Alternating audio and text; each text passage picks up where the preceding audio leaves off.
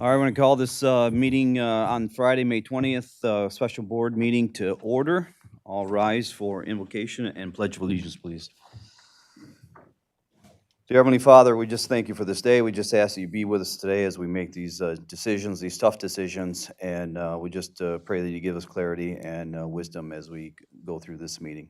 In Jesus' name, amen. I pledge allegiance to the flag of the United States of America and to the republic for which it stands, one nation, under God, indivisible, with liberty and justice for all.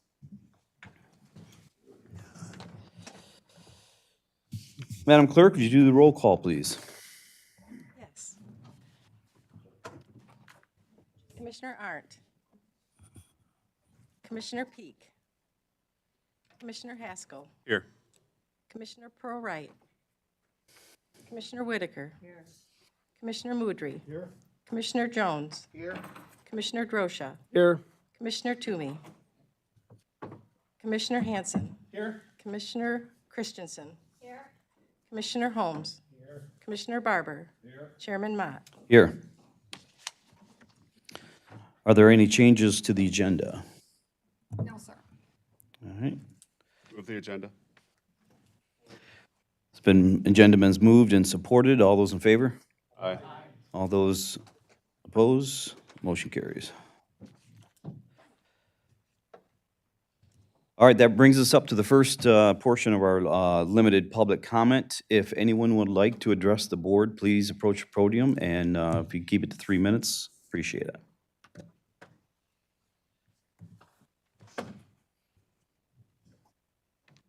Thank you, Chairman Mott and Commissioners, for giving me this opportunity. My name is Mary Clark.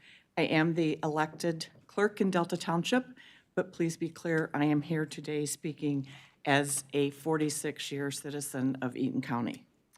And I want to start by thanking you for the courage you have exhibited to take on the issues that are before you. It's really easy to ignore, and it's really hard to put it on the table and find solutions. And I do admire your courage, and I thank you for that.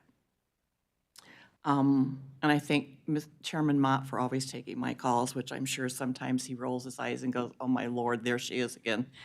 But I want to speak to the fact that I have lived in Eaton County for 46 years, and I have never felt as a Delta resident during that whole time that I was not an Eaton County resident.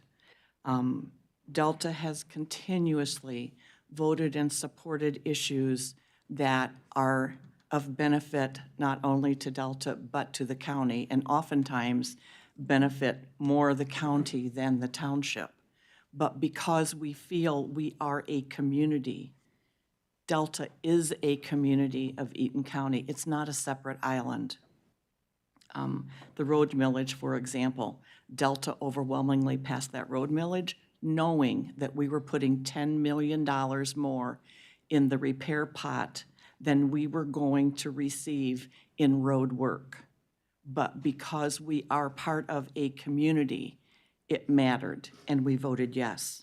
The Parks millage, overwhelmingly, again, supported in Delta. We don't even have a county park, and we voted for the millage for the county parks because we are a community.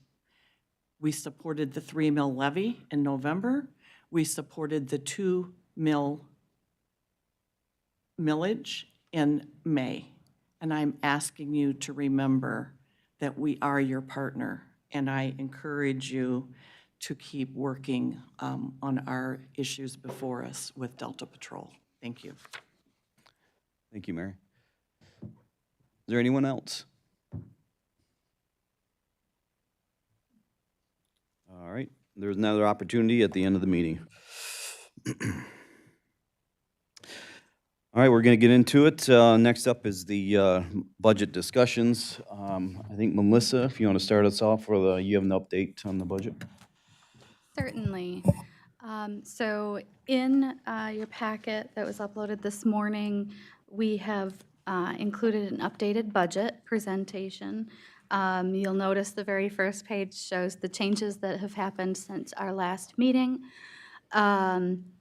So most of it is just personnel changes. We've had some staffing turnovers, and then the remainder of it is the planning and zoning recognition of that revenue. So are there any questions on those changes?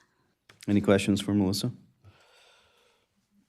Commissioner Haskell? That was from the fee schedule changes from last month? Yes, the inclusion of the townships, the revenue from the townships. No one else? Okay. Is that all, Melissa? Yes. Okay, thank you very much. All right, so we're gonna get started here, and just so you know, and the public knows, this is probably gonna take a while. So, I don't expect everyone to stay, but if you do, great. But we're gonna have lengthy discussions amongst ourselves. And I just wanna state to the commissioners, this is not gonna be easy. This is going to be very, very difficult, because this has never been done before in this fashion. We never had to.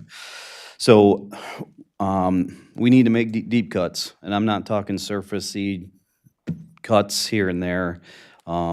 We have to make deep cuts, because this has to be lasting the county for a while, because we do not have any other revenue coming in, obviously. And our income has outpaced our expenses continuously, and that is, as you have seen documents in the past, has indicated that. And we've all know by probably 2035, at least by our data, that we will be at zero again if we don't do some drastic cuts. So for the long-term stability of this county and people that are going to be sitting in these seats when we're out of here, we want to do the best job we can for them and not have to put them through this again. So it's going to be difficult for employees. I understand that. I know you need to find, or departments heads need to fight for their positions. Totally get it, understand. And I would expect you to do that. But we're going to have to make cuts based on the future of the county. And it's going to be difficult, but that's our job. We put our names on the ballot to be here. And so this is our responsibility. It's not Ben's, it's not Connie's responsibility, it's not Melissa's, it's ours alone. They're here to provide the information we need, but we need to make the decisions, and it lays in our lap. So with that, I want to ask a question. Are there any commissioners that have specific ideas or specific places where they want to cut, or is there a broad idea of how you want to tackle as we go forward today? Which is, anybody have any thoughts? I'll share mine, but Commissioner Barber. I'd like to start off and say that I feel that we need to start in the outside agencies, and I believe that all the outside agencies need to have a 50% cut to their budgets from the county. Okay. Commissioner Haskell?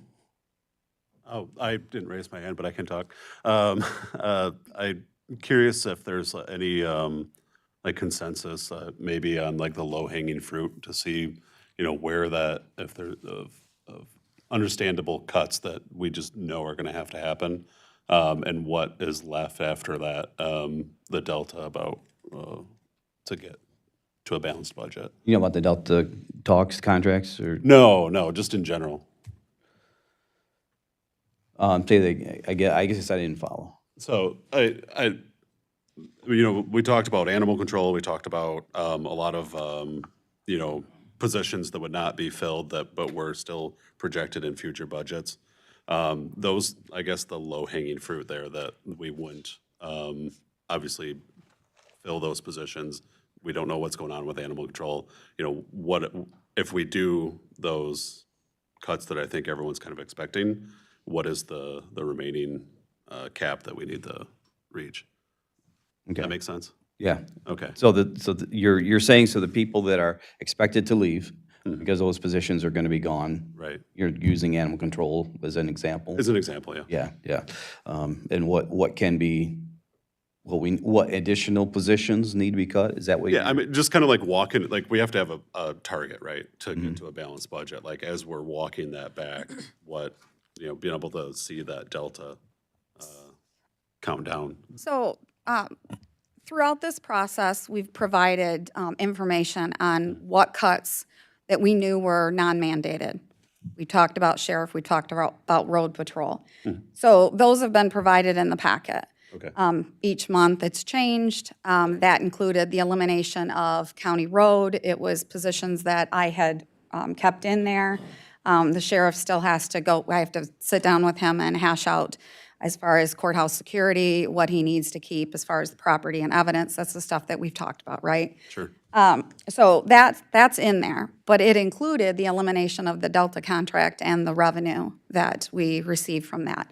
It also included the elimination of all of animal control.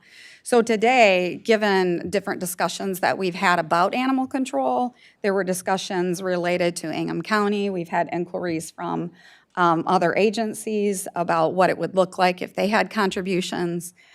We are now working with Delta Township to try to come up with a solution that we feel the county can afford. So right now, I feel we should start from scratch. And I think to the point that Commissioner Barber made, if we look at outside agencies, that would be like a starting point. And then open positions would be another start. Related to outside agencies, I've been really clear.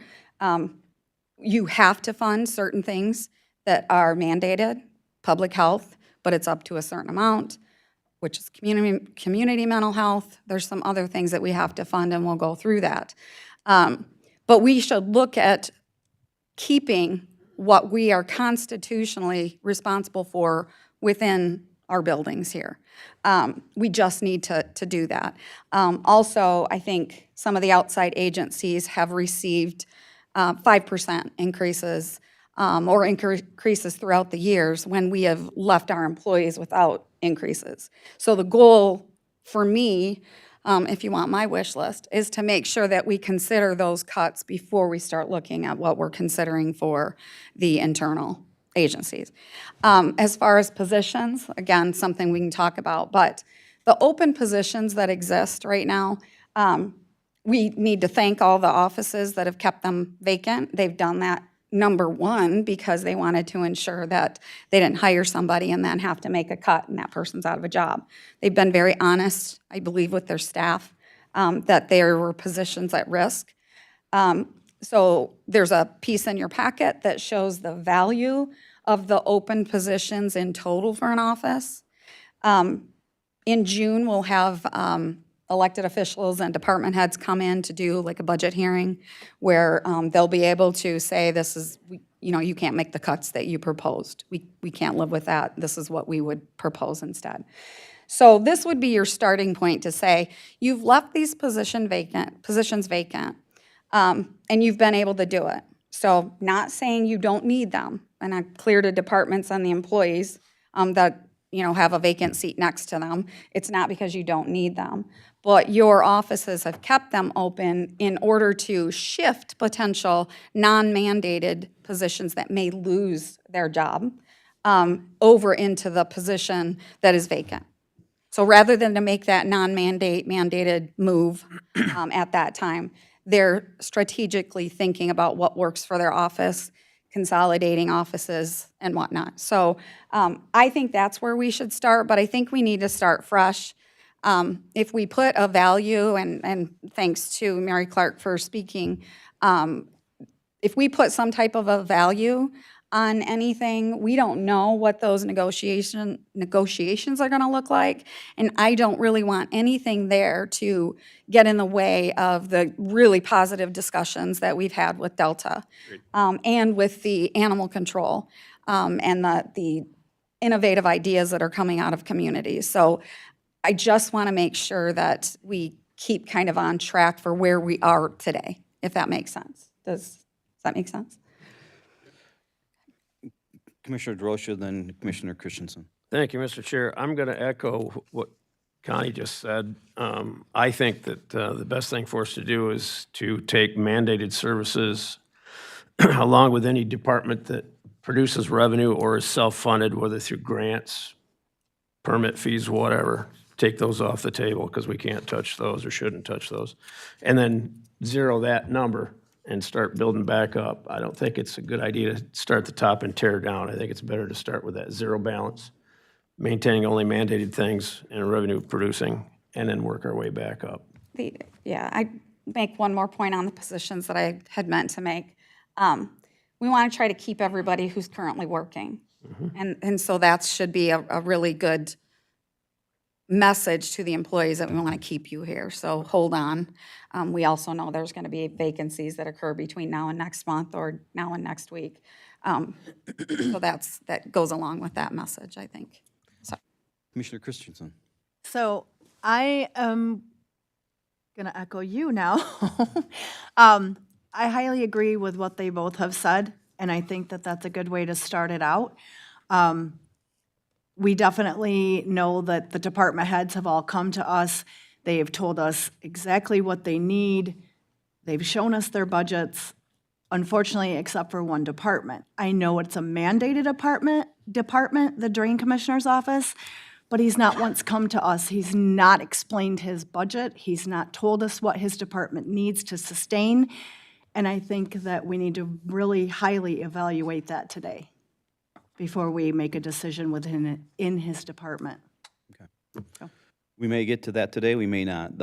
There's a lot on the table. There will be more of these meetings, we have to. We can't cover everything at the county in one meeting. It's not doable. Commissioner Holmes. Just for me to put on the table, make sure sometime it comes up, is reduce the per diem for commissioners. For cutting people, that should be us also. Okay, That's my point. okay. Any other thoughts? Okay.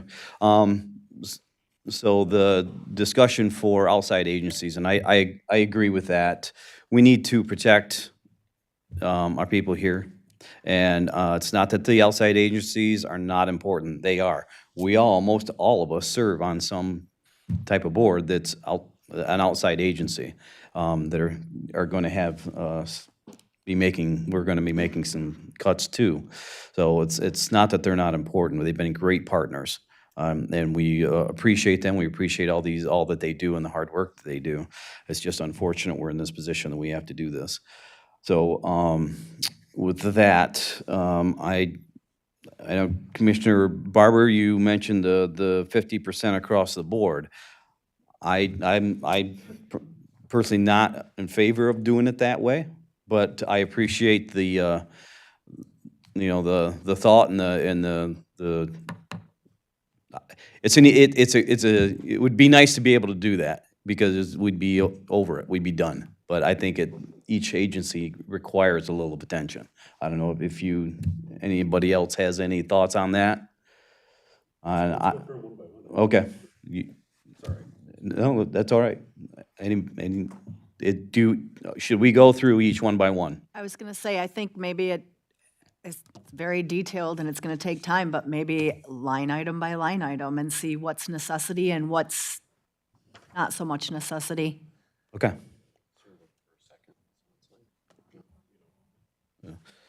Okay, let's do that. I know.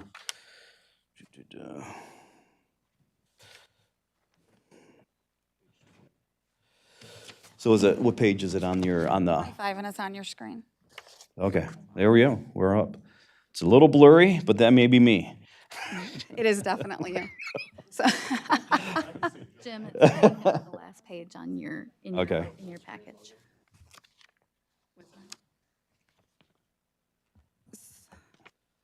do you want me to start? Yeah, go ahead while I'm finding it here. Last page, I think. I got it. Okay. Okay, so I mentioned when I was talking about public health, community mental health, those fall in that. We're in cooperative or an authority with Clinton, Eaton, Ingham, and we have been for years. So over in the notes and comment section, we indicated what is required and what's not, and why it may be required, mandated, or what fashion you're choosing or the county has chosen to fund. So in relationship to the general service portion of community mental health, it's not required. What you do as a public body is determine what the quality of life you want for your residents. That is truly a good example of quality of life. So we did note that there. There will be some funding that you have to keep. There's an agreement that we have, which you could get out of the agreement, and we can get into that. We also noted the amended budget from 2024-25 and what the amount was, so $566,230. The proposal was a 13% increase that came in. It's based on what their costs are. In your budget book that you received, you had that laid out, and every agency, we requested that they provided a letter of intent noting what the authority was for them to request the money. So I had said for you to look at that. I encourage you to look at that. I do have my book here if someone has a question, because some of them are lengthy. But with that one, you could make a cut. You could make, as Commissioner Barber said, a 50% cut. Is that the best way to go when you're talking about quality of life? That's the decision that you need to make, tough decisions that we've all talked about. As far as jail-based services, we have the requirement to, obviously, we're housing individuals who may be housed due to mental illness and not, that's what caused them being housed in our jail. We need to make sure that we take care of them. That's our responsibility, and it reduces county liability to ensure that they're the first line of contact. Over the years, because I share everything that goes on here, and the sheriff is here and he could speak to that at some point, but over the years, they have not provided an individual in the jail. It was based on contacting CMH to come over, but they had regular visits, and with every agency, it's hard to hire, right? So they had vacant positions for a long time, and we were just in triage mode. So that would be a sensitive topic for sheriff, right? And the jail staff and things that they've dealt with. So that is necessary. So a reduction there, we will have to evaluate closely. So if you decide to make a reduction, then that's when we'll go back. We'll make sure that we talk to the sheriff on the number of requests that come in for mental health services, on the number of intakes that occur that really are traumatizing, that they need to make sure they have emergency attention. And then we would work with CMH to see what type of state mandates, which is included, as to how quickly you have to get to someone. So I'm fine with any type of, again, a discussion related to that, but when we get into a larger cut, right? But we need to make sure that any cuts we make, that's your starting point. It could be a minimum amount, and then you increase it later when we find out that we could cut more, or you may have to bring the funding level back up. So there's your first start. To that point, we're looking at that agency alone. That's when I'd want to have you start talking about that, those cuts. And you can do it via consensus, and we'll keep a running total going for your next meeting. You don't have to necessarily make a motion. But I'm at the point where we need discussion and to make decisions and not necessarily belabor, and I'm sorry, Chairman Mott, but to belabor a point over and over again on the what-ifs and the whatever. We need to get these agencies the information. We need to have departments understand what you're looking at cut-wise to outside agencies because they're looking at their job. So I would like to start there. So whether it's a 50% cut or whatever you want to start at, we can do that, put it together. I will obviously be sending emails to all of the agencies telling them what decisions were made today via consensus. or motion, if it's something that you feel necessary to make a motion, and they can come back in June to tell you why you can't do that. I'll make a comment here. You got it necessary to reduce the county liability. So the word necessary, to distinguish between necessary and mandated, they're two different things. I mean, necessary, everything here, I believe, is necessary.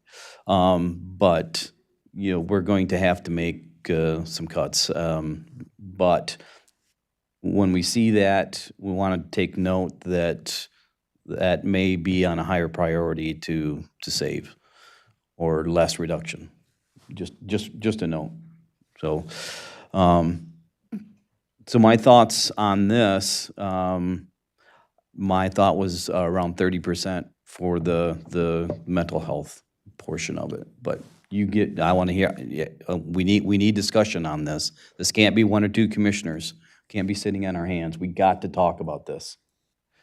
So, what are your thoughts? Commissioner Haskell. If we were to say 30% cut, do we know, I mean, I'm assuming we get reduced services back, right? But that's what we don't really know yet, right, is what 30% reduced, What the services? what the reduced services would be. Correct. Now, in your packet, Sarah Lurie did put together information as to what services they provide and what services, while again, everything is necessary, what services we really could not cut, right? So if you have a certain level based on our agreement of people that are served, there's a percentage formula that we use. Again, you can get out of that agreement, but yes, we would have to delve down into that deeper. So making the 30%, again, is not saying that that's your final decision, but it's a starting point and it's a triage moment for CMH to start looking at other funding. And they're going through another change that will be on our agenda next week, that the state placing a mandate where we could actually lose services for people. So their health department and they're all getting cut quite harshly right now. Yeah, and I guess that was going to be my point, is like, I'm comfortable with saying 30% now, with the caveat of like adjusting based off of what feedback we get. And to your point, there is going to be feedback on these, but we have to make a decision. Start the conversation. Yeah, so, like I said, not every decision is final today, because we're kind of in the starting blocks here. But we can't make this go all summer long. We have to make decisions. So we have to start here, and then we can adjust later if we need to. Yeah. If I may add one more thing, and then I see Commissioner Barber wants to speak too. Is it possible when we say like our desired amount is 30, but is it, as we're having these discussions, can we give them like a gradient scale? Like if it has to be more, what more do we lose? If we do a little bit less, what can we gain back? I know that's a lot for a conversation, but You can do that, and that's great, and they would welcome that. Yeah. So the one thing that I'll point out again with an outside agency is that you're making challenging cuts for this county. They are their own entity, so they make decisions for their employees and the services they provide. So if they had animal control and they had to give it up because they don't have to do it, that's a decision they have to make. So even if they say, well, we really want to keep I want you to make sure you understand that their employees, they had recruitment and retention issues. They had people who received 20% pay increases because they couldn't hire specialty fields. Our employees went without. So I talk about our employees a lot, but that's my job. So let's just keep that in mind. Not a criticism, just something. no, I 100% with you. Okay. It's Yeah, we can do that. Chairman Mott kind of like sparked in my mind is like, if we do only say 30%, and then, oh gosh, if that's not enough, then we have to go back and say, well, what did we lose now? It'd just be nice to, at the next meeting, be like, this is what it is, Yes. and make a decision. I just wanted to add, if we endeavor such an exercise, that's going to be on the external partners to put together. So we've asked for information in prior times, and not everybody gets back to us. So if we get it, we'll absolutely put it together, but we'll probably prioritize staff time into just moving forward. So if we get further into this and you don't see a margin of error, 5% on each side provided by an agency, just know that the breakdown is not from our office. Sure, because understood. We don't have capacity to do that for them. Commissioner Barber. Yes, if we're gonna discuss cuts now, and then we're gonna let these agencies or these other departments, yeah, that's on. If we let these other agencies and other departments come in at a later date to basically negotiate the cuts that we make, we're gonna end up with no cuts, okay? And I think people at this roundtable should realize that that's not acceptable, right? The people of this county voted down the millage twice, and my constituents have told me, do what you're doing with less. So guess what? If we say 30%, and then we allow that agency to come in June and tell us, well, really, I can't afford those cuts. Well, you need to go back and figure out where the cuts are coming from. That's why you need to go deep and hard. You got to shock every department in this county. Every department in this county's got to know that you're serious, that you really want this county to survive as it is now. If you mess around with 10%, 5%, then what are you doing? Favoritism. You're going to have departments or agencies saying, well, you're choosing them over me. I'm mental health. I'm more important than the health department. You can't do that. It's got to be a cut, and it's got to be deep. Are people going to suffer? Yes. However, if we do nothing, people are going to suffer. So we got to make it deep, and then if next year we have a little bit extra, then we can come back to the table and discuss who's going to get a bump up and who's not. But I think if we just sit here for 4, 5, 6, 8 hours and talk about 5% here, we're wasting my time, your time, their time, the people in this county's time. We should just all go home if we're just going to talk about a little 5% cut here and there. Commissioner Did Chris. pull out the sheet that Connie was talking about from Sarah, and there is one portion of it that says the Michigan Mental Health Code, financial liability of the county, section 302.1, is that the county is financially liable for 10% of the net cost of any service that is provided by the department, and it goes on. So technically, does that saying that we're mandated for 10%, correct? Yeah. Okay. And it runs through a formula with the three agencies, but yes, it is There's a based starting on, point, Yes. at least. but it's only 10%.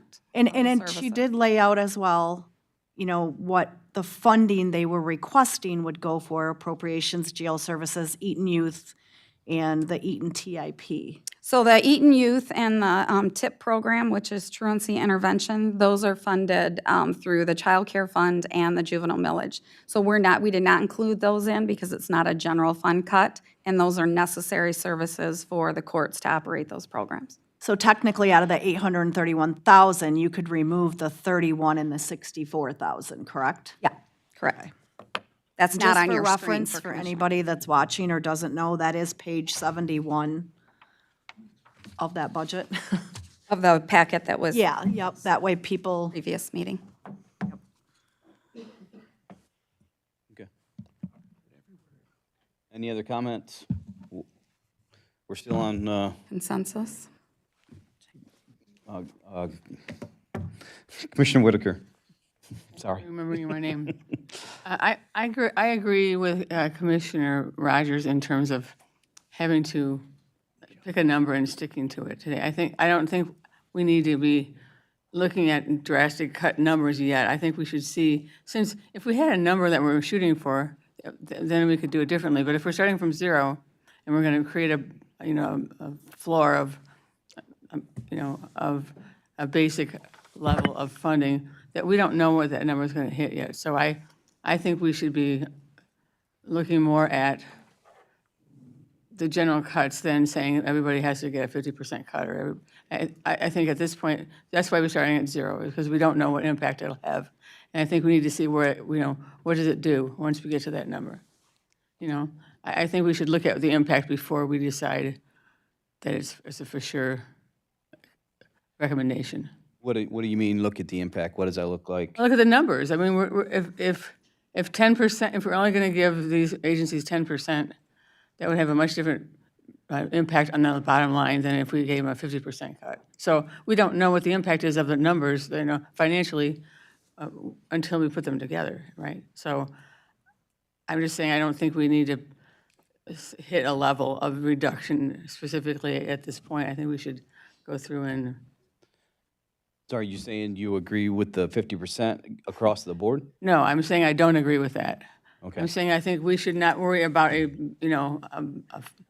number and go through what's mandated, what isn't, and see what it does, because we might be cutting less than we need to or more than we need to. This is the piece where it's that tough decision, and I apologize. It's a tough decision that we have to make. And we have to have a dollar amount that we want to get to. If you want to know what my opinion on the dollar amount right now, it's what we've continued to discuss. I'm looking at no less than $5 million. That's stability for the county. But that goes into the discussions that we're having with Delta Township right now. It goes into the discussions with animal control. So when I say we don't have that number yet, we don't. If we want to revisit these discussions once that's resolved, or even at the end in August, I think that's fine. But if you don't give us a number and you don't give these agencies a number, we don't have a starting point to actually try to add up to a point, if that makes sense. If we just sit and discuss, this isn't mandated, so we know that will be a cut, and we don't have an amount, we'll never get there. And for me, that's been done over the course of my career for years, and that's what's got us here. I'd like to add to keeping the 5 million in mind. If you look at the sum of all the contributions to the external partners, it's 3.1. So conceivably, not that you're going to do it, but you could cut all of these by 100% and you're still not where you need to be. So taking that into perspective, you make a position today, you come to a number, it's not enough. There will need to be other cuts. If we're successful with the contract that leads to revenue, that might change the equation, but then you as a board have to decide, does that change benefit the employees, or are you going to come through and allocate it to external partners, right? So that would be a discussion you have at a later date, but I can tell you now, you guys have a sense what the number is, and the employees need you to start having those discussions because they need to make plans. I hear that from so many of our staff. So while I understand what you're saying, you're never gonna have perfect information, but you have enough to move forward. And I'm telling you, people are pleading for it. Commissioner Drosha. Thank you, Mr. Chair. Just for clarification, this proposal that we were just talking about is cutting 70% and bringing it down to 30% rather than cutting 30%. Is that correct? No. You can make that. Well, could make that that was my understanding, that we were talking about taking them down to 30% of the request rather than cutting 70 or 30% out of their request. Well, that's fine, if you want to make that. Well, I distinct- thought that's what we were distinction. discussing. I think Keith's was cutting 50%, and mine was 30%. So if you want to say you're cutting 70%, or that's what you were I suggesting. just wanted to clarify that because that's what I was operating under. I think Okay, cutting it by 70% would be a good start. okay. Commissioner Christensen. Mr. Barber said 50%, you had mentioned 30%. Why don't we go middle of the road, we'll say 40%, as we know they're gonna come back to us. Well, And I yeah. get Keith's point about not, going back and forth. It is a waste of time, as we currently are seeing in other areas. So let's, I guess, do we have to vote on it, or what do we, to set a number and Not just, necessarily, unless we all agree that we can. But at some point, we are. So hopefully sooner than later, because Agencies need to know, staff here needs to know, for decision-making. So if we're not all in agreement on something, then we need to make some changes or have discussions so that we do make those motions Well, next month, hopefully. I would like to see next month these decisions made.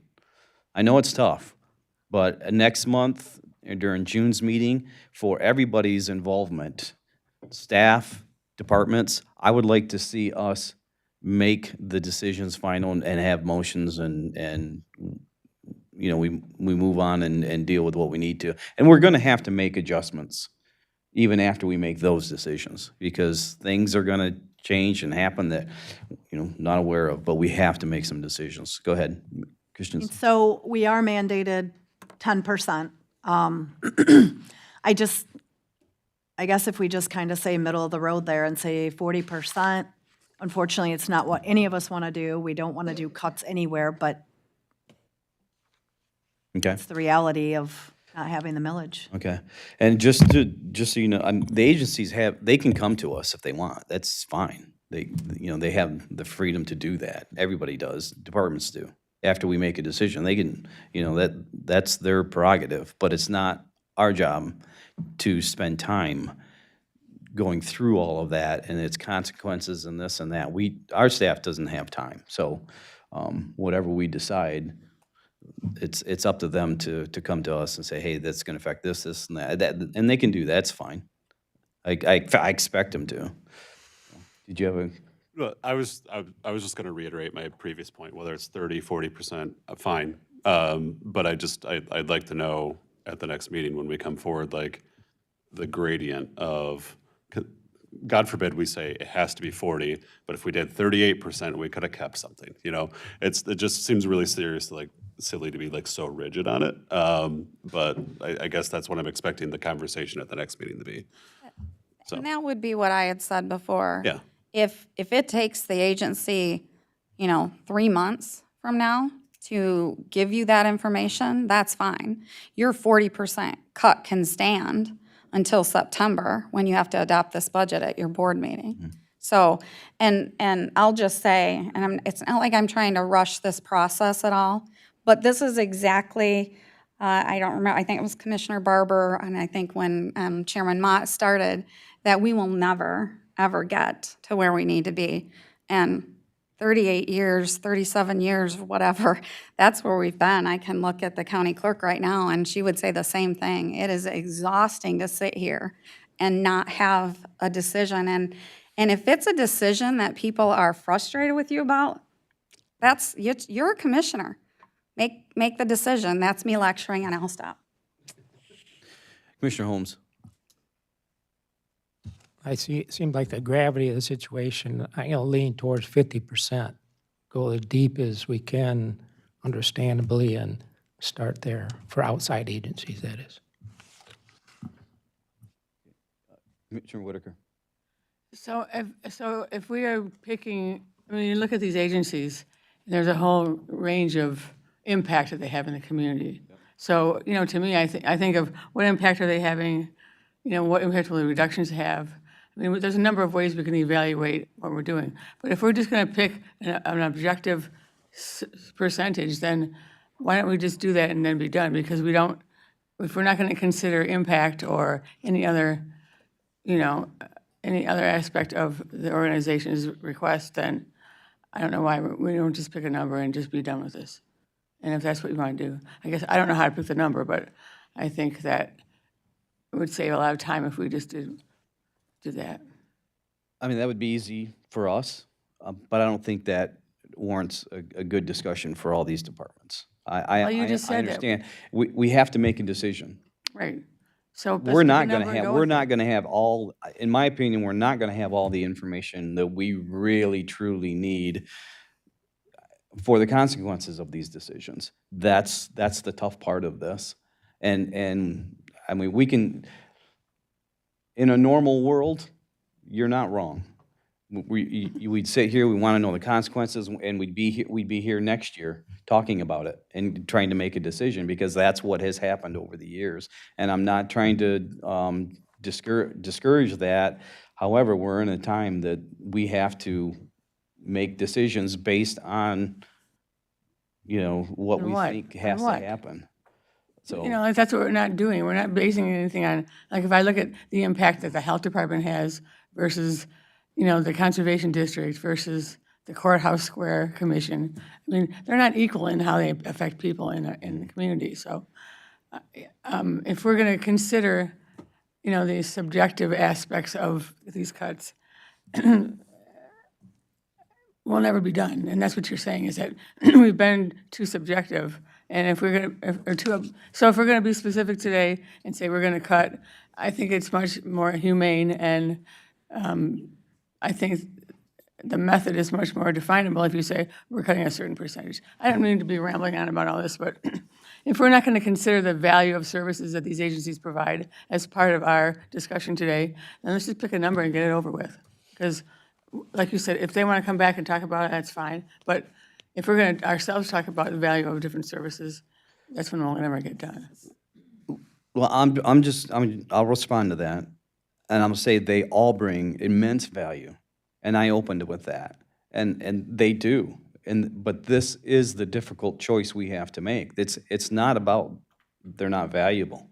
It's about the public told us they don't want to fund these things that we have to cut, and we have to make decisions based on their vote, and that's where we are. It's not a matter of they don't bring value, and we're not trying to say because one department gets cut more than another that they don't have as much value as another. And that's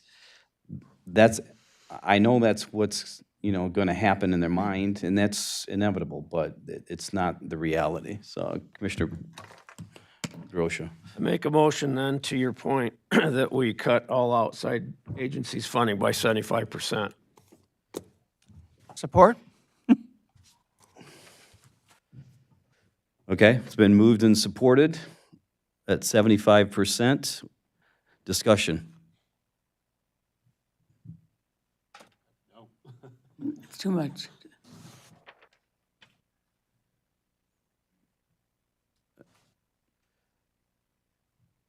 Roll call.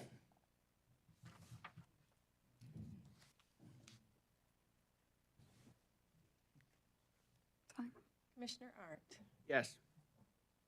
Commissioner Haskell, No. Commissioner Whitaker, No. Commissioner Mudry, No. Commissioner Jones. No. Commissioner Drosha, Yes. Commissioner Hanson, Yes. Commissioner Christensen. Sorry, I couldn't hear. I haven't answered.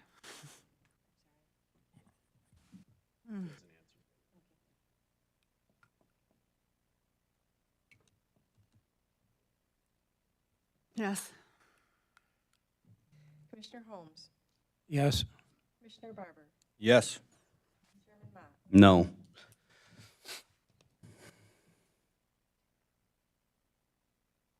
have it. 6 to 5.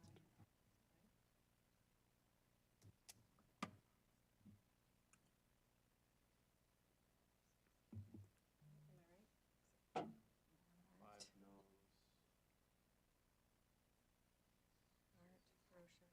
6 yeses.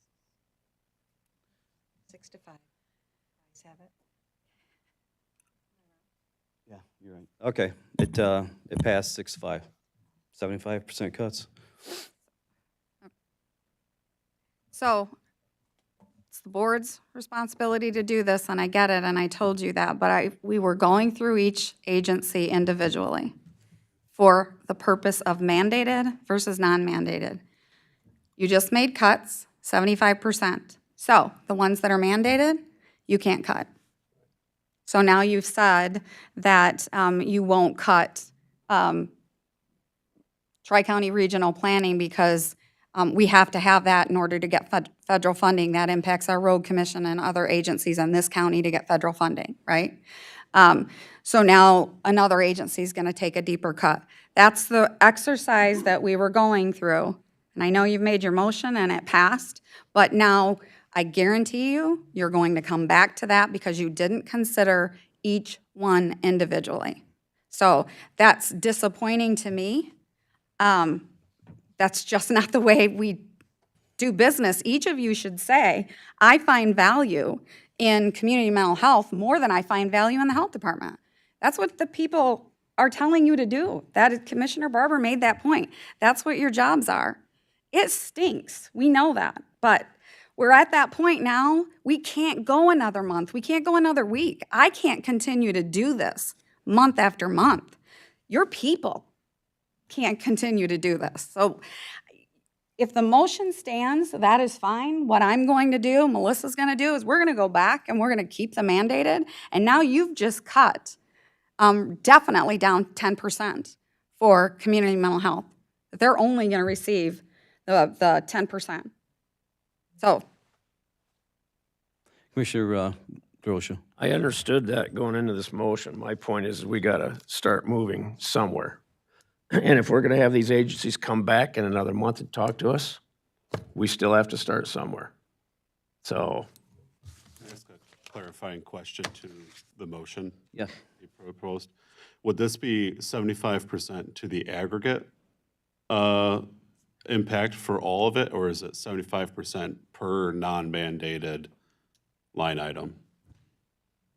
Commissioner Drosha? well, obviously, if it's mandated, we can't cut it. Yeah, I understand. So like, my question is, at the bottom number here, you got 3 million plus. So you're saying 75% of that has to go off? Or did you want to look at, of all the non-mandated ones? Well, anything that's mandated, we're going to leave alone. So all the non-mandated will receive this cut. Those are two different things, though. That's two different numbers at the end of the day. That, That's what I'm trying to figure no, out. I know, but that was not the motion. That wasn't in the motion. That goes back to what I just said. Well, Yeah, that you- it's very, the motion was just a touch vague. Yeah. That's why I'm trying to. And I'm not, I mean, Commissioner Drosha, I totally get that, and I know where you're starting from, and it's coming out of frustration. It is. But if we could say you had 30%, you had 40%, 50%, and 70%, then we got back to only giving 10% to CMH. Go with that. One of those numbers, go with that. Then we move on to the next one. But again, I'm going to caution you because what Commissioner Drosha just said, they're going to come back to you. The fighting then from the other agencies and with this board and the community is going to be, I don't value that at all, right? And again, that goes back to quality of life. What do you want your community, your county to look like?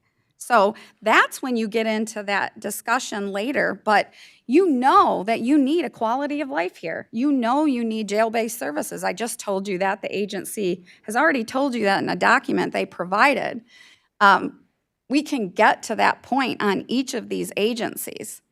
It's going to get very frustrating for me. So I'm going to start talking like this because I think I've said to most of you, I'm at the point I don't care. Do it. Commissioner Barber, did you have your hand up? No, I take back. Okay. I'm just going to say, I think it's, no disrespect, Commissioner Drosha, but I think it's a lazy way to do it. I don't think it serves these agencies. I don't think it serves the community or the county well for us just to 75% cut. It affects things in county in ways that it's not good. Go ahead, Commissioner Drosha. as I stated when we started, if we don't start at a zero and work our way up, we will spend the next month in here bickering. So if we take anything that's not mandated, not self-funded, not a revenue source, and take those off the table, and that leaves us with that magic number someplace, 5 million, arbitrary, whatever it's going to be, and we work our way up to that and start funding these things, we'll get to that number where we can not only afford it, but we can sustain it. But if we start the top and whittle it down, it's gonna take forever, and no one's gonna be happy. We already know that. We weren't happy with the outcome as it was, but here we are today. So let's start with that 0 and work our way up. So you're saying, 75. so you're saying starting at 0 is quicker than going through these? I believe so. Can I just clarify something? So on the table or moved was 75% reduction, period. Do you want to continue the exercise and go line by line and perhaps amend it for individual ones outside of that? But if you don't have agreement or you don't have any other motion, it defaults to 75 because that's what has passed? Or are you looking to just move on from this agenda item? I'm looking Just to move on clarifying from for this staff. agenda item onto the next group and see where we can cut, and then come to consensus on what is that gonna save the county? And can we afford it? So are you talking moving off of outside agencies altogether or just moving to Barry? I'm hoping. So are you saying you're done with outside agencies? I think we just voted to be done with outside agencies. And and so you're only you only want to revisit this if something comes up that you, If we get to that magic number, and again, I don't know what it is, so let's call it 5 million. If we get to that 5 million at some point today, then we could start looking back at some of this stuff. But until we get to that, it's as a pointless exercise. Everybody's gonna argue to save that line, and they'd be stupid not to. But the reality is, we can't afford those lines, every one of them. So let's get down to what the ones that we can afford, that we can sustain, and then start adding back in. I don't know what's gonna come about out of this. None of us do. But we had a 5-6 vote to go cut 75%. Let's go to the next one. any other discussion? Commissioner Whitaker? What, can somebody do the math and see what impact that has? There's, it's taking us from 3.1 to what when we put the mandated back in? When you add the mandated services back in, it's a reduction of $1.4 million. Total approved would be $1,697,877. Okay, so if your motion was to say, we're gonna cut 100%, let's just say that was it, 3.1 million. So now you've just told all departments, we're gonna be safe, because we only have to cut 2 million more. That's like a false sense of security for our people. We're not to that point yet. And I get it, I'm going to get very angry today. I did talk to Chair Mott about that. He knows I don't care if I lose my job. No, it's, we need all the information, and we need the consequences of these decisions, of known consequences. So, no, feel free. So, So we got 1.6 down, and the rest is gonna come out of the other department budgets. So I'm gonna go back, yeah, I have to go back to the original motion. you got something, Melissa, you want to say? The original motion was 75% to each agency. It was not 75%, and then you put back in the non-mandated, or the mandated. It was 75% to each agency, and if we have to go back and replay it, that is what Commissioner Drosha said. So you just cut 75%. And that number is the 2.36. You've cut 2.36 already. Commissioner, Okay, so let's get something straight here. We didn't cut 75%. We said that's our target, okay? Because while we've been sitting here, everybody's been saying in June they're gonna come back. So we just told all those outside agencies, hey, 75% is our target. Now, you need to go back and relook at your budgets and come pitch. Because, once again, we don't have a budget until we vote for it in September. So, I don't know why we're acting like we're gonna stop sending checks to these outside agencies next week. It's not about stopping sending checks to the agencies, or it's the message you're sending to, I believe, your internal departments, your constitutional officers. I can look right now at the sheriff. I mean, if I was sitting as the sheriff, if I was an elected official, I'd be like, I am golden. You know, I'm going to save more positions, and that is unfair. Point blank. To Commissioner, the deputies. Can I Yeah, reply? sorry. Okay, so if that was the case, right? If that was the case, then I would, if our magic number is 5 million, right? And the citizens of this county voted for a public safety millage, right? And we needed 5 million, and I wanted to go to one spot and do it, I would look at the sheriff and go, well, according to this, the out-county road patrol is 7 million. So right there's our 5 million target. But that's not what we're doing. So everybody knows that, hey, we're serious, we gotta make cuts. Outside agencies, hey, we just voted 75% cut. Internal agency, departments need to be prepared. We need to make cuts. so if I'm going to say, so if you're going to open it up to the outside agencies to come back and tell us or make changes, I'm basing it on discussion we had earlier. And you just set a precedent, we just set a precedent to the rest of the people here, like, okay, I've got a better chance of staying here. And now we got to go back and we're going to listen to all these different agencies and say, oh, well, you do that, then this happens, and they're like, oh, okay, we don't want that to happen. Then we got to add back in, now, and that's to Connie's point, you've created false hope here because you've eliminated all the outside agencies to save the money for employees here, but we really haven't, because we're going back and we're going to allow certain instances to add more money into it. If we're gonna. And we're gonna spend rewind tape. time doing that. If we're gonna rewind tape, then one of the two of you said that these agencies are gonna be coming back in June and pitching what they need. Right? They are able to. They're They're Yeah. able to, they can do They're it. able to. We're not as preventing an them agenda from item. doing that. But even, yeah. I'm happy. So I would say now, as your administrator, I would tell you that I think your target now is 10 million. That is your target. I'll give you that. But I still, I mean, that's a false number, and it's additional, fear for people that are working here.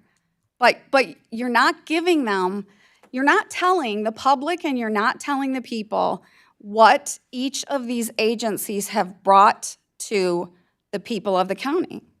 You didn't say that by just saying it's 75%. And to any agency that I say this about, I apologize. But if you're looking at the Eaton Conservation District, and, Rachel knows, she's a great partner. They do a lot of work for our parks. But if you're saying that about, only cutting them 75%,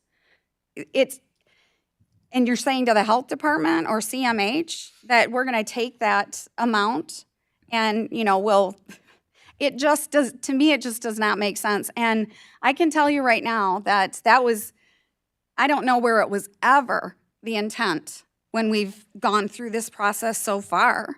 It wasn't the intent to do this. It was the intent for you to take a deep dive and look at this. I've said it for 2 years. Commissioner DeRoche. Suppose we do that. Commissioner DeRoche. Just as we started. Thank you, Mr. Chair.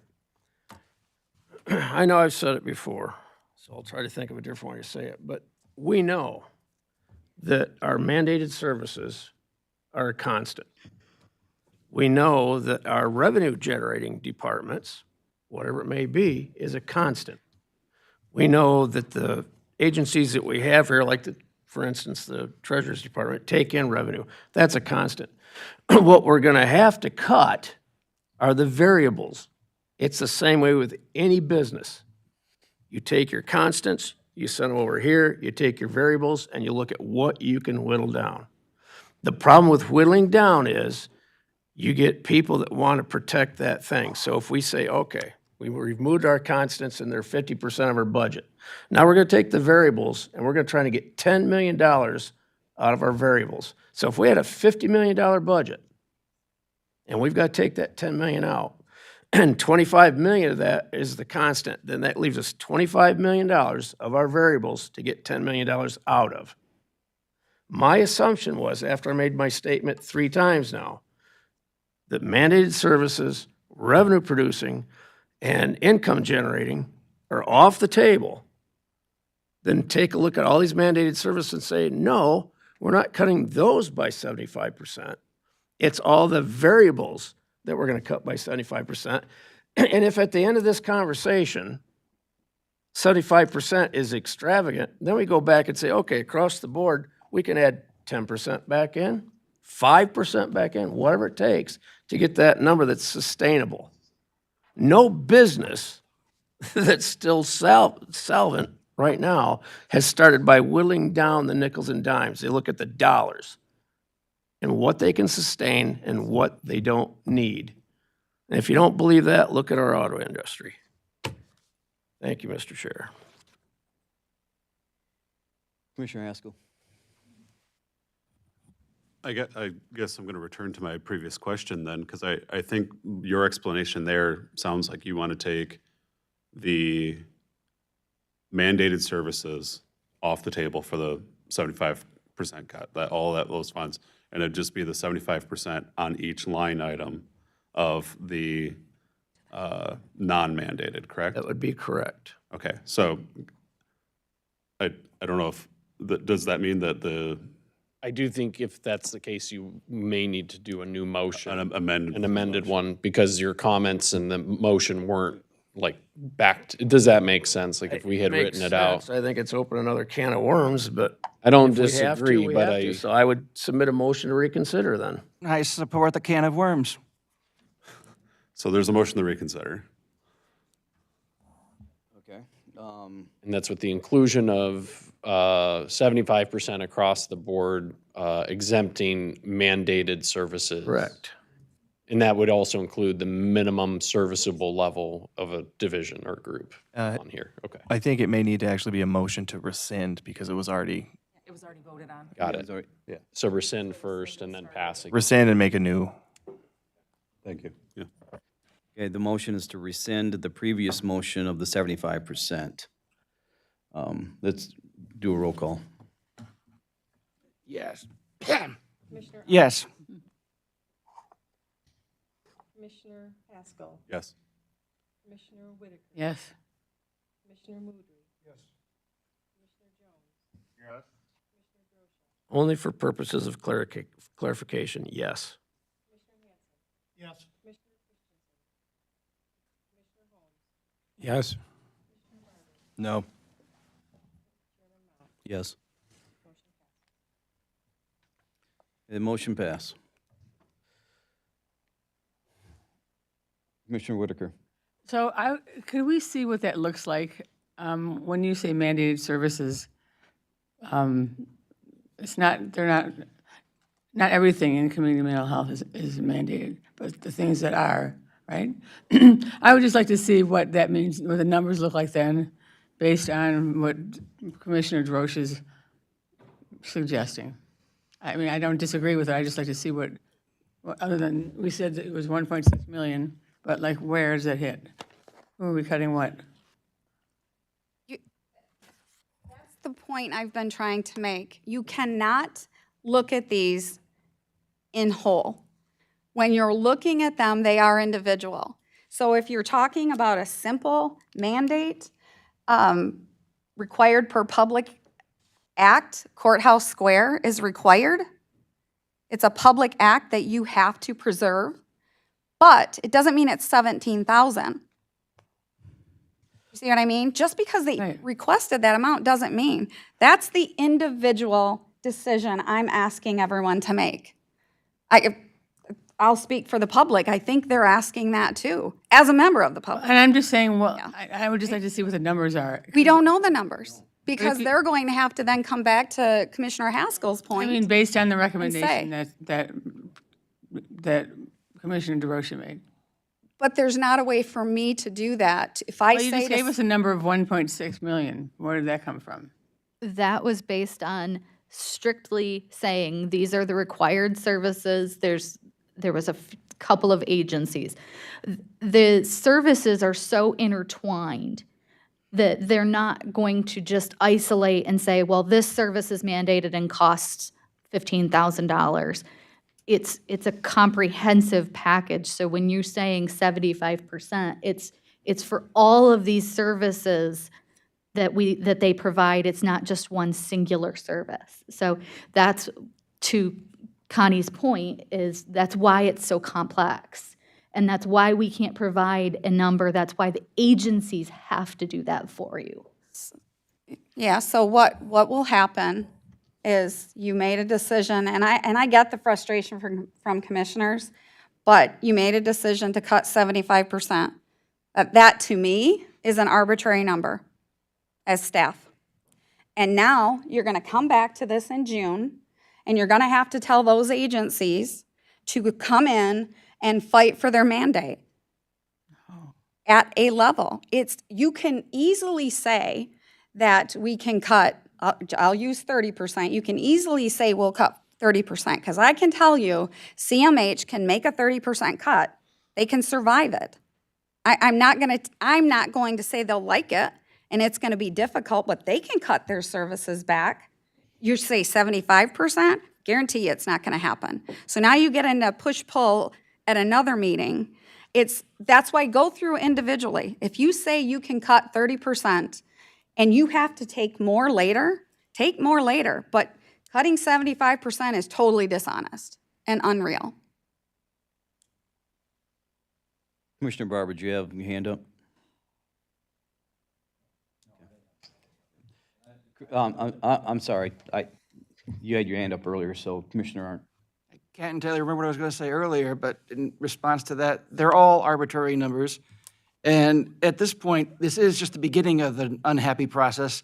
It's not the end. And so, unfortunately, actually, yes, fortunately, until the budget is voted on and passed, everything is open to revisitation. But as far as an arbitrary number goes, 75% seems a fairly acceptable way to start. Commissioner Haskell. We need to understand the term of acceptable, though, guys, because to Connie's point, 75% is not an acceptable way to start because it's not realistic. Like, if we're gonna make a cut and we're gonna try to start someplace, let's get it into a realistic ballpark. Commissioner Barber. Then Commissioner, make a motion. Okay, I agree with Chairman Motz. Let's start with 30% for community mental health. I make that motion. Is there a second? Support. Moved by Commissioner Haskell, supported by Commissioner Moudry. Discussion? No more discussion? Commissioner Holmes. Could you just clarify, did I hear the numbers exactly again? It's only pertaining to Clinton, Eaton, Ingham Community Mental Health, and it's at 30%. You're saying cut 30? Yes, correct, which was the initial place that we started with. Right, okay. Okay. All those in favor? Aye. All those opposed? No. No.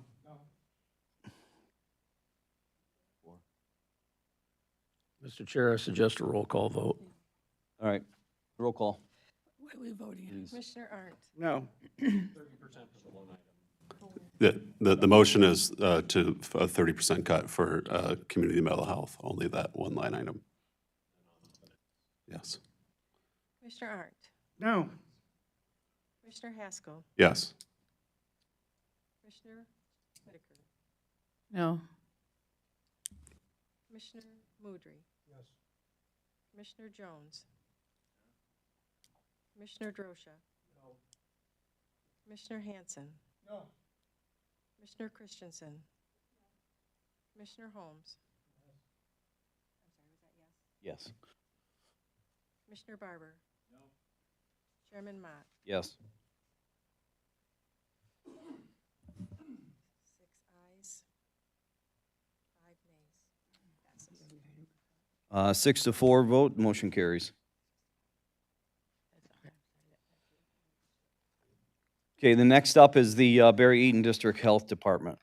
I will say, just for references here, that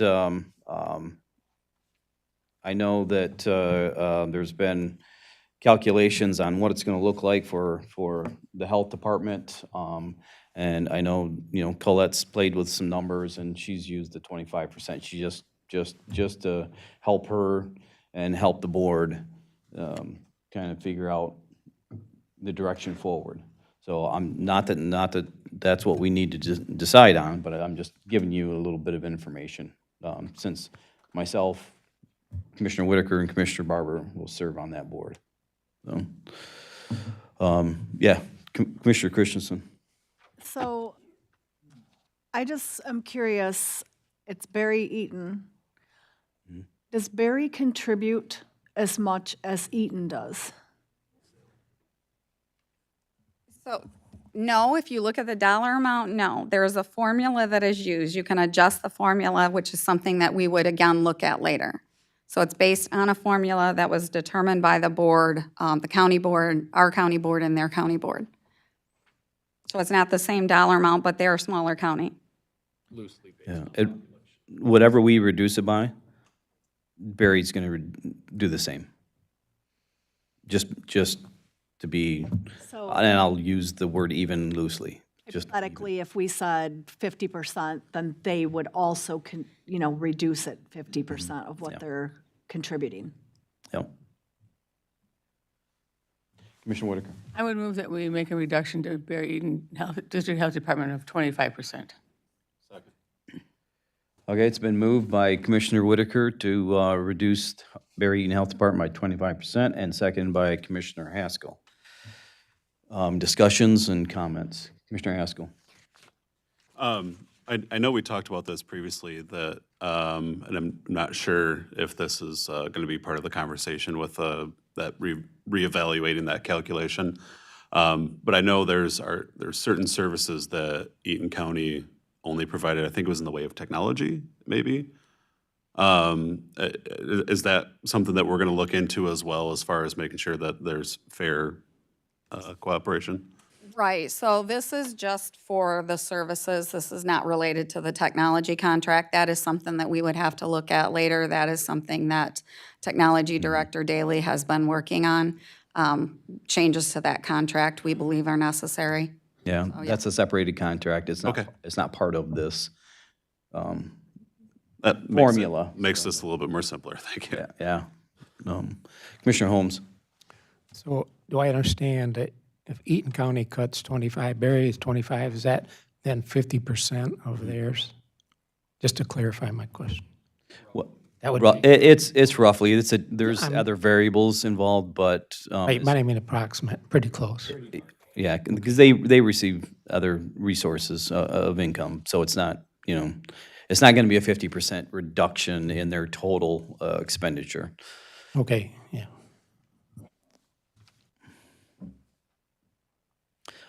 All right, yes, Commissioner Hanson. Okay. The cuts then are for all these cuts that we're talking about are for non-mandated items, correct? We're just talking about Barry Eaton District Health Department right now. Okay, but is that for mandated or mandated costs that they have? It has nothing, it's not related to a mandate, so. Okay. Did you have something you wanted to share, Ben? I was just going to say, if you're looking at this from the standpoint of, here's the pain, you go figure it out. So we're not micromanaging the process for the external agencies because they're not departments. So you're essentially just agreeing to a level of reduction, and then it's on them to figure it out. Does that mean zero COLAs, no cost of living increases for their employees?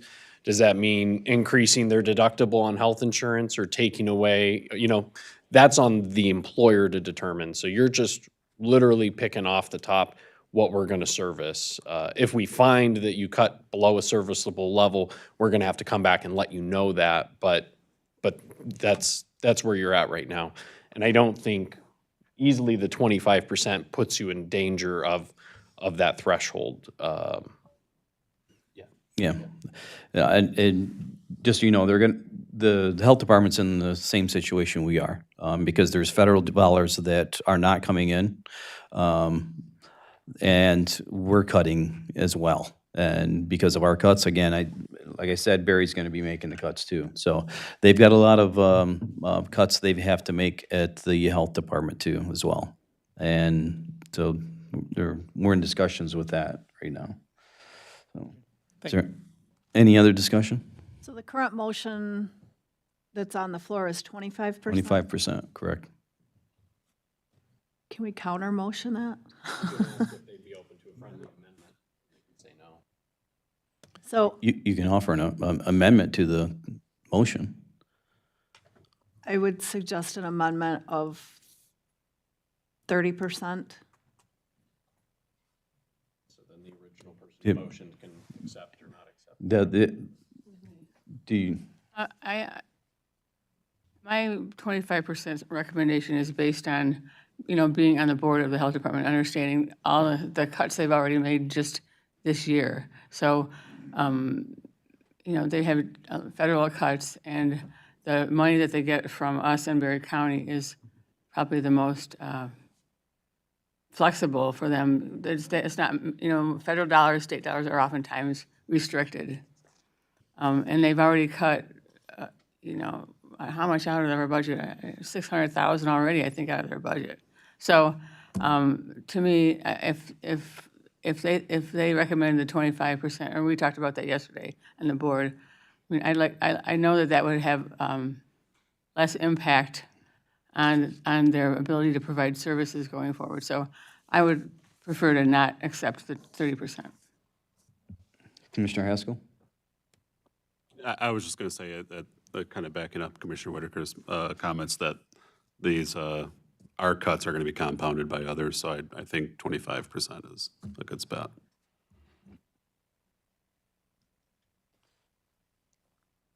Okay, I guess, let's do roll call. Okay. Commissioner Arndt, Yes. Commissioner Haskell, Just to clarify, are we on the initial? We're on the initial 25% cut. Okay, all right, yes. Commissioner Whitaker. Yes. Commissioner Mudry. Yes. Commissioner Jones. Yes. Commissioner Drosha. Yes. Commissioner Hanson. Yes. Commissioner Christensen. Yes. Commissioner Holmes. Yes. Commissioner Barber. No. Chairman Mott. Yes. Motion passed. Motion carries.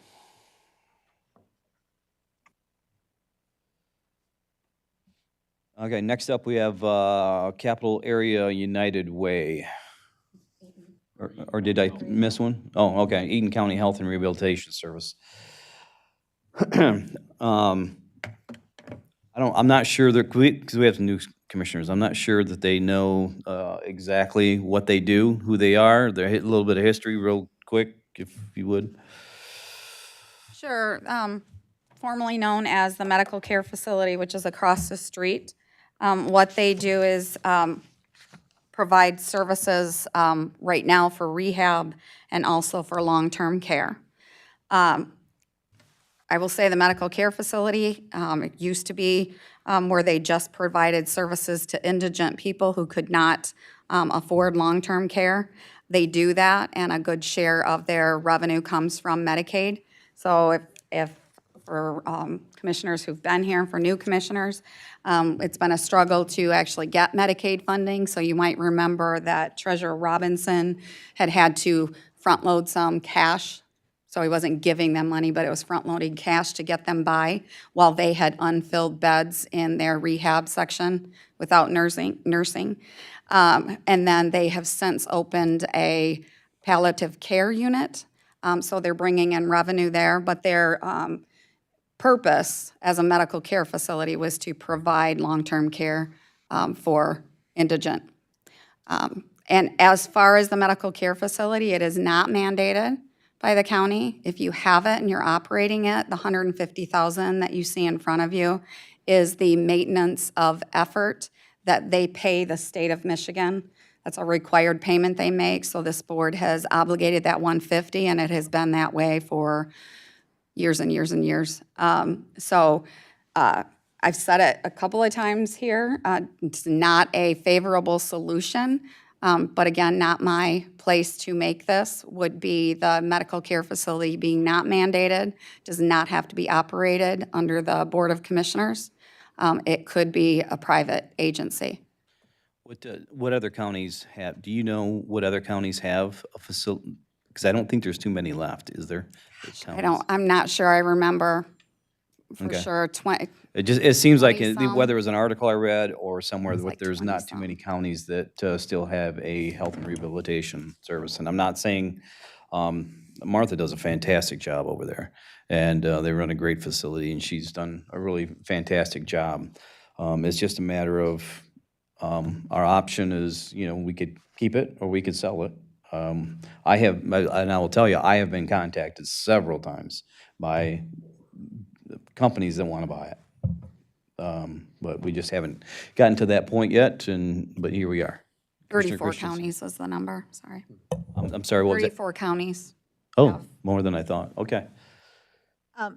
This may have been already said in the past, but I'm just curious if you can reiterate.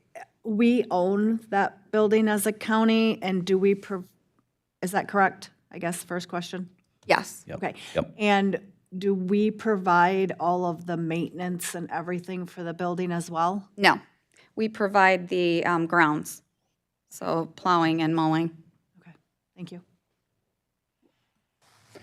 Commissioner Whitaker. What portion is that 150,000 of their total budget, would you say?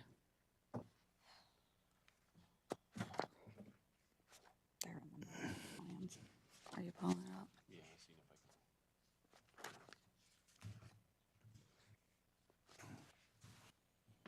Mr. Chair, while they're looking that up, just a quick question for you. Of all the people that reached out, have any of them been like nonprofits that would, They're all private. all private? Yeah. Great. They're, and I will say, and I don't know, if the service would not be as good. I don't know. I've heard, that people have said that it's not going to be as good as if the county doesn't own it. I don't know, why, but if it's privately owned, they have to run the business according to that company's policy. And they're out to make, if it's private, they're out to make money. Yeah, so my main concern is making sure that Medicaid is still, the targeted audience there. So if it's privately owned, it will look different, just so you know. But again, we're in a position where we just gotta look at that possibility of getting it off our books.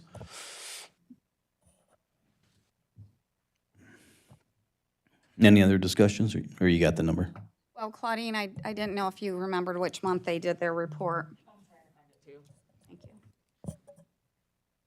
Well, but I guess my point is, it's probably not a huge amount. They have a big budget, and I think sometimes we need to consider what impact, what percentage would have impact-wise on their total budget, and it would like, obliterate the whole thing, or would it be, with all these agencies, would a reduction, how drastic would that be to the agency? I've just pulled up their audit report from 2024, and based on their audit, their operating expenses are $22.6 million. Thank you, Melissa. Yeah. In the spirit of cooperation with Commissioner DeRoche, I would recommend that we institute the 75% reduction on that line item. Is that a,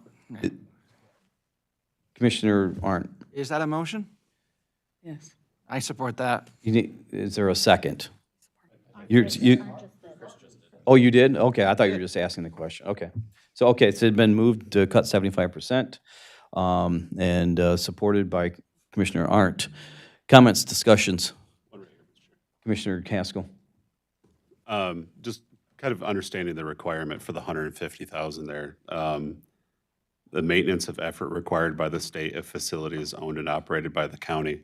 So if we cut it 75%, is there still is 150,000 like the required amount, and where else would that money So come the from? 150,000 is the requirement that they have to pay because we own it. They have to pay. They have to pay it, right? But because we operate, it's a county-run facility, that is the mandate that the board has placed on paying, right? That's what they've asked for instead of asking for 2 million for repairs and maintenance. Sure. And we do have a medical care facility that is paying, just so that for the public who may want to know what that is, that funded the remodeling or expansion of the facility years ago, and that expires on 12/31/26. I just wanted to make sure that 150,000 wasn't like some arbitrary number in some state law or something like that. No, it's what, if you Okay. pulled their bill up from the state, that's what it would be. Okay, cool, thanks. That's it. Any other discussion? We're voting. So there is no desire to sell. Commissioner Barber? I didn't know that was on the option No, because everything's on the I table. thought we was going to discuss facilities later in the meeting. We could. If we that's could- on we the could do- option. We could do that. If you want to do that separately, we can do that. No, I mean, Okay. the motion on the floor is just cut it at 75%, because I don't think the commissioner might have not have known, because it's not on, it doesn't directly lay it out on the. You're right, you're right. We do, got to talk about the facilities later. Yeah. So we can do that. Yeah, it's not on the agenda, so. Yeah. Commissioner didn't know that when she made the motion. Commissioner, I would agree with that we would move that facilities discussion to a later time. okay. At this point, we're just trying to trim our budget back, Okay, not unload the whole I agree. campus. Thank you. Then I'll just add for context, even if a decision's made to sell, it will take quite some time. So I think you could probably move forward with whatever your deliberations are on this matter and it not impact the discussion on the latter, so. Okay, the motion's on the floor for a 75% cut to the health and rehabilitation service. Roll call, please. Commissioner Arndt, Yes. Commissioner Haskell, Yes. Commissioner Whitaker. Yes. Commissioner Mudry, Yes. Commissioner Jones. Yes. Commissioner Drosha, Yes. Commissioner Hanson, Yes. Commissioner Christensen, Yes. Commissioner Holmes. Commissioner Barber. Yes. Chairman Mott. Yes. Motion carries. Okay, we're on the next one, which is the Capital Area United Way. What's the VITA? Is that the tax? Which, I'm sorry, what was your question? It's their income tax program for their vulnerable population. Claudine, could you just describe briefly for those that don't know what that is or what they do? So VITA is called Volunteer Income Tax Assistance, and it's for the vulnerable population, low-income population that can get their taxes done for free. They provide volunteers that come in and do that service. It's highly sought after. Their appointments book up quickly, and they never have any extra. 211 is a call center that's a referral service also for the vulnerable population. So you can call to find out where you could potentially get food assistance or rent assistance or utility assistance to help pay your bills. So both of those are quality of life, serving the vulnerable population of the county. Okay. Questions, comments? Commissioner Drosha? Have we heard from anybody at United Way about these two programs as to whether what we've offered them, this $27,000 combined, whether that's adequate, more than adequate, inadequate? Have we gotten a report from them at all?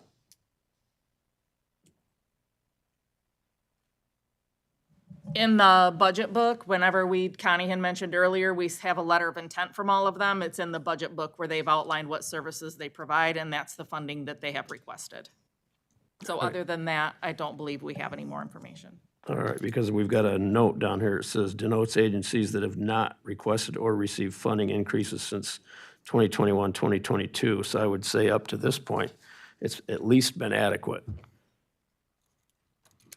Commissioner Haskell. For these services, are they all or nothing? Or if they were cut, would there still be, access to 211 or the tax services? We would have to ask that question of them. Okay. To me, it seems like it's you either pay for it or you don't. And maybe I'm mistaken, but 211 is statewide, so it's probably part of their overall budget. that's just our portion of it. Yeah, and we don't have to do it, but we are doing it. I was trying to find their letter of intent. I know I read it. Oh, you haven't? Okay. There's lots of papers. Well, it's very long. Oh, okay. Yeah, that's why we had provided it before, but they go into the detail of what? So- 79, sorry, I'm sorry. Goes into the detail of how it was formed, what they do, how it provides for residents in financial, obviously emotional crisis. I do not see anything in here that says, I mean, when they say state mandate or not, it's not applicable to them. So whatever you cut, they're going to have to come back and say, we can't operate in Eaton County at all. So their first line is in their letter of intent is indicate a request for $20,000 for Central Michigan 211 services and $7,000 for volunteer income tax assistance services, $27,000 to be considered during the county's budget process.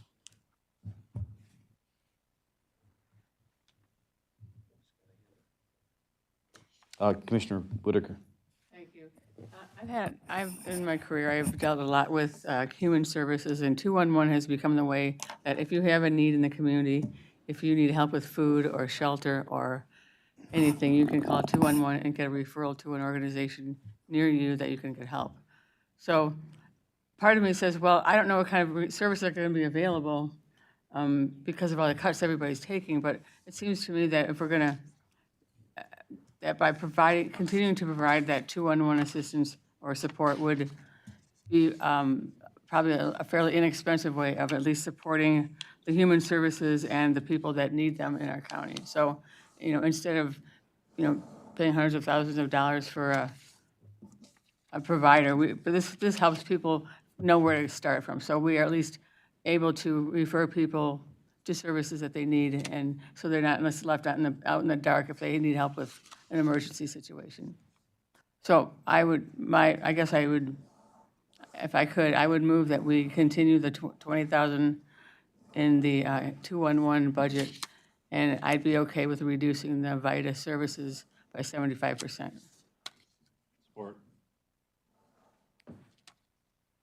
Okay, it's been moved by Commissioner Whitaker for 75% for the VITA services, is that correct? Yes. And supported by Commissioner Haskell. I'm sorry, what was it? Maintaining 211. Oh, okay, and maintaining 211. Any questions, comments? Yeah, Commissioner So DeRosa. restate that, it's 75% of the 20,000 and retain the 7,000, is that correct? The opposite. Total opposite. Okay, so you want to, so then restate that, please. I would move that we would reduce the VITA services by United Way by 75% and have no change to the 211 appropriation of 20,000. So you want to reduce the 7,000 by 75%. Yes. But keep the 211. Okay, thank you. So if I'm understanding properly, then the 7,000 would go down to 1,750, and we would keep the 20,000 for the 211 services. So basically, we're looking at $21,750 is what the new budget figure would be. Yep.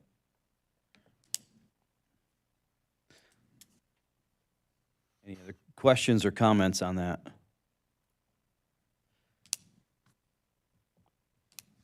Okay, roll call vote. No. Yes. Yes. No. No.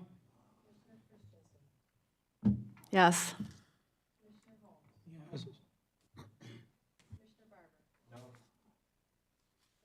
No.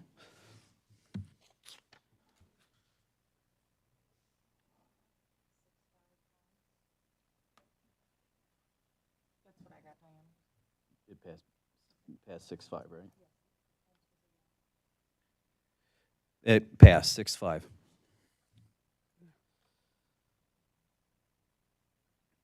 All right, next one.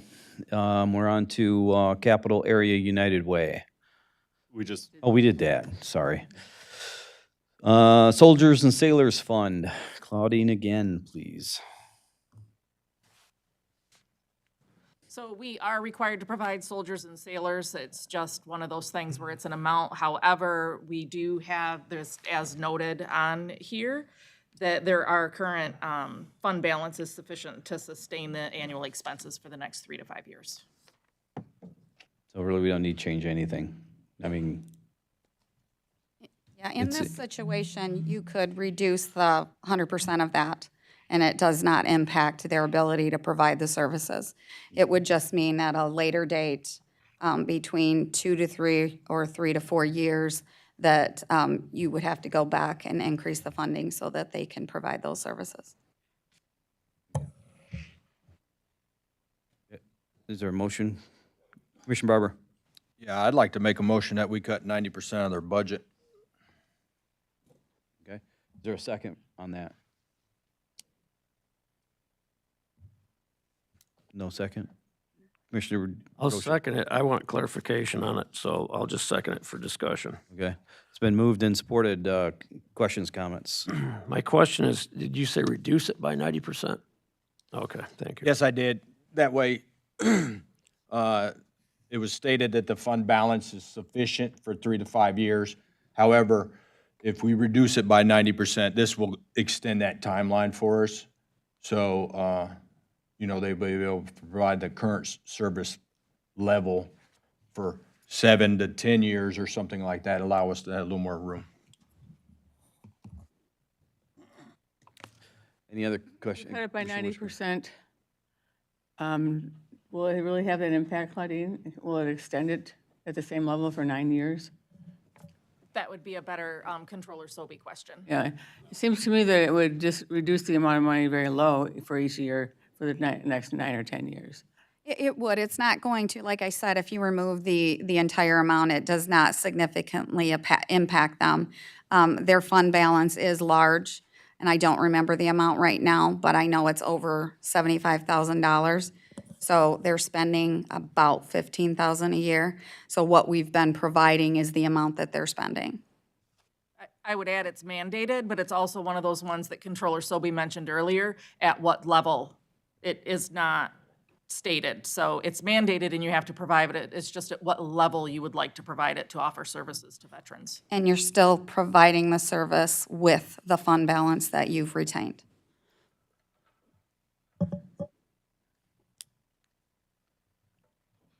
Does this have any impact on our program, our county program for veteran services? No, it's separate.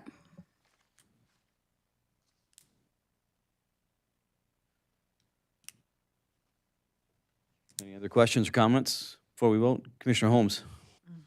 I was wondering, is there any idea if there's an increase in need, just a guess in the future? Well, it's obviously based on the number of veterans that can't pay their bills. So when the number of veterans get up to a point where they can't afford, that's when anything increases. The fund is Right. for emergent needs. Right. For those of you that aren't aware, soldiers and sailors is an emergent need. It does have some requirements associated with it. It's a committee that's appointed by the probate judge, and they have to have wartime service and some other things that committee vets. And it's emergency funds. So if they need assistance with groceries or for their rent, there's a stipend for a burial fee of, I believe, $400 if somebody submits for that. So it's strictly an emergent need benefit. Yeah, the burial is under the other, That one's separate. yes. Commissioner Christensen. Controller Selby, do we have a letter of intent from them? I'm not finding it in the packet. There is not. Okay, thank you. Okay, roll call, please. Commissioner Arndt, Yes. Commissioner Haskell, No. Commissioner Whitaker, No. Commissioner Mudry. No. Commissioner Jones. No. Commissioner Drosha, Yes. Commissioner Hanson, Yes. Commissioner Christensen, Yes. Commissioner Holmes, Commissioner Barber, Chairman Mott. Yes. 7-4 carries. 7-4, motion carries. Okay, next up is Department of Health and Human Services. So again, this is a service we provide. I could go into a really long explanation, but this is something that we have children who are in foster care that are managed through MDHHS. So we provide funding that is mandated, but again, it's mandated at a certain level, and 14,000 is not a lot. They have a very large fund balance. In the past, we have not addressed it. Their spending, this is actually sufficient enough to reduce the full amount and probably carry them out several years. We did not, Claudine, did we have a letter of intent from them? I do not believe so. Yeah, I don't believe so. So we would have that discussion with, excuse me, with their director as to if we would truly be mandated to this 14,000. My recollection of that going back years is that that has been more of an arbitrary number to make sure that they could provide about $15,000 worth of emergent needs for individuals and to pay their stipends to the individuals that serve on their board.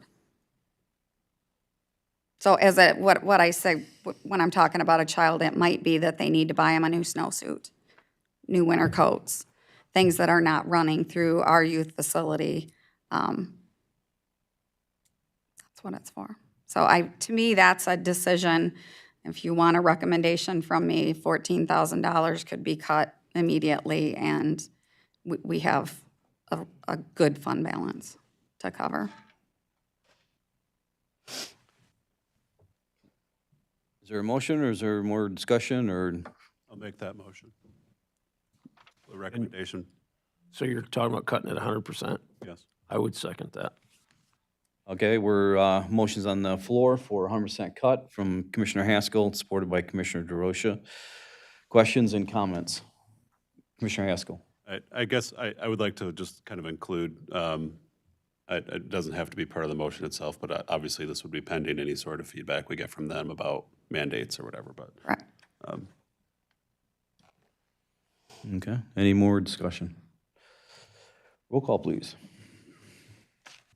Commissioner Arndt, Yes. Commissioner Haskell, Yes. Commissioner Whitaker, Commissioner Mudry. Yes. Commissioner Jones. Yes. Commissioner Drosha, Yes. Commissioner Hanson, Yes. Commissioner Christensen, Yes. Commissioner Holmes. Commissioner Barber. Yes. Chairman Mott. Yes. Motion carries. Motion carries. All right, next up, we have drain at large. So the drain at large, and we've heard a lot of talk about this over the last several months, that is the county's required payment for any of the drains work that are done and the assessments that come through. That's essentially our assessment. That's gone up significantly over the years, but we're required to pay it in 50%. So when you look at the total dollar amount here, you're looking at our 50% share. The other portion is shared by the road commission. Referencing Bank Intercounty drain, that one we did discuss and pass the approval to bond for the share for the county and the road commission. So that's the way we're going to have to manage it, but that amount is going to continue to go up. It is not something that we can reduce. The only way we can reduce it is through that bonding. that we just did to pay for the bank intercounty share. Okay. Commissioner Whitaker? So are you saying that has to stay that way? It has to stay that way, based on the bonding, which we had another thing come up related to the road commission on that, and them prepaying their share. But we could reduce it to the 600,000 potentially, depending on the amount that we would bring in and pay upfront for the assessments. It's going to depend on what our rate comes back. So if we wanted to reduce it by 200,000, again, my recommendation, you could do that. If there was a requirement to revisit that, it would be late in 25, 26, and, or potentially early if we get the billing out. You would know if you had to increase that. But I really think that with the bond that we put out there, that we would be able to cover that. Melissa's nodding. Is that like the discretionary money that can be used to fix drains that don't have assessments? No, this is totally related to any drains that are on county property. Oh, I see. I'd move that we go with 600,000 for the drain at large.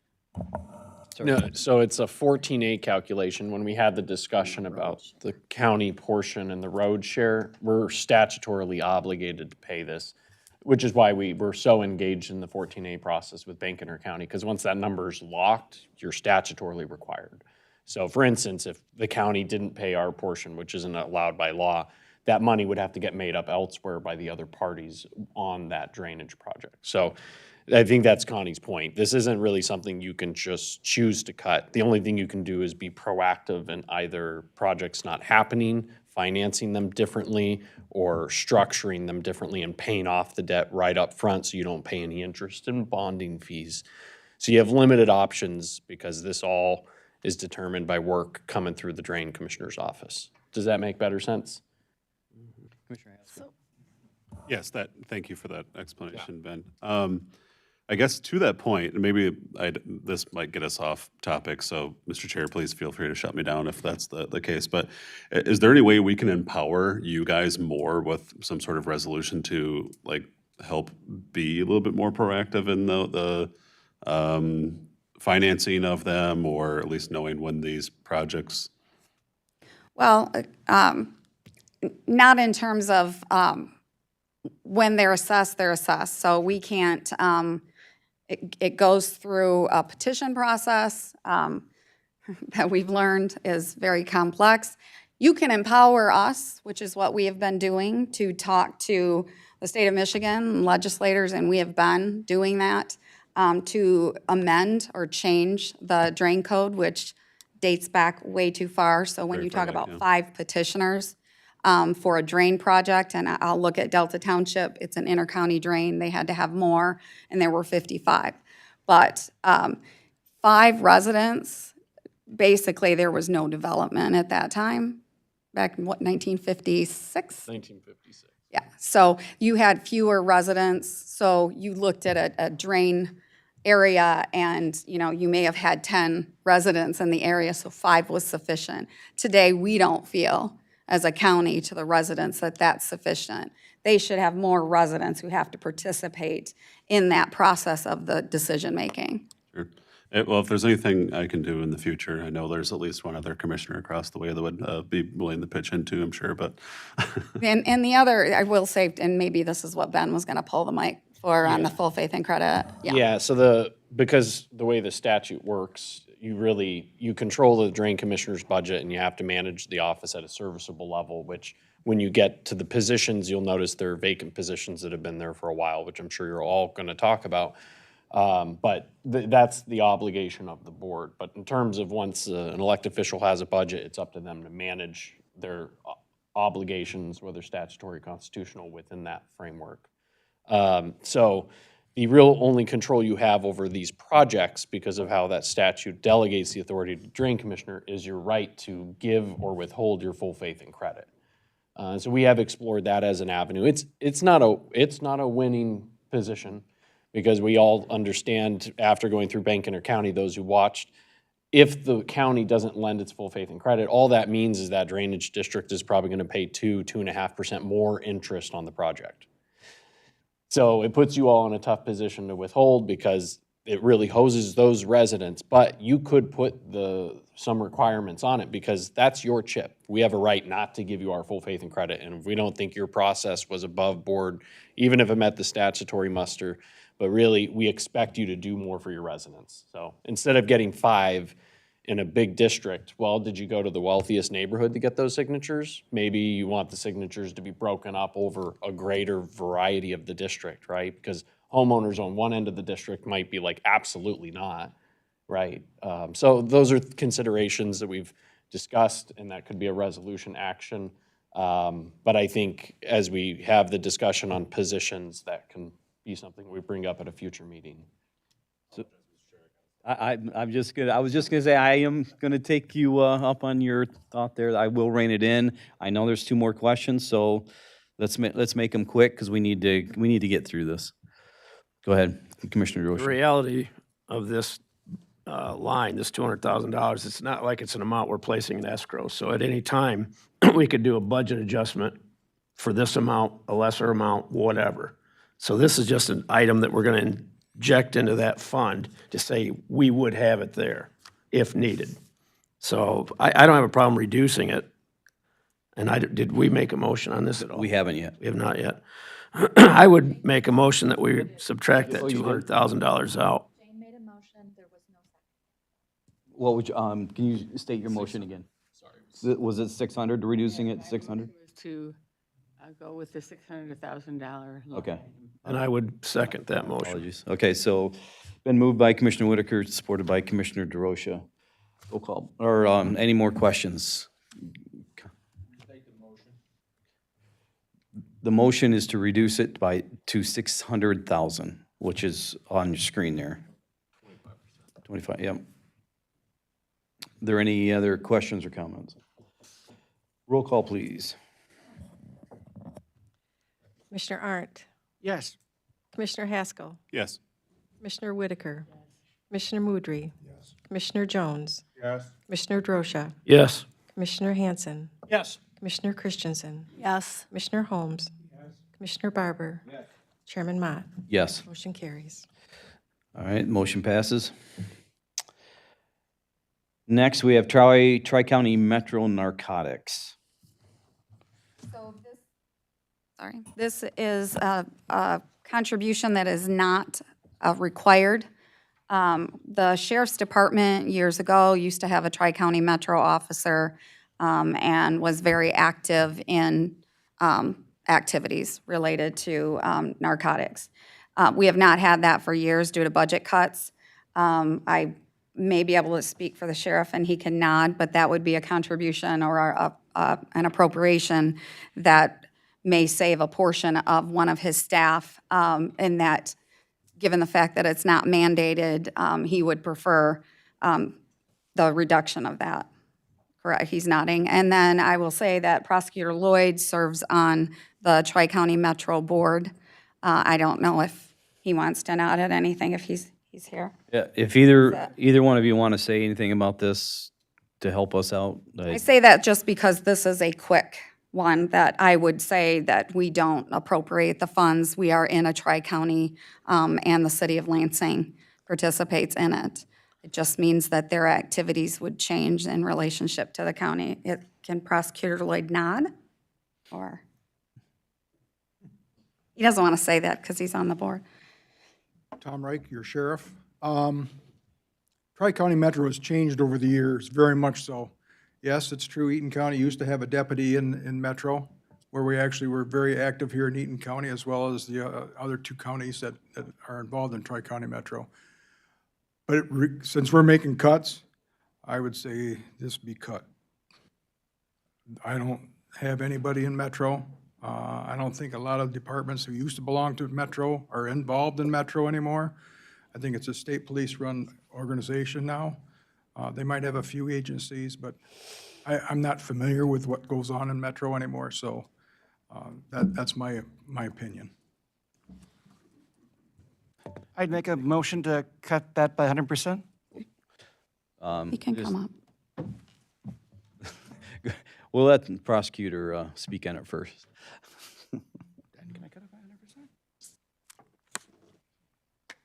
I think just so we have full disclosure, I realize the sheriff doesn't attend. I'm still an active member of the Tri-County Board. It's a requirement through Tri-County. I think it just, should be advised by the county that they should be aware that obviously if you remove the Tri-County Metro aspect, then they will no longer be coming to Eaton County. And they still actively do Grand Ledge up until recently, due to their staff shortages, had a member who was a member of the Tri-County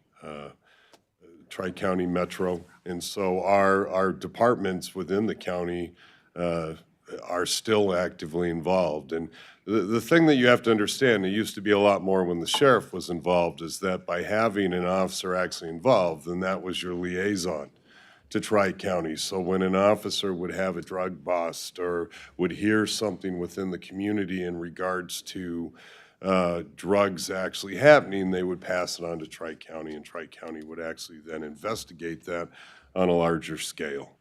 And so, obviously, I understand the cuts, and that's one to be made. I've actually made that comment to Tri-County Metro, and I know that Controller Sobey and I have had the conversations with them as well. But, it just has to be understood, and obviously, this is something that y'all have already discussed today, but you are basically saying that, no police agency that investigates drug need come to Eaton County, and be that what it may, that will occur because of it. Thank you.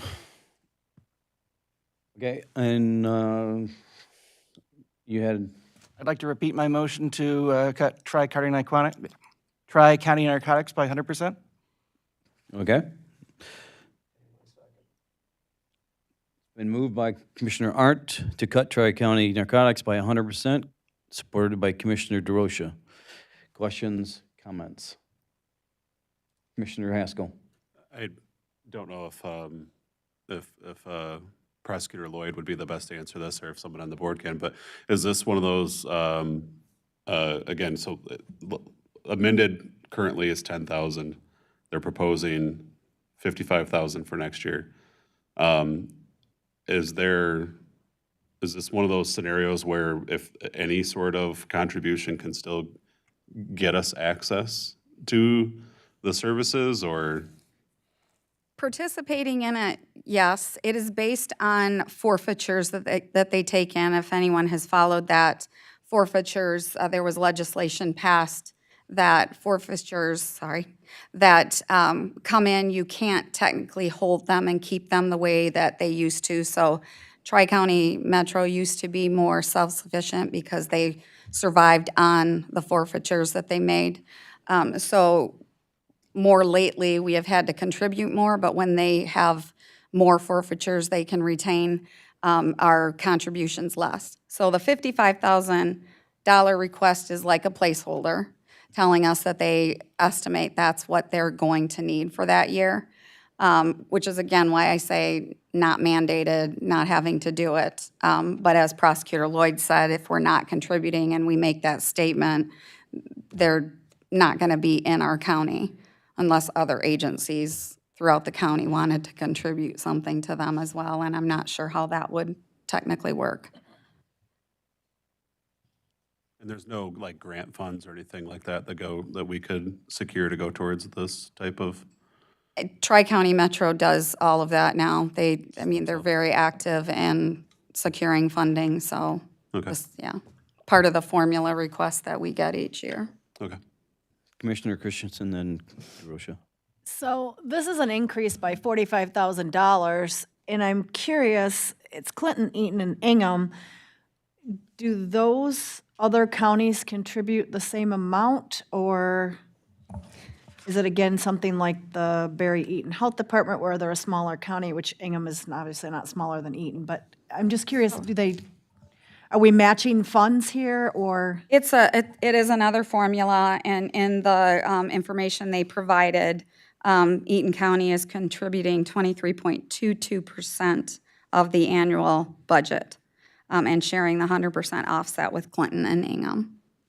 And then my second question is, when Commissioner Arndt made the motion to cut it 100%, is he meaning the proposed increase, or is he meaning 100% completely gone, no funding? What was that again? She wants to clarify, is the motion to cut $45,960.20 Okay. and keep it at 10,000? Okay, that's what I was curious, if it was the whole amount, like we just don't, I interpreted his motion as cut it to zero, meaning not. I just wanted 10,000, clarification. but Was your clarification that you can it'd be good to. Was your motion to cut Well, that once we're talking agency about, altogether? sorry, once we're talking about having civil asset forfeiture going on in Eaton County, I absolutely wanted to cut it to zero.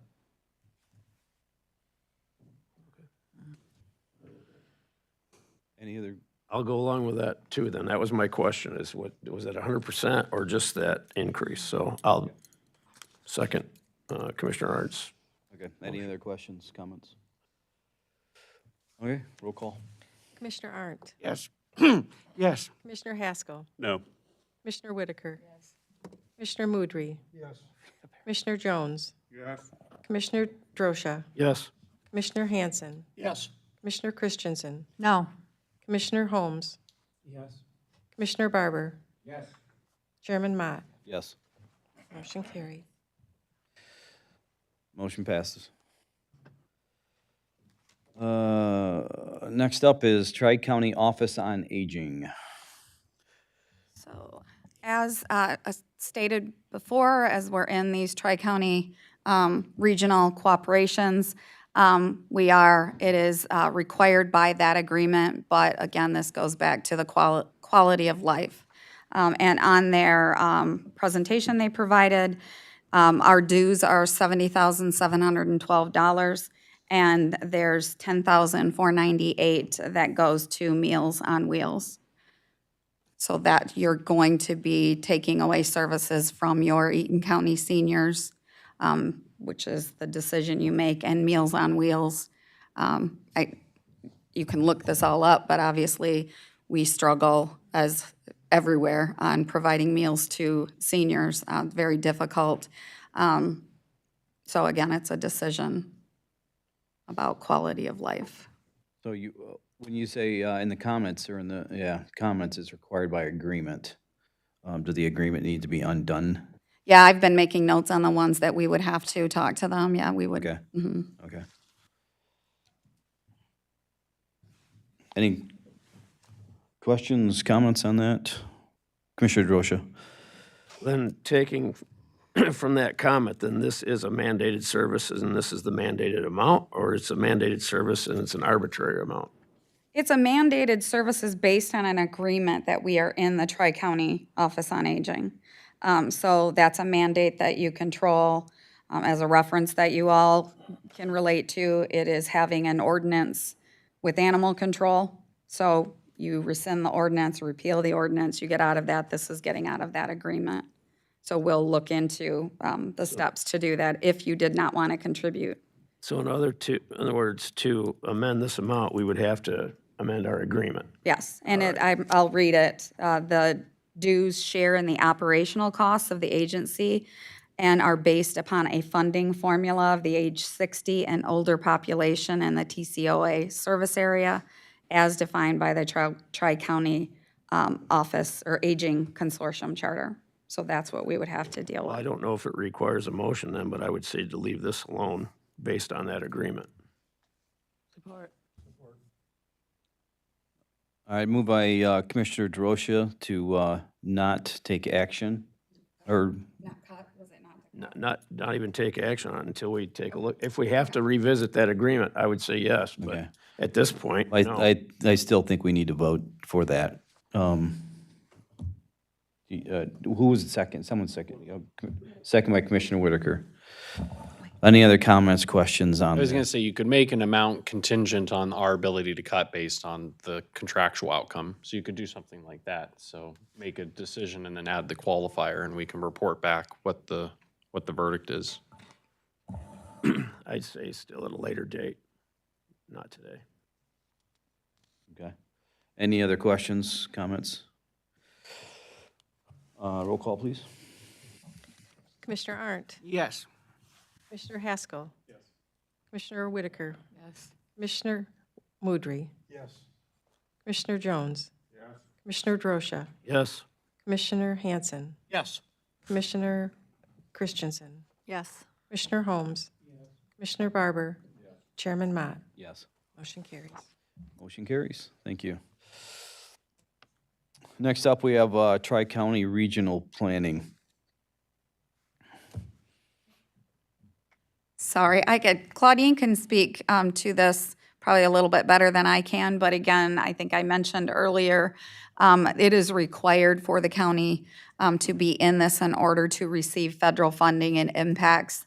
The portion of the Tri-County Regional Planning is shared with E-Tran, the Road Commission, and the county. So I don't know if you want to add to that. Of our contribution is, yes, it's, you have to, the county has to belong to what they call an MPO to be, in order to get federal funding for roads. So Metropolitan Planning Organization is what MPO stands for. If you don't belong to an MPO, then your county, so cities, villages, anybody is not able to apply for federal funding. So it is a requirement, and it's based on a formula between those three agencies, or those three counties, I mean. So, any further discussion? Yeah, Commissioner Drosha. So this is, again, is a mandatory or mandated service with a mandated amount. Correct. Tri-County gives us the amount of what our dues are every year. They send us an invoice. with So the that's why the increase is that number. Yeah, and I will say that they have provided, I believe, through 2028 what our obligation is. They plan very well for that based on what they're required to do and to receive federal funding. Okay, well, based on past practice, then I would move that we not touch this line item. Moved by Commissioner Drosha, supported by Commissioner Haskell to not touch this agency. Any other comments or, that didn't sound quite right, did it? Yeah. Any other questions or comments? All right, roll call, please. Commissioner Arndt? Yes. Commissioner Haskell? Yes. Commissioner Whitaker? Commissioner Mudry? Yes. Commissioner Jones? Commissioner Drosha? Yes. Commissioner Hanson? Yes. Commissioner Christensen? Yes. Commissioner Holmes? Commissioner Barber? Chairman Mott? Yes. Motion carries. Okay, next up, we have the Courthouse Square Historical Commission. So under the state, I believe it's a state constitution for county requirements, Board of Commissioner requirements, we don't have the Public Act listed, we are obligated to provide some type of historical preservation. Over the years, the county has contributed $17,000. For a long time, it was increased by $2,000, and I believe that was related to paying the individuals to be on the commission. And again, that's done for looking for qualified people, interested people in historical preservation, which can be difficult to get individuals who want to commit the amount of time that they have to. So $17,000, there is a requirement to provide funds. I do not know what the requirement is. It could be $5,000, and we would have to work with Courthouse Square and the Historical Commission to do that. The Historical Commission and Courthouse Square, we used to provide a separate appropriation, and we had a separate fund for the Historical Commission. They joined together years ago to reduce the amount of funding that the county had to provide. And Yeah, Chairman Mott can speak a little bit more to that. I'll speak on that because I've been on that board since I'm elected in 18, so they do the fabulous work, and I'm going to be biased here, but and they do a lot of historical books that they write and sell to raise money. But they're a great organization and a great source for Eaton County. However, I will say we raised their money we gave them by what, 2,000? 2,000, yeah, what, 3 years ago, I believe? Yeah, so, I mean, that's an option too. You could just reduce it back to where it was. But we'll open it up for comments. Do you have a comment, Commissioner DeRosa? Did you Yeah, I have? do. No, I was going for my microphone. Thank you. Okay. Well, the question is then, do we have the language for the public act that this is required?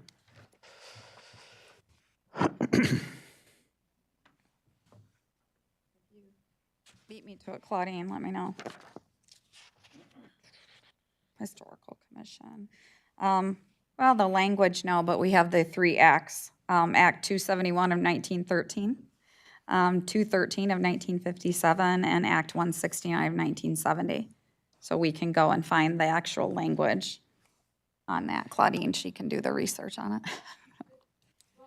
So it says, I just looked up Public Act 271 of 1913, and it says that was repealed. Act 213 of 1957 is what authorizes historical commissions to be formed.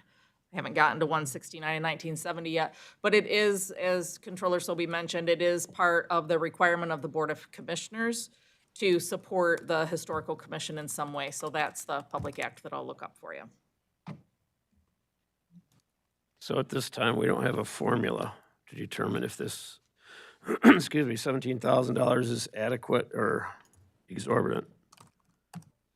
There is not a requirement, obligation in the Public Act that requires you to contribute to them. We're trying to look up these other acts really quick to see if there's a formula in those. So I will say, as an example, the county owns the Dyer Kiln, and that is something that we have to preserve. We've used parks funding for years, and we just worked on restoration of that. So because we own that, we're required to maintain that publicly owned resource. So that would be your mandate. Now, we're utilizing parks millage, or previously we had utilized the general fund contribution. But we can get additional information, from Julie Kimmer, who runs Courthouse Square, if you'd like. And it was really one person who made that Dyer Kiln happen as far as the restoration, and we know that's Pat Terrell that sits on that board.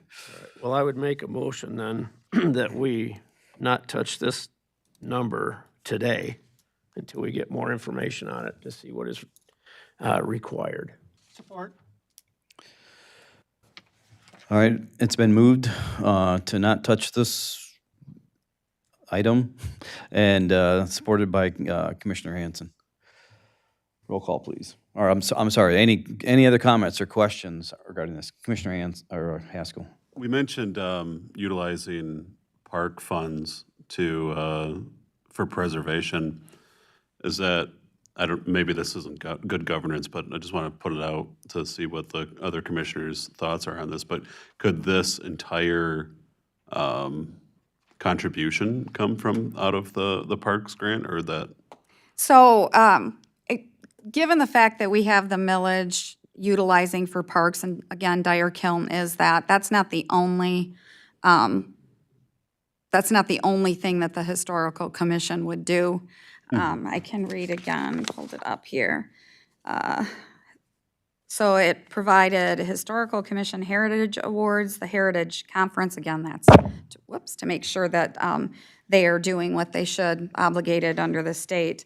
Research, documentation of Eaton County history, artifact and archival and housing, maintenance of 1845 and the 1885 courthouses, the 1873 sheriff's residence and museum, event location for county functions, documentation of the National Register locations, and review of historical locations required by MDOT. So again, that is not necessarily parks, so I don't believe that 17,000 would be a parks appropriation. Okay. And I'd say that the Dyer Kiln was probably one project that it happened to coincide to go.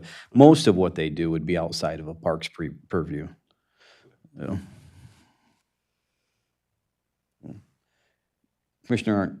How are we defining the parks purview versus the historical commission's purview to, so that we, I mean, it doesn't sound like bad governance when we're just talking about something that's for the public benefit, but isn't a mandated service or anything like, or public safety. I mean, why isn't this covered by what the parks cover? Because not all of that is related to parks. So maybe the example I used was bad because it's an asset that the county has that's historic, right? And the county never utilized, it was always general fund money. So to take this position, just because we have a millage, does not mean that we should utilize that and put $17,000 in there and say that it's related to a county park.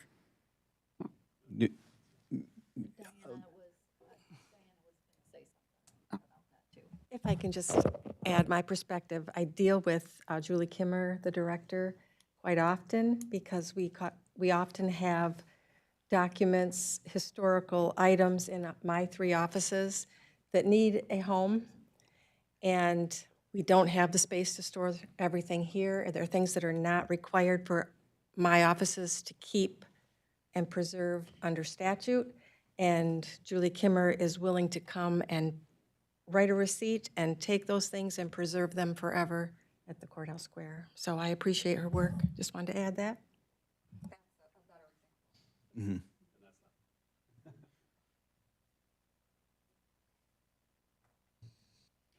Any other questions or comments?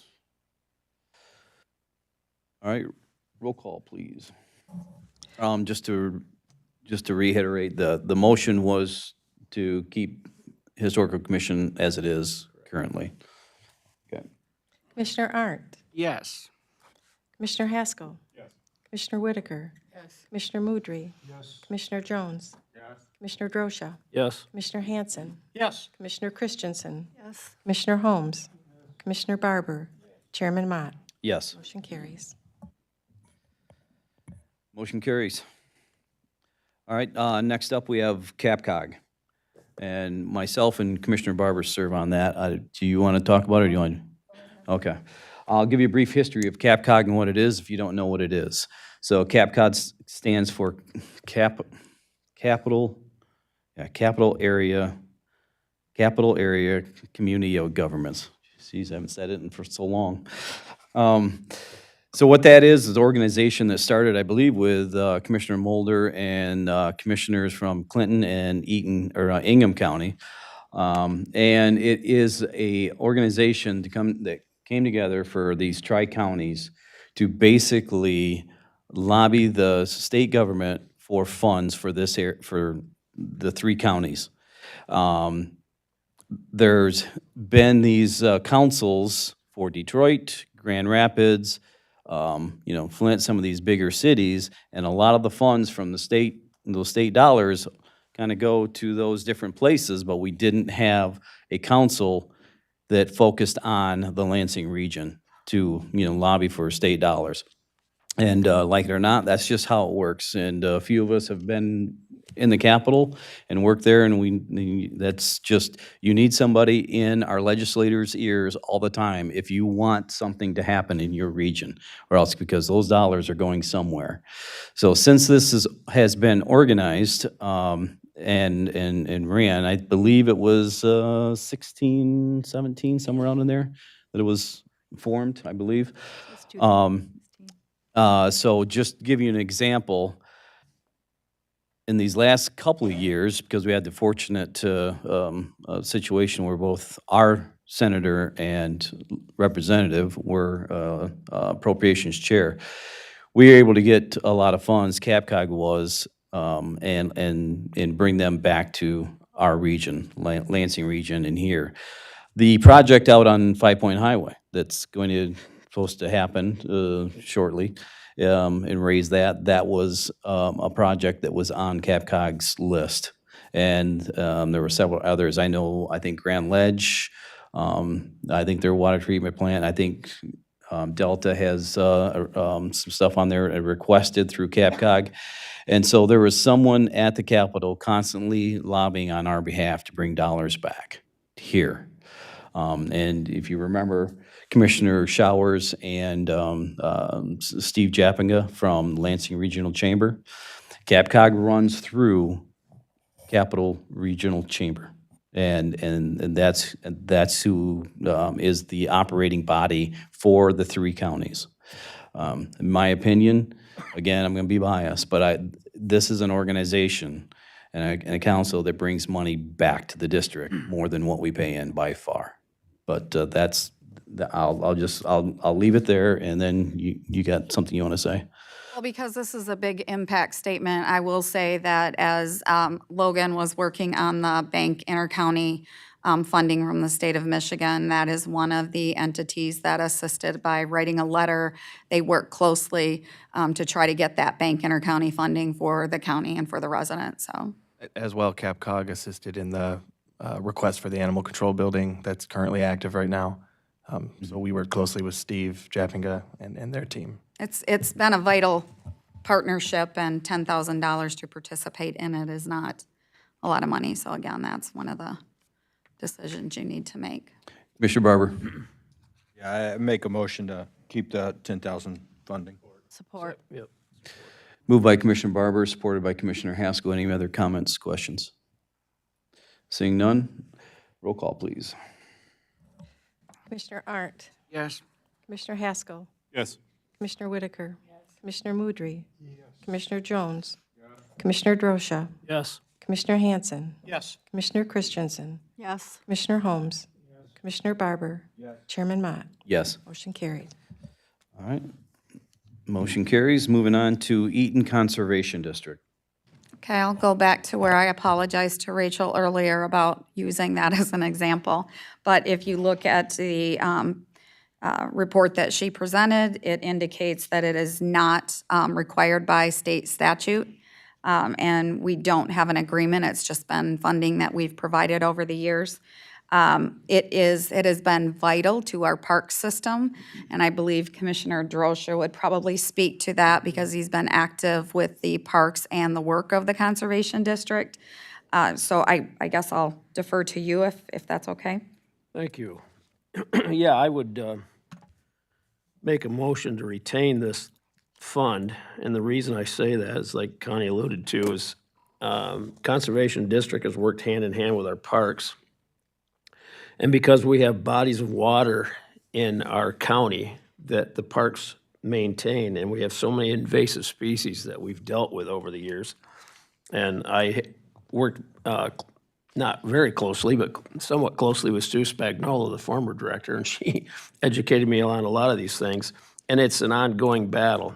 And my first thought was to roll Conservation District into parks, but then I was told we couldn't. So, but the reality is that we rely on our Conservation District. Even though that staff has been reduced tremendously, we still rely on our Conservation District to help us not only with the parks, but through our agricultural programs here in the county and so forth. So I would make a motion that we do not touch the Eaton Conservation District Fund, but with the understanding that we contract some services through the parks to help augment this. Support. All right. It's been moved by Commissioner Drosha, supported by Commissioner Hanson. Questions and comments? Commissioner Haskell. I think Commissioner Drosha might have already talked about this, and it just went by me a little bit too fast. So that there's no kind of cost sharing that we could do with parks on this, or? No, I believe what he was saying is that we shouldn't do the full amount, given the Right. fact that it's not all based on parks, but they do work in the parks, including parks for Delta Township as well. Okay. So it is vital to maintaining the park system throughout Eaton County. So we could ask Rachel to put together the amount of services that they provide to the county parks and utilize that as a funding basis. That makes sense. So like an example, like they sometimes will do invasive species assessments on county parks, and it's an event that community members participate in, right? So that is an example. It's happening at a county park on county land type of a thing. So that would be something we could have a service agreement for that piece. But then if they're doing work outside of a county park, they got to manage that with their other funding sources. I would be in favor of seeing something like that. Any other questions or comments? Commissioner Holmes? I wonder, is there what other funding sources they have for this? Just gonna say not a lot. I would say, I think they can compete for DNR funding and such, but, I'd say from my experience in the legislature, it's pretty low on the priority list in terms of what gets funding. That's just my experience over the last few years. The reductions have been ongoing. So based in the memo, they put, they're supported through MDART operations grants, $40,000. So it's actually Rachel's position that we're funding to make sure that that's retained. Otherwise, they'd seek other funding elsewhere. Yeah, not that it matters, but in comparison to our surrounding states, for whatever reason, Michigan just does not fund our conservation district like they should. I don't, like you said, we're in the smack dab middle of water. And it's never been a favorite organization of the state.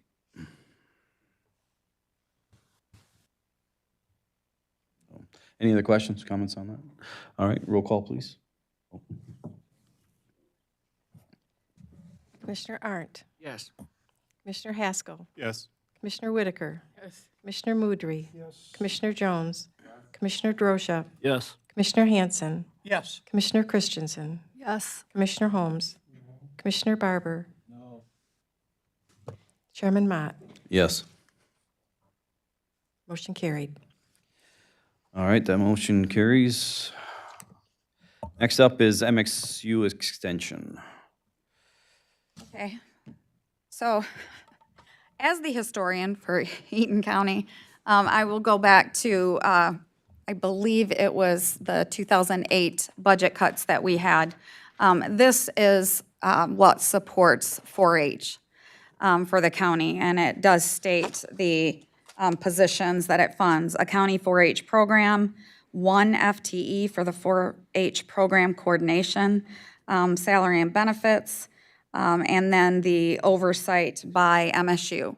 So back when that occurred, I will tell you, it was quite the sight. We had every youth from the county that actually sat here in the middle. So it was quite the sight. 4-H is obviously a very vital part of the community, Eaton County community. And I would say that if Commissioner Rogers was here, she would tell you that she was the 4-H leader for forever, right? It's again based on what you want to provide. And we've been with MSU Extension for years, so it's again another discussion you need to have if that's something that you want Eaton County to fund. But it does change the look of 4-H in Eaton County. Commissioner Christensen. I just have a small question. So out of that funding amount, the current year and the proposed increase, it's MSU Extension. So again, is there any other entity that's contributing, or is it just Eaton County, that amount? This is specifically for Eaton County, Okay. 4-H, so this is 100% to Eaton County. Okay. And MSU does contribute a lot, obviously, in educational efforts toward the farming community, correct? So it is, it has been very valued over the years, but, so it's, again, it's a quality of life decision. And I'll just say, I mean, I grew up, obviously, you know, grew up as a farmer, I'm a farmer, and 4-H was a huge part of my life. And, I look forward to it every year, and I can't believe I'm saying this, but I think if there's one organization that can rally around and find, you know, someone to run that and find the funds for it, it's probably that group. Now, do they want to? No. But they're just of that mindset that they'll get the job done, but, go ahead, Commissioner Drosha. Not to throw a wrench in the works, but we are open for discussion. Is this the only funding source for the 4-H in our county, or do they generate revenue somehow else, some other way?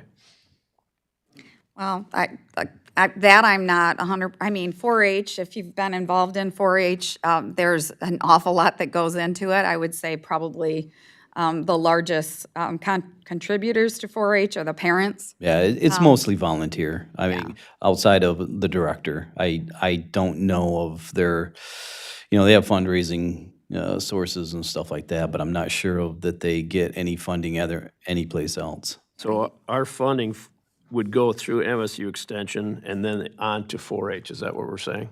Yeah, it provides the 4-H staff for Eaton County. So they are the main source of contact for 4-H. So, well, with that statement then, should I assume that 159,000, almost 160,000 goes entirely to staff?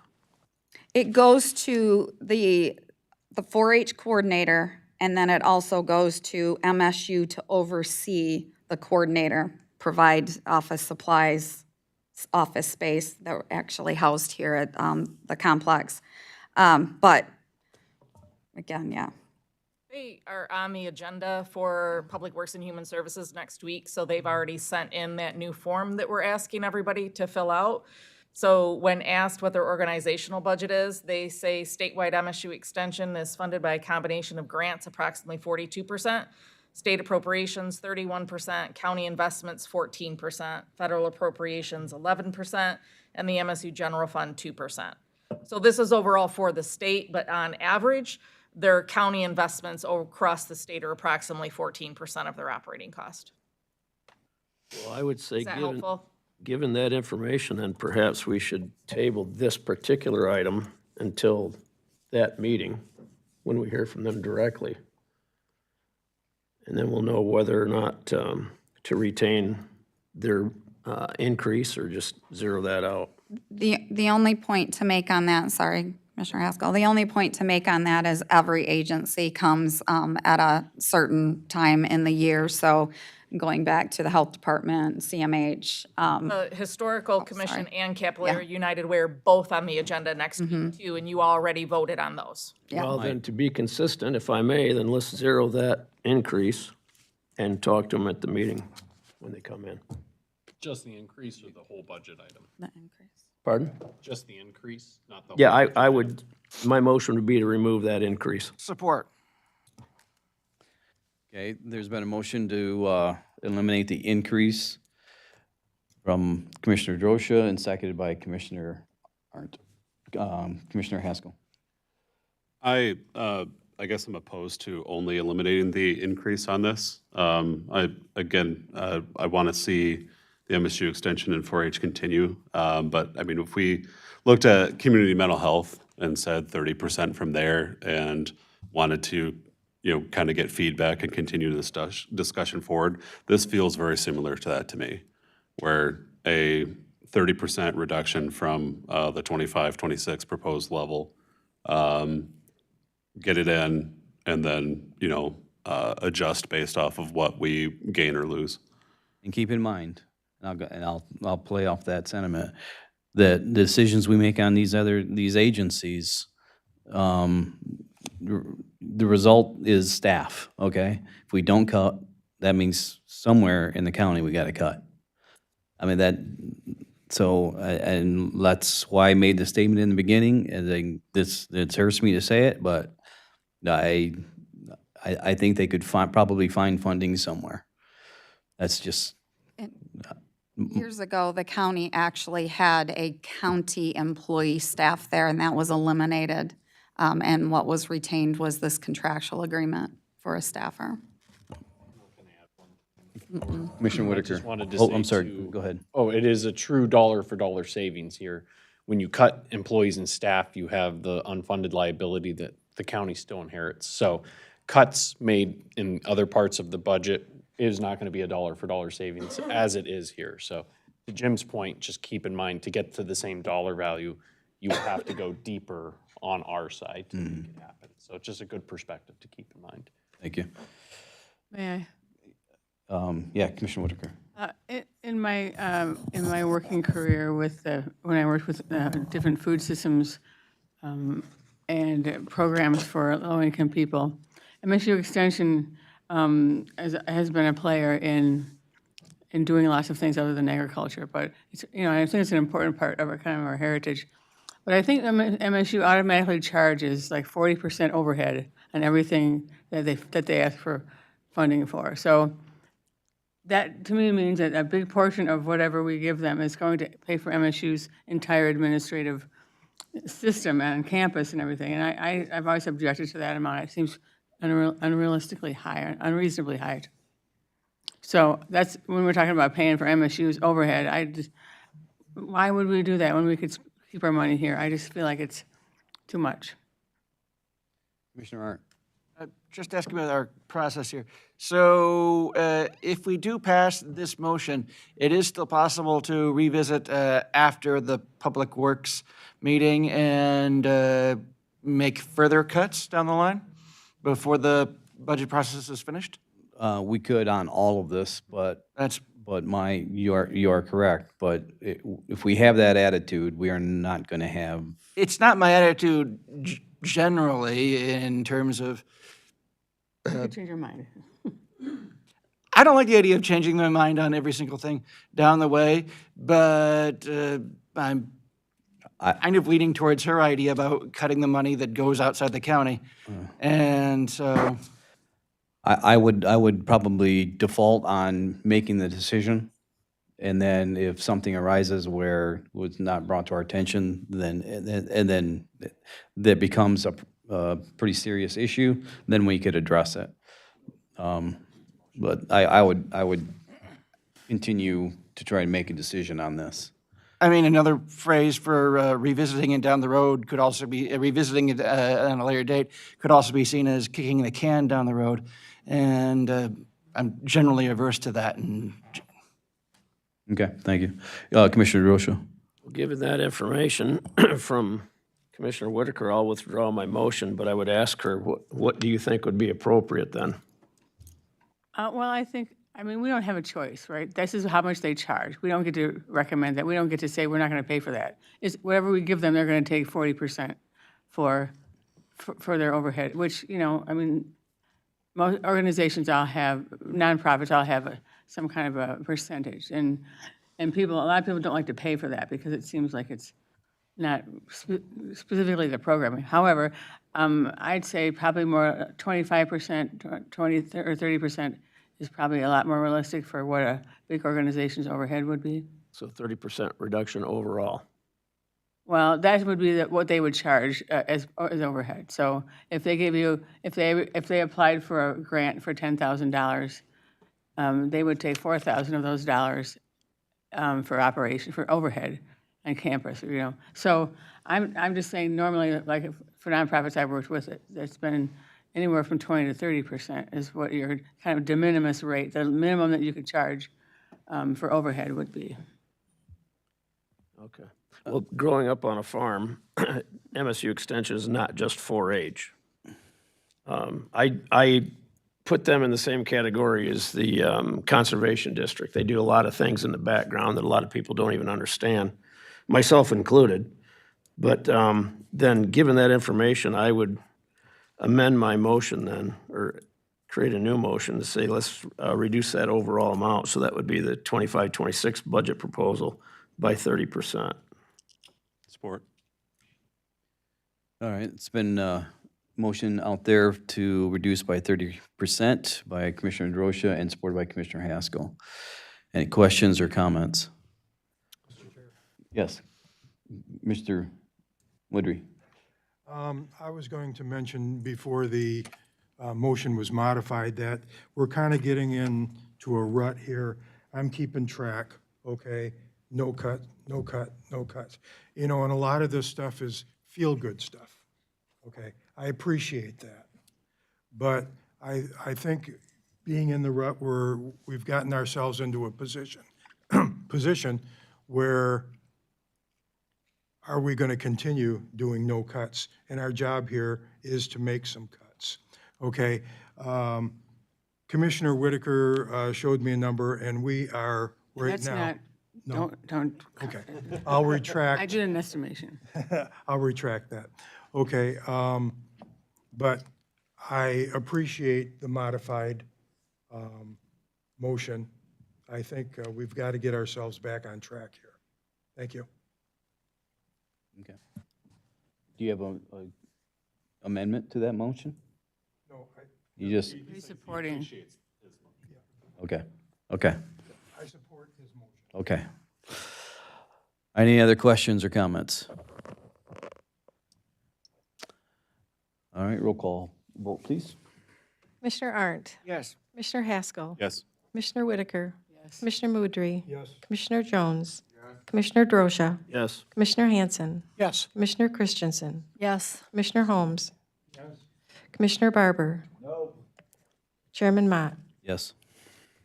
Motion carries. It is 11:45. Do anybody want to take a break? We both All right. have the same number. Okay, let's take a 10-minute break, and we'll reconvene, and that clock does not work at 11:55.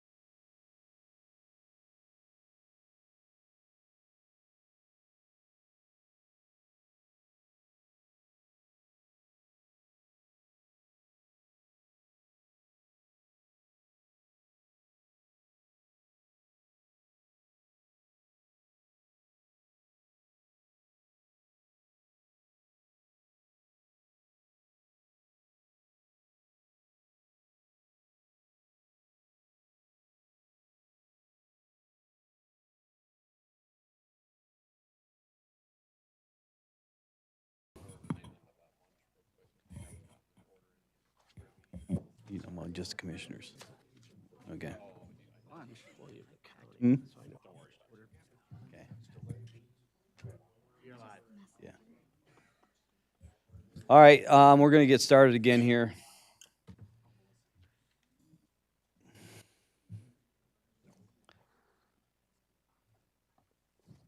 What's next?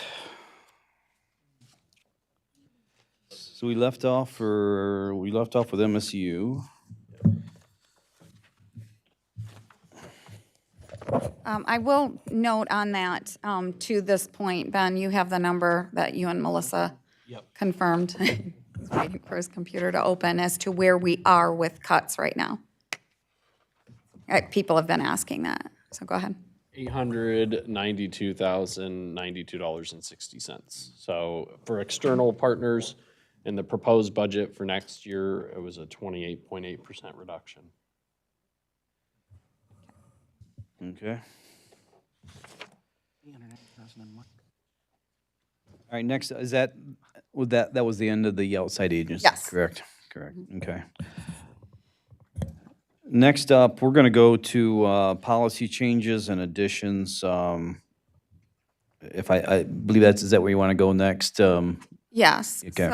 So over the, again, last couple of years, I've recognized that the county has not done, I always use a good job of creating policies for the board to follow in order to either make cuts or make improvements. My best example is always fund balance policy.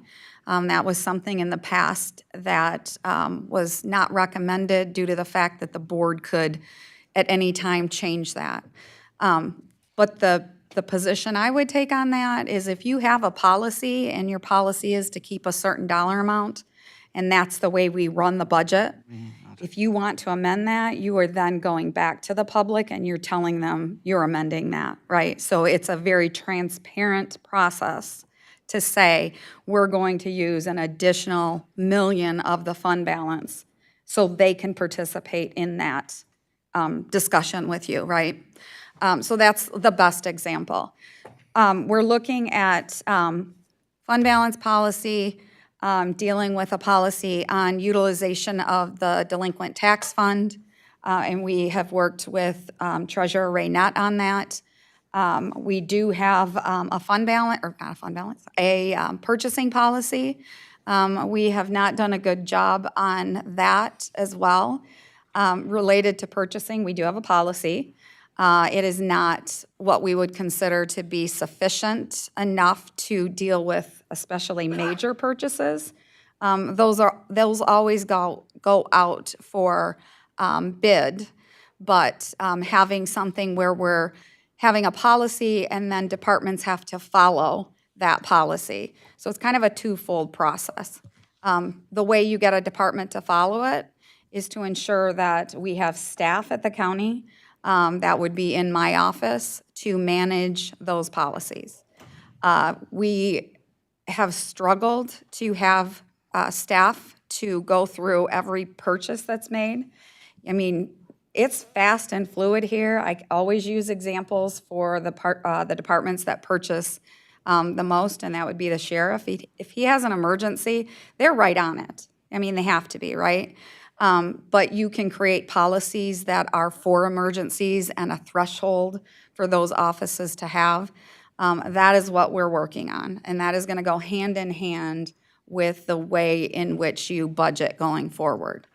The other policy that we don't have, well, it's an old policy, it's a grant policy, indicating that anything over a $2,500 threshold needs board approval. Times have changed, you could up that amount, right?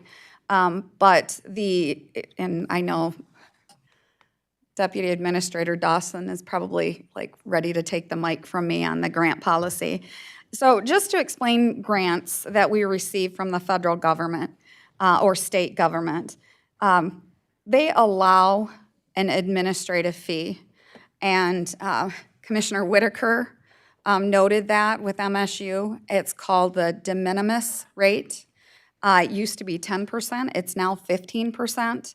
the county is, if you're going to operate as a business and make sure you have revenue, one of the things you should look at is making sure that departments are required to request that de minimis rate, and now 15%.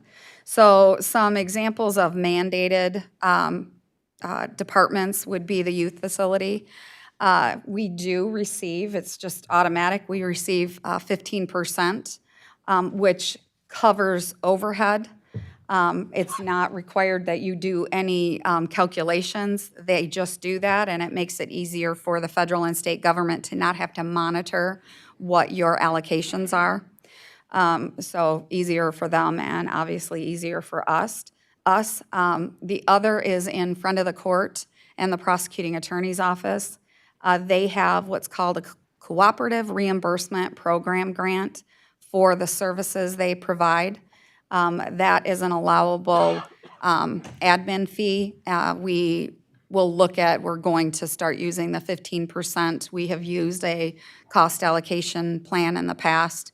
Now that we've found out from the state that we can use that 15%, we will move to that. So my point in all of this, those are mandated services. They are giving us that 15% so that we can operate as a county.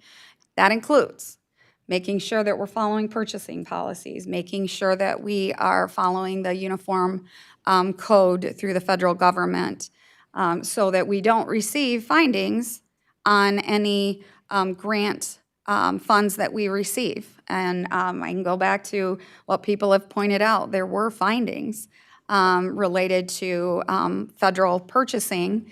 It was a finding that was, this board took the proper action. There was a form that had that been done. This was 3 years ago, I believe, Melissa. A form filled out noting that, making the note that it was done by resolution at the board because that's part of the procurement award policy with the feds. Had we done that, there wouldn't have been that issue.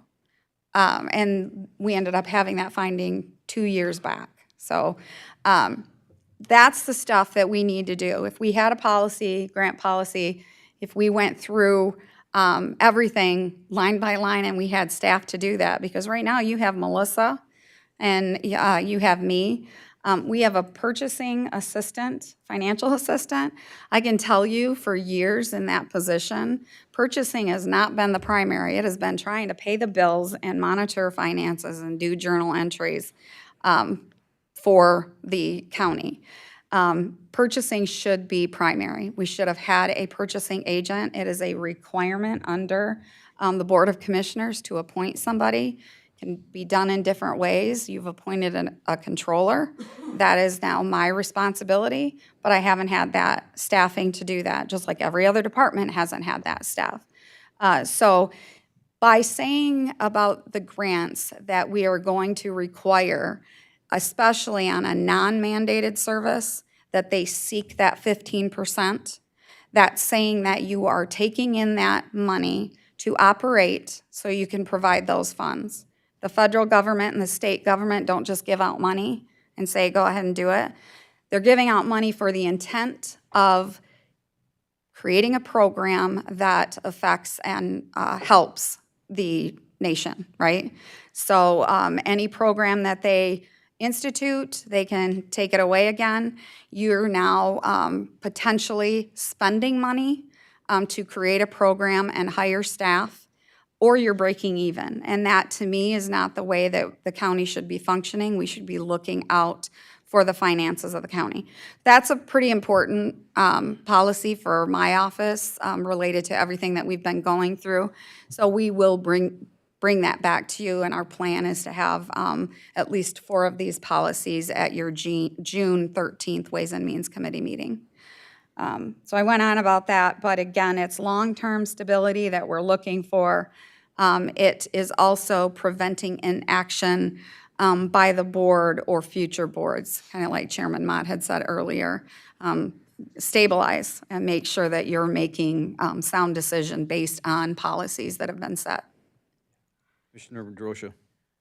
Thank you, Mr. Chair. I think this question is going to go down the path that you brought up with purchasing, but I'd like to contrast two departments. One is the road commission that has their own set of commissioners to determine how they spend money, what they spend it on, that sort of thing, but we still apportion their budget.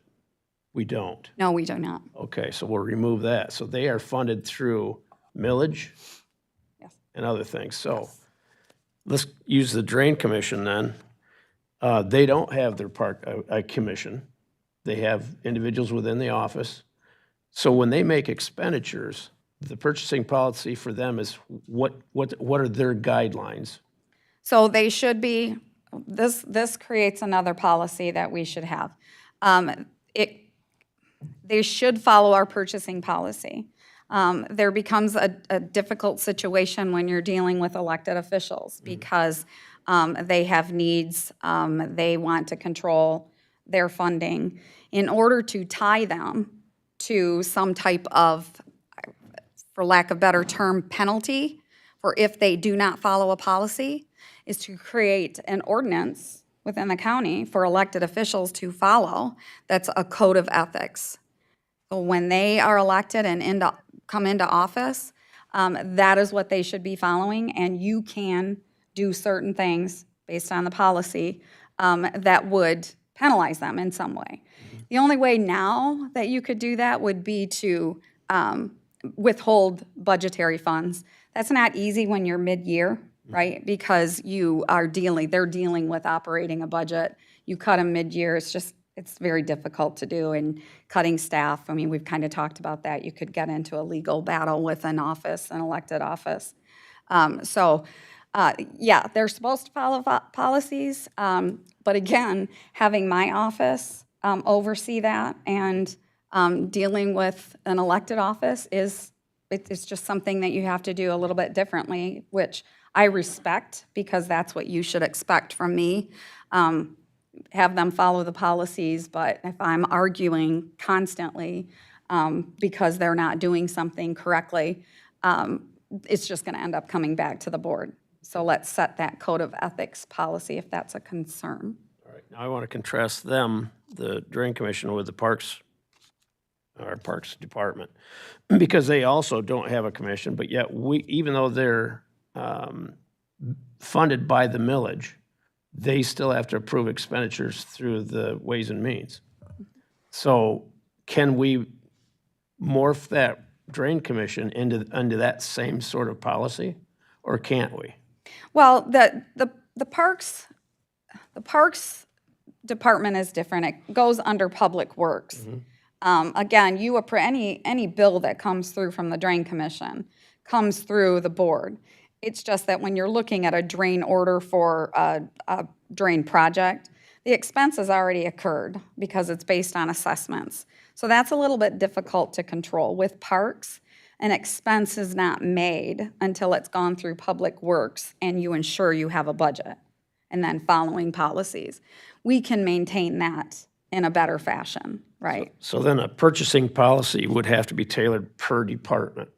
No, I don't think it has to be tailored per department. You need to have backing in which you are going to, as a board, hold them accountable to what they're doing. I can hold departments that I manage accountable, and some of them that are here will tell you, boy, do they get in trouble if there's anything that they do that it's outside of a policy.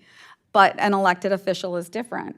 And I mean, I will say that the other elected officials follow our policies, right? So we're lacking in consistency then in how our directives get followed?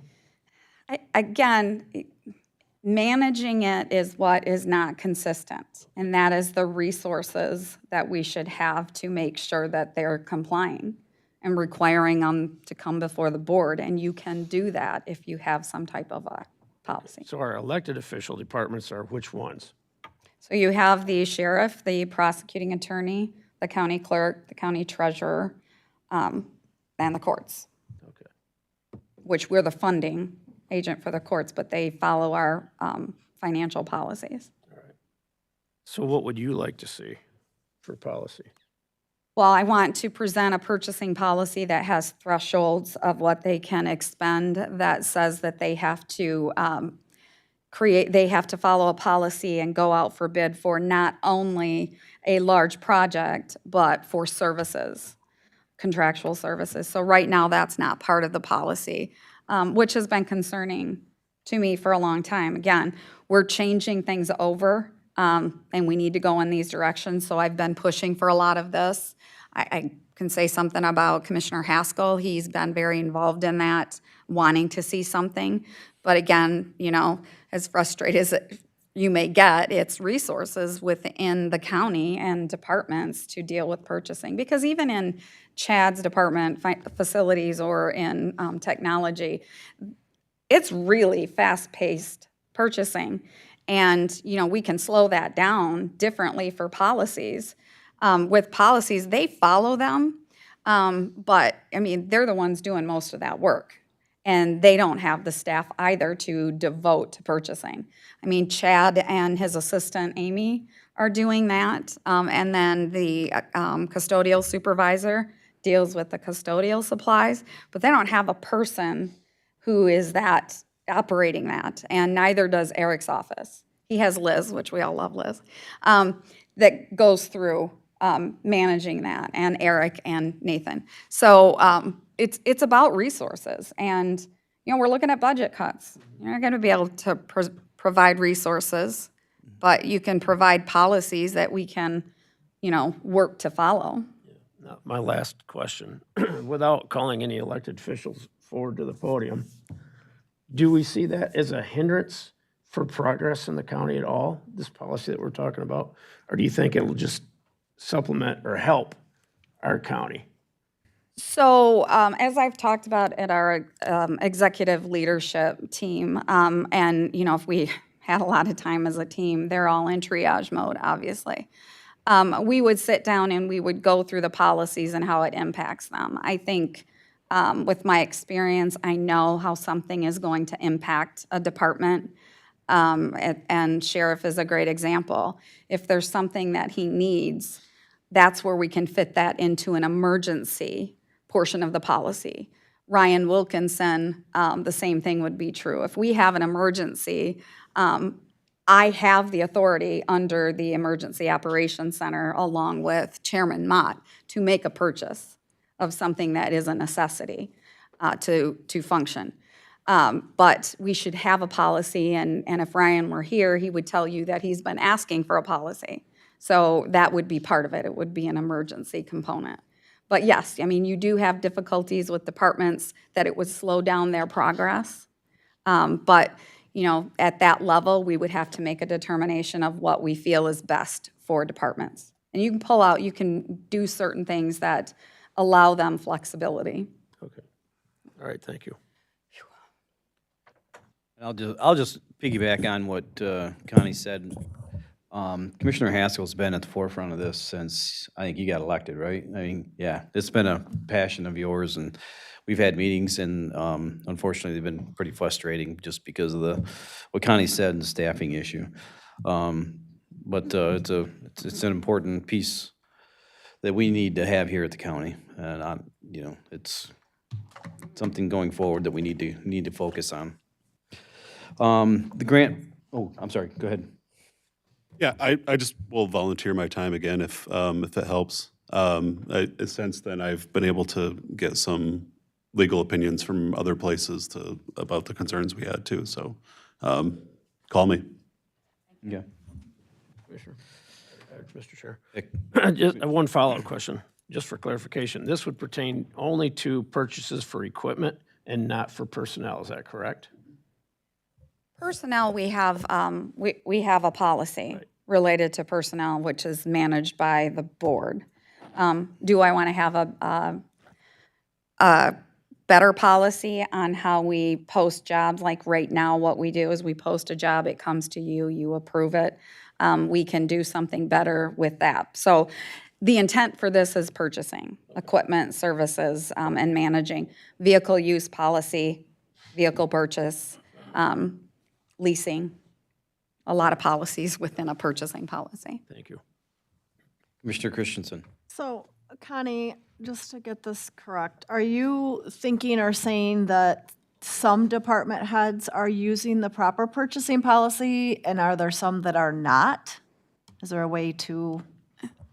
So again, I want to make sure that I'm clear with this. I'm not saying this to call out any department or say that Correct. someone's not doing their job. They're following policies, and, we tell them that, oh, you missed this step, you need to go back and do this before we can allow that purchase. I'm just saying that we don't have a good way to do it, and yes, we do have some of those issues and concerns that we want to rein in, but to specifically call out an incident would be, well, Melissa probably could do it because she gets most frustrated, but yeah, there are some. There are some. It's just easier to manage departments that are under the control of my department or the Board of Commissioners. Did that answer the question? Commissioner Moudry. Yes, there are some that don't follow the policy. I was just curious, and it's obviously a different subject, but how we move forward in fixing that for the future. Well, again, it's twofold. You have to have that policy, stabilize it, and make sure that we are following it. So it's purchasing policy, and then there's procedures that need to be followed in order to follow the policy itself. And then if you want to make sure that elected officials are following a policy, again, there's that code of ethics.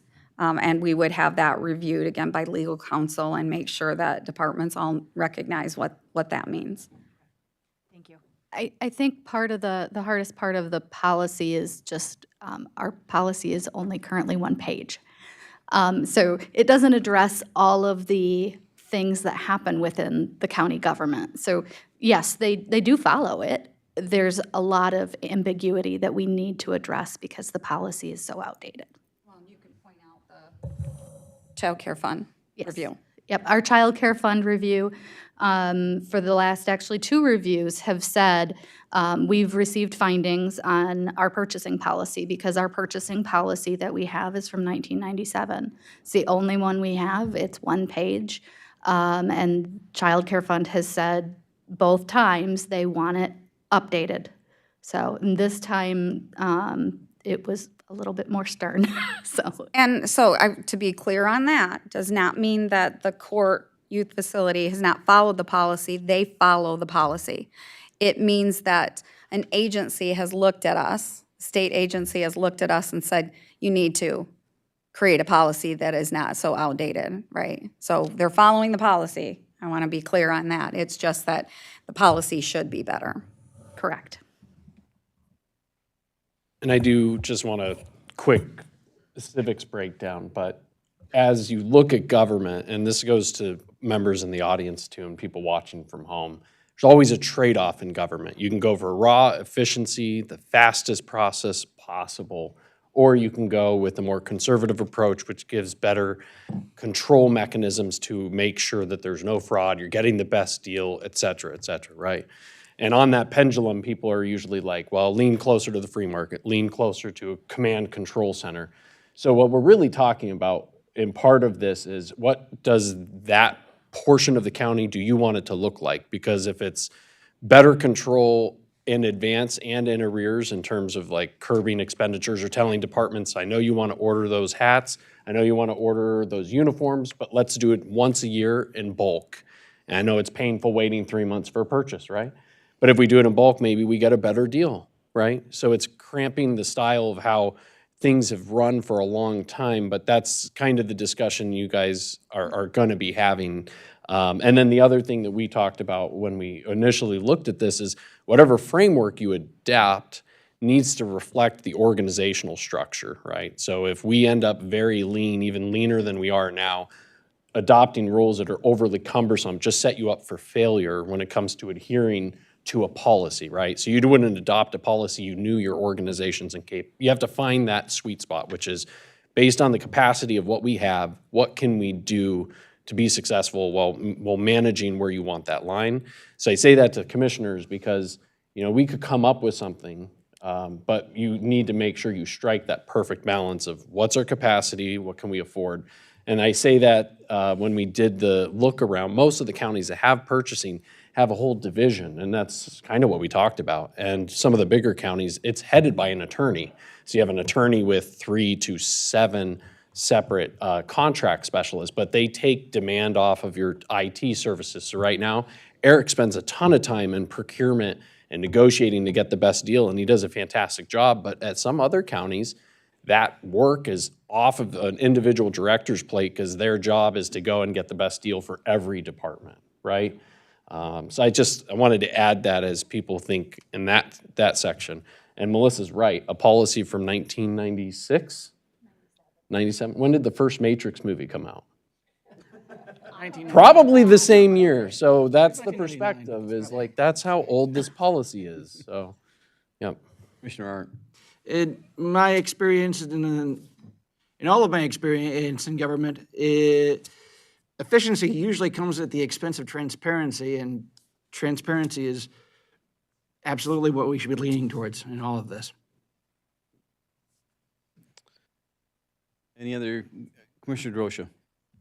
Thank you, Mr. Chair. Along with that purchasing, and I know we've got a lot of grant requests, and they come through Ways and Means, but are we adequately staffed for grant writers so that we can develop this purchasing policy to include grants? Well, again, it's that separate grant policy that we would be, it's the separate grant policy that we would be looking at on how to write grants. No, we do not have a grant writer. We have a person who is working on writing grants, sitting over there, Logan, who we've been able to secure funding because we've never had somebody that could sit down and write the grants. He and Claudine do that and reach out to other communities to try to get support. So that's an important part of what they're doing. It was not the full intent of their job, but obviously, again, we're trying to get things done and try to improve the county. We should have been doing that years ago. We could have done more of that if we had a grant writer. There are, Michigan Association of Counties has resources, but, you know, that's kind of like a basic.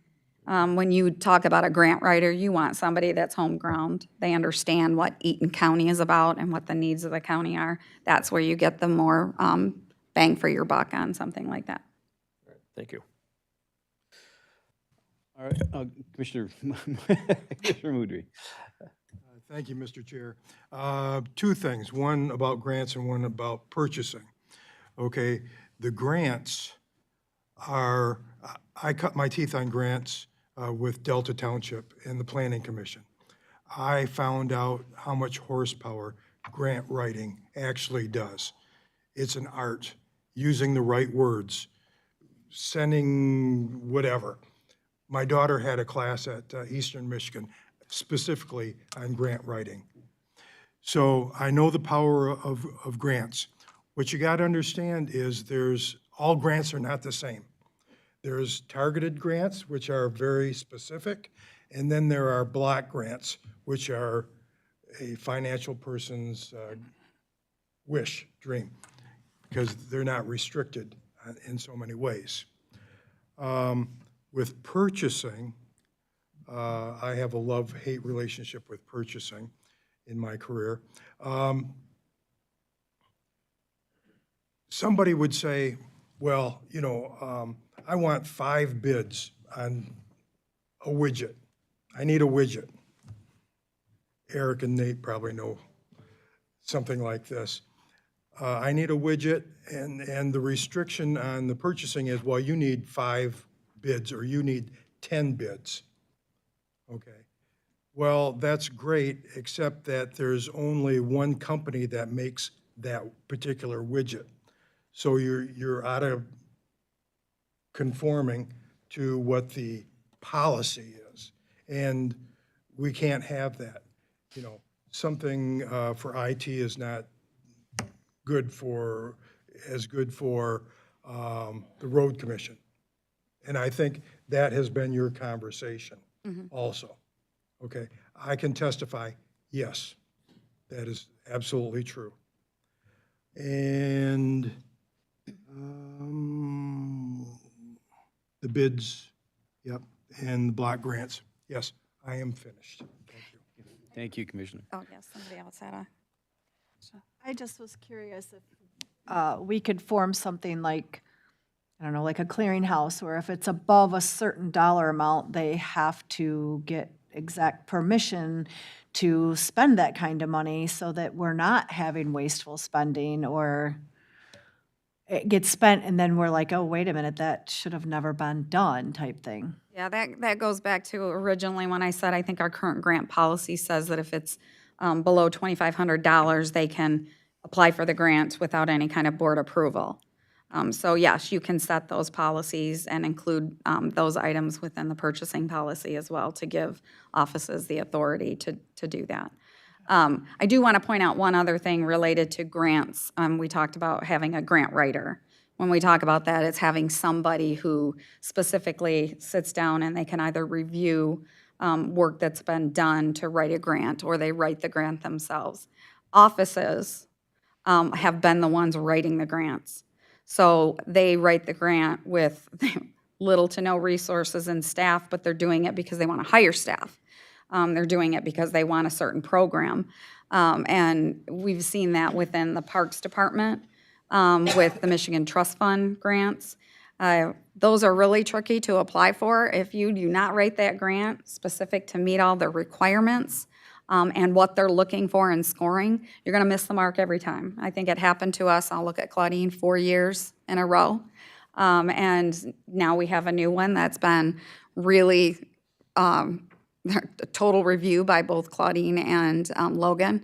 So that's what you should be looking for, and departments should be relying on the county to request to apply for a grant and have the resources to end up doing that grant writing. So they're not taking their staff time that should be spent elsewhere to do that. Did I cover that well? Okay. All right, I want to move on. I want to move the overview and FTEs and budgets for our next discussion. We've got a lot of department heads here, and I think that'd be good for us to get into that topic. Do you want me to start, or are you gonna? No, go ahead. No, we'll get right into it. So what we're looking at is to give departments an idea of where they're at. And I said it earlier that the goal now is we have vacant positions. They're necessary, and employees are working over and above what they should be emotionally and physically with these positions that are vacant. So be clear, cutting any of these positions is that discussion where departments are, hemorrhaging. But these are all positions that are vacant. So you're not putting someone out of a job. You're not laying anyone off, displacing people. But within the open positions that we have, let's look at it in a holistic approach. If a department has a position right now that's open, valued at $50,000, it does not mean that you are telling them that they can't fill that position, but they can come back to you and say, that doesn't work for my office, I have to have that position. I've had it on hold only due to the fact that we didn't want to displace somebody that we hired, 2 months ago, and now they're out of a job. So they can come back to you and say, this is what would work better, and that's the recommendation I would make, and I think that's really the necessity, especially for elected offices, because they know best how to operate their office, and they know what mandates they need to follow. So that's the discussion that we've had. And I don't know if, Ben, if you want to go through where we're at with open positions that's actually up on the screen right now, please. Definitely. So this is our typical positions update, but with minor adjustments. So you can see there under the status, you're used to that column. Then you have the funding source. So this is so people can easily differentiate. Is that general fund funding, which is really where our cut and savings reductions need to come from, versus is it dedicated revenue? So central dispatch, construction code are two examples of special revenue sources, central dispatch through the 911 millage, and construction code through fees revenue derived by the services they provide. So first you have the Drain Commissioner's Office. This is currently 100% general funded. There have been discussions where the Drain Commissioner has presented the idea of funding portions of the services he provides through special assessment, which he's allowed to do, kind of modeling it after what Ingham County does. This is what I've been told by him and Spicer. But that would cover the drain assessment processes. So landowners that had splits or adjustments needed that went through an assessment procedure each year would be the ones that pay for a contractor to provide those services. Whereas the budget builds out that the work that's being done is done by these positions. However, they're unfilled currently, right? The accountant was added last year, / we repurposed a inspector for drain inspector because that had been vacant for so long. We were being told that it wasn't necessary, and there were accounting needs within the office. Again, not speaking for the drain commissioner, but I've been told that there was a desire to part-time contract out with a third party rather than hire a full-time staff for that.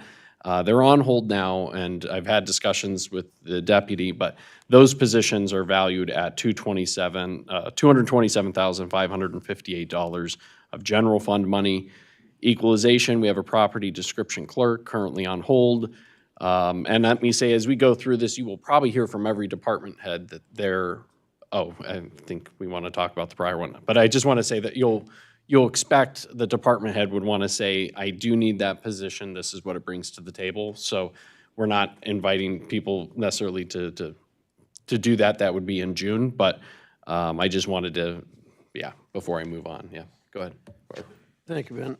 Just a kind of a generic question when it comes to contracted services. And I know we want to reduce our budget. Can we reduce our budget by going to contracted services? Because is that the best bang for our buck? I mean, we've seen stuff come through Ways and Means that it's an exorbitant cost. Okay, I want to temper that. Let's talk about our audit, for instance. We contract with a group that does our audit, and it's not cheap, but we have to do that. So we can't do that internally. But some of the stuff that we can do internally, we could combine positions with cross-trained people so they can do this today and do that tomorrow and avoid contracted services. So should we be looking towards that end, or should we say because we can contract the service and we only use them once a month, we're actually saving costs over personnel costs? So, Go ahead. yeah, that's a great point. Over the years, I think you could have looked at that closely to contract services, but that would have been back in the days when we had a lot of staff. We don't have that. So right now, if people get a contract, it would be because, number one, you can't hire anybody because nobody does it or nobody wants to come and work, for the county for, I'll say it, the lower wages that you get. So they work for a company, and then that company turns around and charges us more than what we would pay an employee. So that's not the best route. I think it had its place years ago, and it was looked at, privatization we heard about years ago. But I think now the services that we provide, for the most part, in-house is the better route. I can speak to where we're at today with departments. But yes, there are some times when contracting may be cheaper, but it's really only going to be a minimal number of, you take a look and go through the list of the departments we have, and you look at the positions. It's not going to be done by a contractor. Thank you. And I want to add on that too. I would say it varies. So let's use the drain office as an example, right? If we had an engineer on site, would we need less hours of a specific group? Probably. And at the rate that we pay, if we were able to recruit somebody with that specialty, would it save the county money? Probably. Use tech services as an example. If we were to try to contract that out, absolutely not. So this is the thing. We do have depressed wages, and we have good health care, and we have a retirement plan, but we're not competitive in that sense. So anyone we bring on site with specializations, we're probably saving money from contracting services. I'd also, from a HR perspective, talk about when you bring a contractor into your operation, they're not always ready to hit the ground running right away. So you usually spend anywhere from 2 to 3 months bringing them on board with the needs of your organization. And that's money and investment of time spent that's gone as soon as that contract's up, right? So as with an employee, you have a 12-month relationship. At the end of 12 months, they should be pretty darn close to being able to be, able to work on their own, as opposed when that contract ends and that vendor moves on, you're still left with the gap in your organization, even though you got the temporary assistance.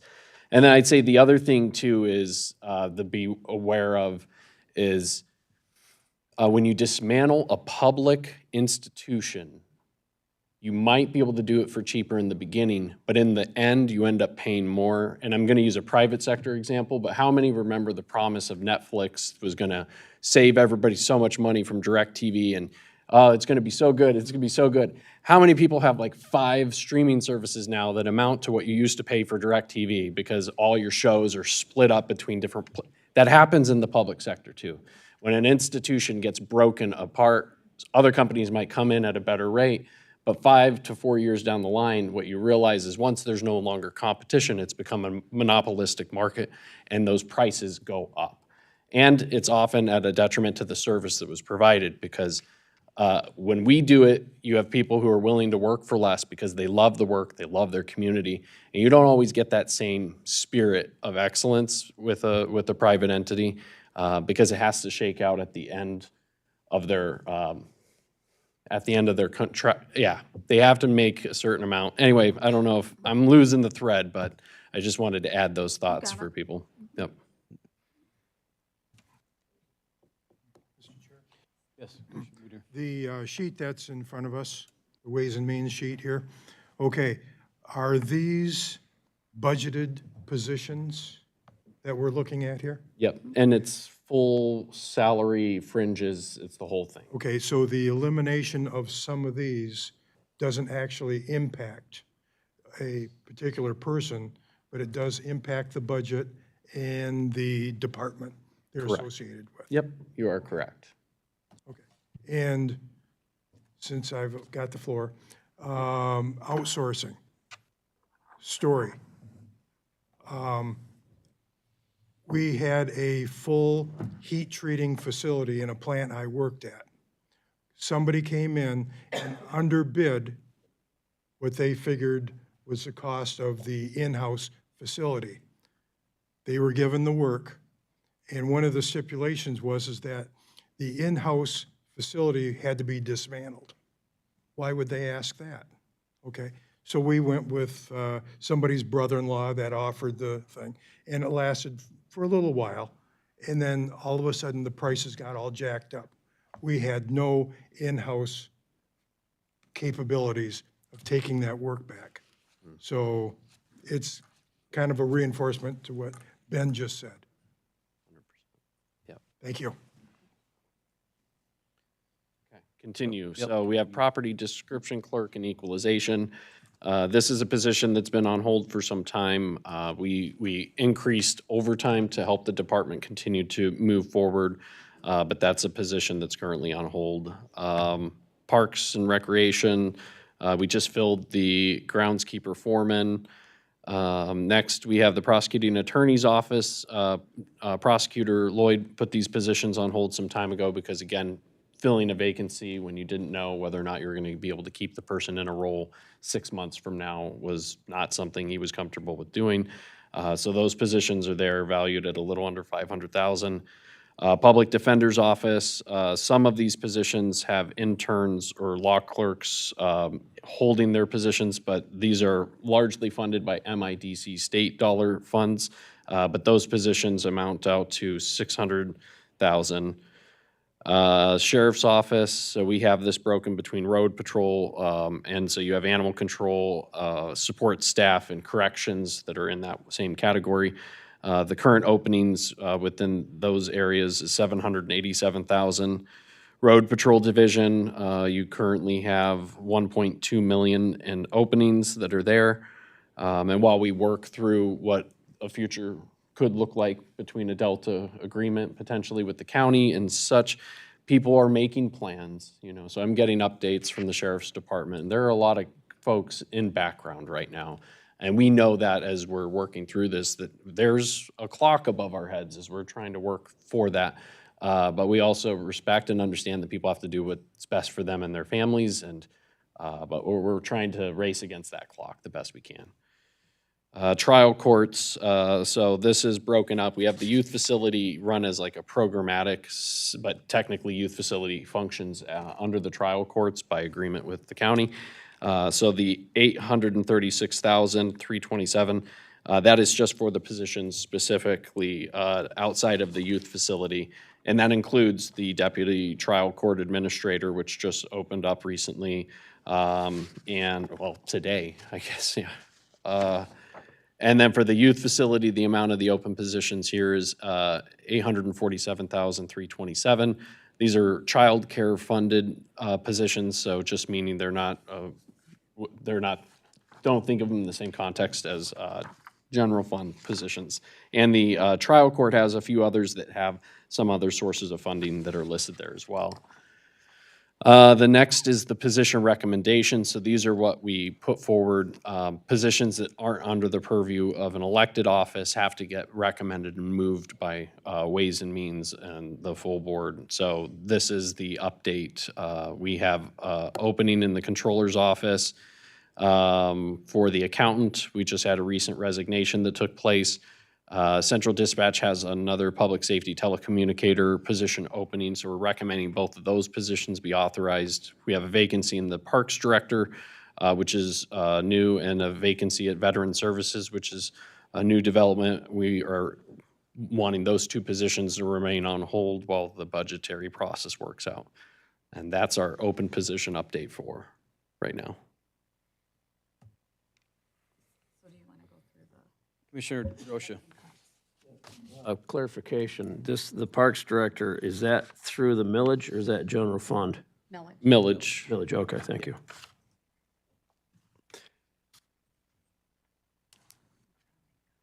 Yeah, so the next part would be if we wanted, we could go through, similar to what we did with external agencies, if commissioners wanted to make cuts, and this could be just starting at a dollar amount or a percentage to allow department heads and elected officials to know. And these would be effective October 1st in the next budget year. I think nobody's talking about trying to do anything early, but at least so you can give department heads the heads up of what to expect. And then the employees, and then folks can come in June and have additional discussions, but. If these were all, just hypothetical, if these were all done, or not all of them, but obviously can be, but the majority are done away with. And do we have that total, I mean, do we have a? For the general fund? Yeah. You add those up. Okay, well, we're talking, and it's not that we want to do it, I just want to know what the dollar amount. Yeah. Is that look on like. hold and posted? Is that what you're asking, or?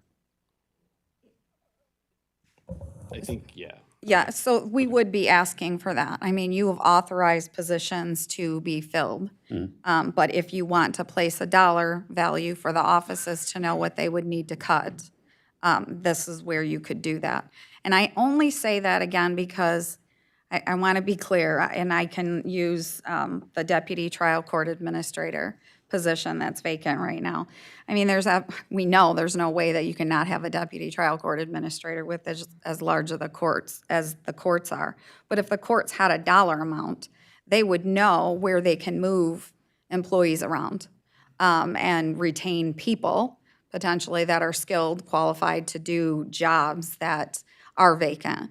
But it gives them at least a start in making those decisions right now, and that's true with every department. So I think, as we've said, we need to start giving them dollars. It doesn't mean that it would stay that way. You could reduce the reduction, or you could increase it at a later date throughout the budget process. Is it, I'm sorry.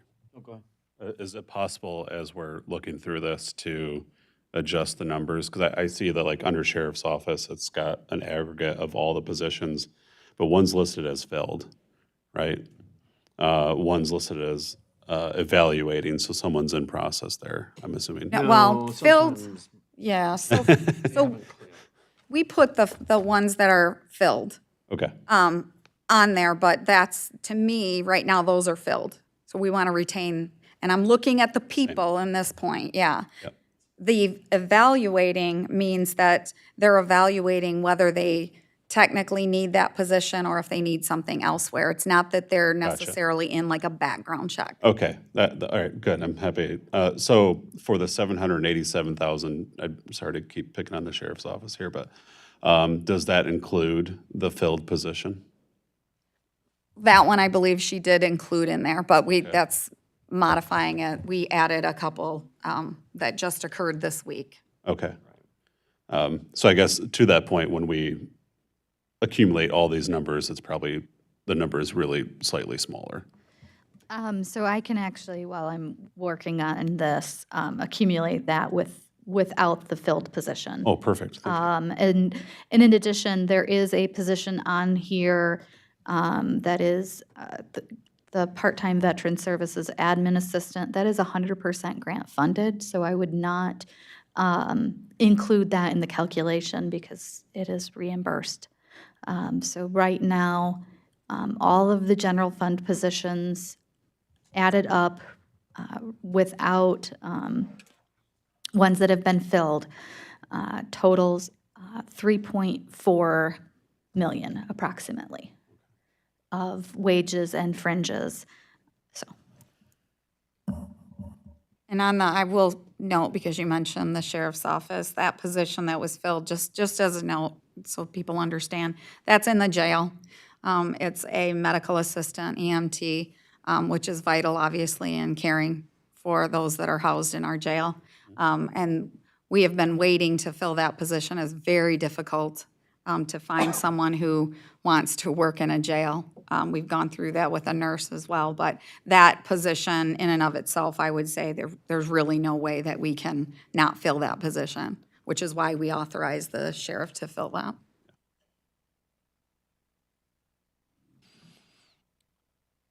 Do we want to start from the top then, and discuss each department? You want to go through it just like we did with the agencies? So, okay. All right, so let's start with, well, Central's dispatch, I mean, that's funded, so. Yeah. So, we have construction codes, that's funded as well. So, Drain Commission Office, they have their own funding, and, I mean, there's really not a whole lot we can do there, correct? Or is there something? Those are general funded positions. You are obligated to provide services. It goes back to what Ben was talking about in terms of how do you modify it, the positions to serve the drain commissioner's office. And I know we've heard talk in here about what is needed. We've told you that we need an accountant in there. The drain assessment office administrator, that position, it's vital. It can be outsourced, and it can also be charged to the drain special assessments instead of through the general fund.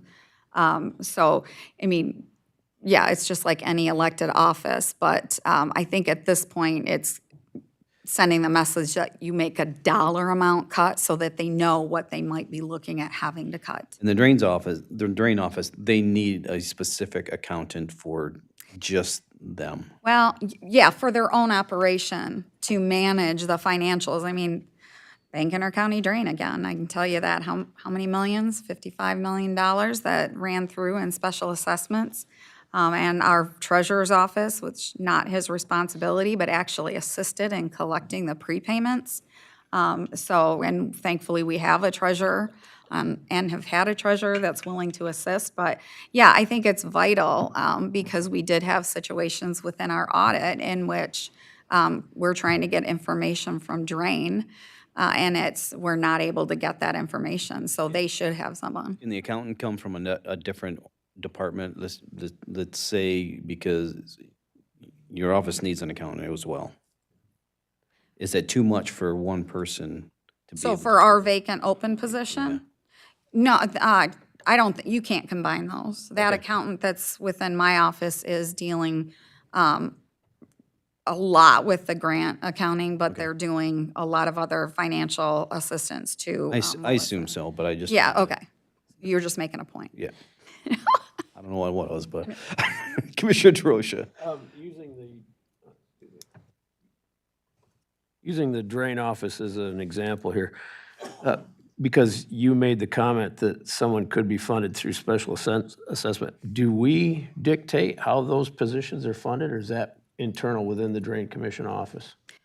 That's the Drain Commission Okay. that would do that. Drain Commissioner would make that decision, but you make a cut, and then that department that office has to fall within the cut that you made. Okay. And then they're going to, I want to note the June 27th meeting, which is where we're going to have departments come in for hearings. That's when they're all going to come to you and tell you that you gave me a $100,000 cut. I can't do that. That's their opportunity to tell you what you're doing is not serving who they serve. Okay, so how many positions are actually in the Drain Commission office then, total? 6 now. Including the Drain Commissioner. Yes, Okay, so that means that we've got 3 employees there now, we're just down 2. yes. All right, thank you.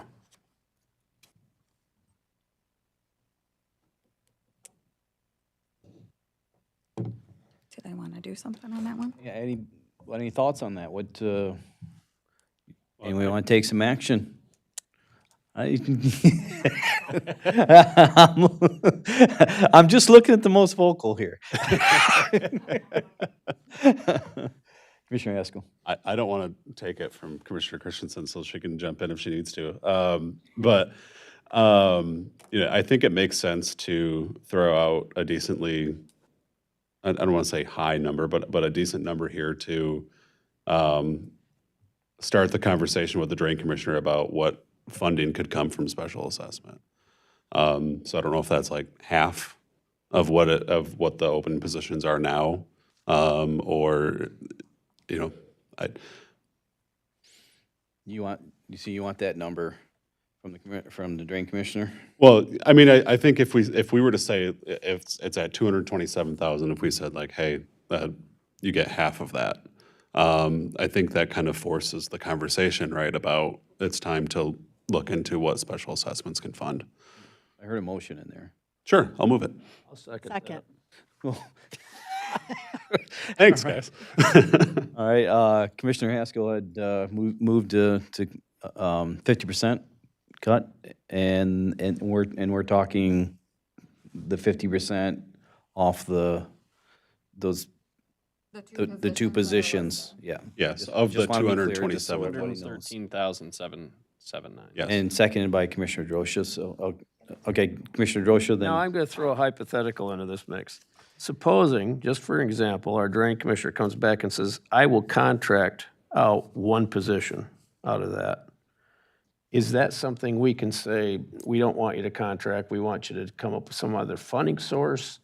I mean, let's use the accountant as an example. He will say, well, I'm going to hire an accountant to come in once a week through contract to go through my books. Is that acceptable? Is that kind of thing acceptable? Or do we want to get that internal and make them an employee of the county? Well, no, I think if the Drain Commissioner were to come in and say, I'm going to contract, what you would do then is say the value of the position, let's say it's $50,000, that's the only amount you can spend. You can't go any higher than that. Okay. So you're still allowing them, the ability to do their job the way they see fit in the method that they see fit, but you're limiting it to a certain dollar amount. All right, so we have that authority. Yes, you do. All right, thank you. And then the only special revenue generating ability he has is tied to the drain assessments. So I will say that position as an office administrator included functions that go beyond just the assessments. So realistically, and I had this conversation with the Deputy Drain Commissioner, and so hopefully they do present a plan. I think putting it in action is a good idea so that they understand that they need to bring something formal. But the way I see that playing out, he comes with the plan, this is how much that function would cost. We'd have to reclassify, pull that work out.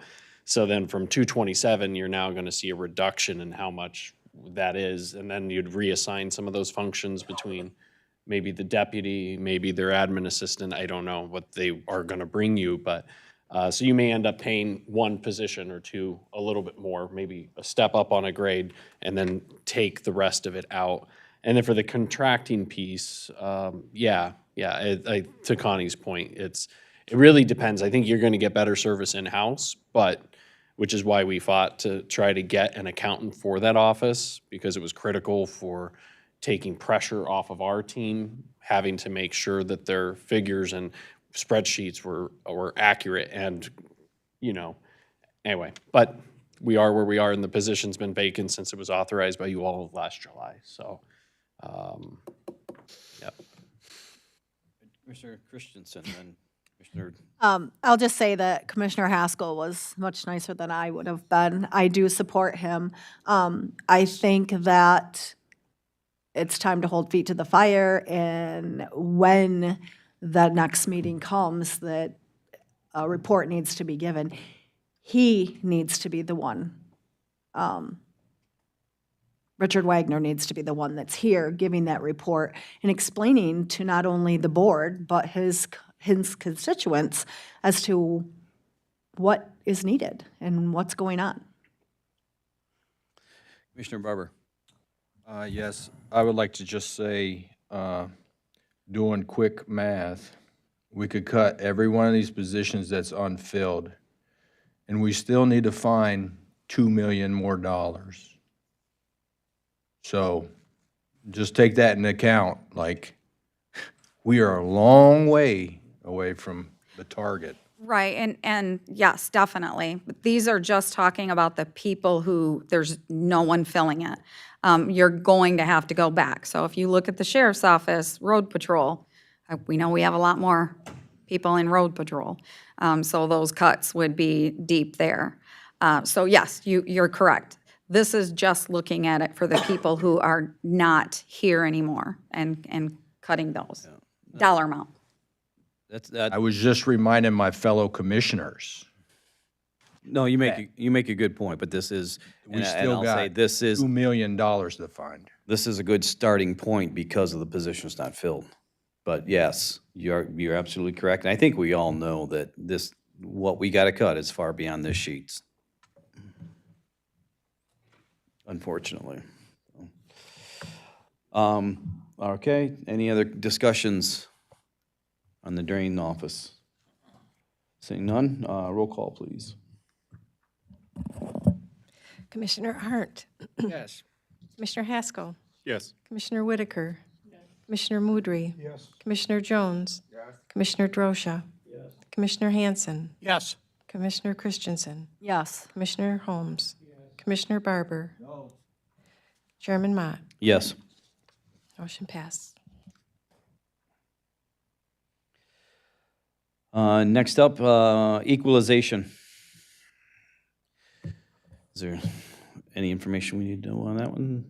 Ben? Yeah, I think just keeping in mind that we have dipped into overtime to help this office still get by, so I would probably recommend not going below, 85%, just so that there's a sum of money that they can continue to allocate, because they do have swings of busyness tied to the property, a property process that they have to go through when they're appraising and making assessments and doing sales studies and whatnot. So that would be my thought for you all to So consider. you'd recommend the 20% cut on that, to keep it at 80%? Is that what you're? Yeah, or 85-15. Sorry, an 85% cut, so. 85% cut. Oh, okay, okay. Basically, it would be the elimination of the position, and any extra work would be filled by overtime, through overtime. It's going, I mean, it's less expensive. We've talked to the equalization director. While it's not favorable, they would like to retain the existing staff they have, so. Okay. Commissioner Drosha and then Commissioner Haskell. Okay, I'm glad our clerk is here because we are relocating offices to streamline our operation. And I'm looking at this position in particular, the property description. Is there any way to maintain this position through cross-training in combination of, it's a hypothetical, I mean, that's what we were talking about with this consolidation of offices and connecting them together. So I'll let Diana approach that first. Well, I want to say one thing. When you're crossing an elected office with a non-elected office, obviously it is something that the clerk would have to respond to. But equalization is mandated. If they were able to do that, that's possible. I would say, and you can correct me if I'm wrong, Diana, but that is a more difficult cross-training effort Yes. for your offices. It would be. The only way we'll be able to cross-train my two offices is having a deputy that knows both areas and having two deputies right now that know how to do both. We have no expertise in the equalization department per se, but it's not anything I would be against if we could make it happen, but I can't see it as a easy, normal combination like it is with my other two offices. And it would, to that point, obviously, who's supervising the position? Because if the elected official, and I say the elected official because, you know, that they're constitutionally responsible to do their job. If they are not satisfied with the performance of that person, they're going to have to say, that person cannot do work in my office anymore, and you're right back to having to fill a position for them. So just be sure that when you're looking at something like that, they have to have that oversight. Thank you. Yeah, Commissioner Haskell. Yeah, I guess to that point too, I think even when you're cross-training with a different office, you still are likely to run into another overtime situation, right? Like that's still someone that's already employed doing that job. So I guess my question is, and maybe Ben, you can answer this, for you said 85% cut? Yeah, that would leave about 13,000, just a little under 13,000. Is that enough buffer, do you think, to cover the overtime, or is that too close? No, I think that would be pretty reasonable. And then obviously if for some reason they were getting close to it, they could come back in and explain what projects drove it up. Sure. Beyond that, but I think that would be good. Okay, and then I would make that motion to do an 85% cut. Been moved by Commissioner Haskell and supported by Commissioner Whitaker. Any other comments or questions on that? Seeing none, roll call vote, please. Yes. Commissioner Arndt, Yes. Commissioner Haskell, Yes. Commissioner Whitaker, Commissioner Mudry, Yes. Commissioner Jones, Commissioner Drosha, Commissioner Hanson, Yes. Commissioner Christensen, No. Commissioner Holmes, Commissioner Barber, Chairman Mott. Yes. Motion carries. All right, next up is with Parks and Recreation, but we don't need to discuss that one. Just Yeah, go ahead. And so next would be Prosecuting Attorney's Office, and this is one out of respect. This is an elected office. It's tough. He needs staff, and we added one attorney and one legal secretary when I first came on board, and we haven't been able to even staff it. And it's been all that can be done to just retain the team that he has there. And so this is a heavy one, and it comes with impacts, you know. So in November, when we went out and talked to every community, we did talk about that at some point when you cut the capacity of an office to a certain point, eventually judgment calls have to be made about what services to prioritize. And so as you guys evaluate this one, just know that was part of the conversation we had with the public, was that some of the lower level crimes may not get the attention that people think that they deserve, because his office with less resources is going to have to focus on the most pressing, the most weighted things based on his estimation and evaluation of what comes across the desk of his office. So the value of the 4 positions on there for 2 legal assistants, 2 prosecuting attorneys is a little under $500,000, and I believe prosecutors in the audience as well. Do you want to approach us and tell us what's, I know you've explained it in the past, but so we have an understanding of where you've been and where you are. I know we have it on our screen, but we need it, I think we need some context. Well, I would love for Prosecutor Lloyd to talk. You're also going to have to turn around and have the courts talk. You have your trial court judge, you're the chief judge here. You're going to have to let the sheriff talk. Their opportunity to come forward and talk to you is June 27th, or another time that you set a meeting. But, so I really hate to disagree with you, Chairman Mott, but I just don't think that's fair, especially for, someone who's not here. Drain Commissioner wasn't able to get up and speak to that. So, Fair, that's sorry. a good point. Okay. So what's your thoughts?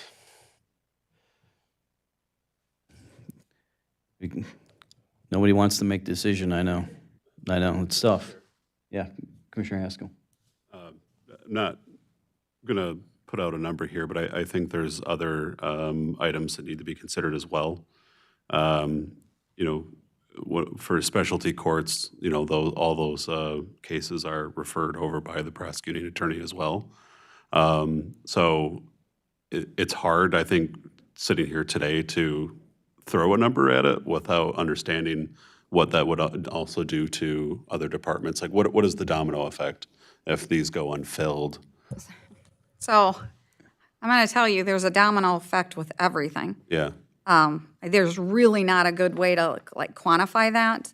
While the prosecutor is the one responsible for referring people, if you don't have the specialty courts, you run into a situation where, they're put in jail versus, go through a court. And that's the stuff that the courts are going to talk to you about. That's the point that the prosecuting attorney is going to make. So it's really difficult to quantify that part of it on that, how it's going to flow into other departments. When we talked about the millage and we talked about the November ballot proposal, we went and talked to every community. We talked to people, and we were very consistent in our message. The message changed for public safety. We were consistent. You are dealing with the sheriff's office, you're dealing with the prosecuting attorney's office, and the courts. Those are the largest costs to the county.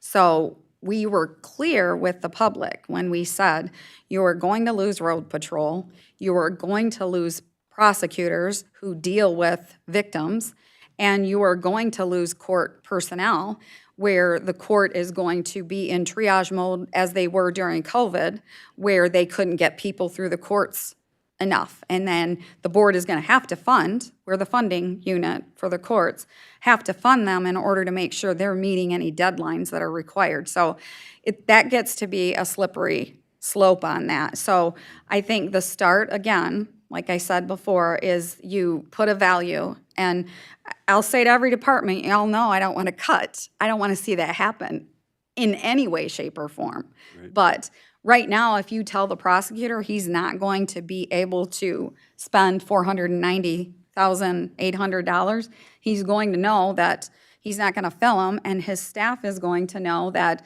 they are going to be busting their butts trying to keep up with the current caseload. Right? In that situation, the prosecutor is not, because he's said it multiple times, he's not going to fill them between now and the end of the year, because he's not going to put somebody out of a job through 9/30. But we're really, again, talking about next year that we're looking. Does that help a little bit? I mean, I'm pretty passionate about, you're going to hear that today I'm passionate about the impacts here are awful for every department and for the community. Yeah, I guess I'm just trying to wrap my mind around, what is the staffing level needed to be able to keep the flow of work going to next. You're talking about if we keep, if for example, if we were to keep specialty courts, then it would cause more staffing or an issue with. There's demand on the prosecutor, yes. And then vice versa, like if we go too heavy on cuts here, are we going to have, and we have specialty courts still going, are they sitting just waiting for work that never comes? No, that's not going to happen again. Okay. It ends up being decisions that the prosecutor has to make and the judges have to make when they're dealing with cases. I mean, that's where it falls. And I will speak, you can shake your heads if you want, but I will speak to Prosecutor Lloyd that it changes the entire scope of how he deals and protects the community and the victims. That's really huge. And the courts, if you're talking about the courts, the judges have been very passionate about the specialty courts. So taking that ability for them to utilize courts is very difficult because they're now not treating people. They're actually just incarcerating them or deciding not to if they're not, legally obligated to put someone in jail. Yeah. Or That's on probation. Okay. exactly what I'm trying not to get to, right? Like, Okay. I want to make sure that they have that capacity, right? Yeah, I mean, again, it's going to fall into June 27th, and I don't like speaking for departments, but it's really about giving them a number rather than a focus on positions or programs. So if you can give them a number, then they can work independently within their offices and together to see how they can make things work. I mean, they're sitting here, and I know they're probably, wanting to get up and talk, but they all know that our discussions for them would be June 27th. So I would ask that you give them a number that they can turn around and start working on their presentation for June 27th. We can give them a number, but that doesn't mean it's going to be, I mean, we Could be more or less, yeah. Yeah, I mean, we could say, okay, there's two positions, we'll go with 2 positions in the prosecutor's office, and whatever that number is, okay, go with that. But it doesn't mean that that's the bottom line, that's the final decision, because I'm kind of with you, there's things that happen going on between offices that require, I think, some staff that I'm not clear on yet. So I know that's it's been talked about, but so what are the thoughts? What's the number, Commissioner Holmes? On this topic, we heard from the public, was really drastic, in my opinion, way beyond drastic. So to lean that way, I guess that would be my position is. To lean what way? And listen to what, I mean, some people said, well, we said no in November, now you're doing it again, we still say no. Really, this is what happens out in the public. I can't envision no law enforcement or courts or the prosecutor, but that's what people told us, so. So are you, Yeah, are you referring, are you saying then eliminate I these positions? guess I would suggest one legal assistant, one assistant prosecuting attorney, so basically half, and see how that plays out. But, I mean, it's totally against what I would choose, except the public tells us, so.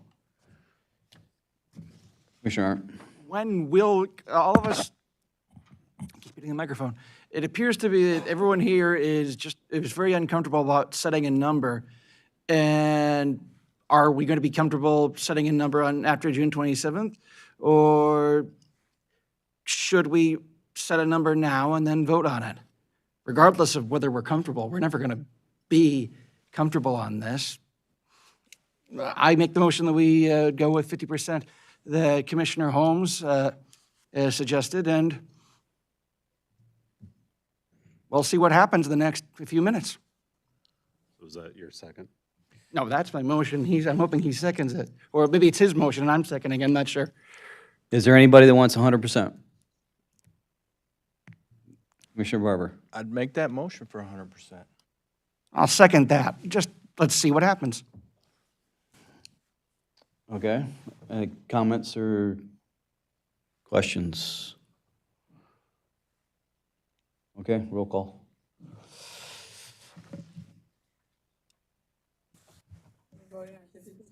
No, we're voting on 100%. Now it's really uncomfortable because I don't know how I'll vote on that. 100%.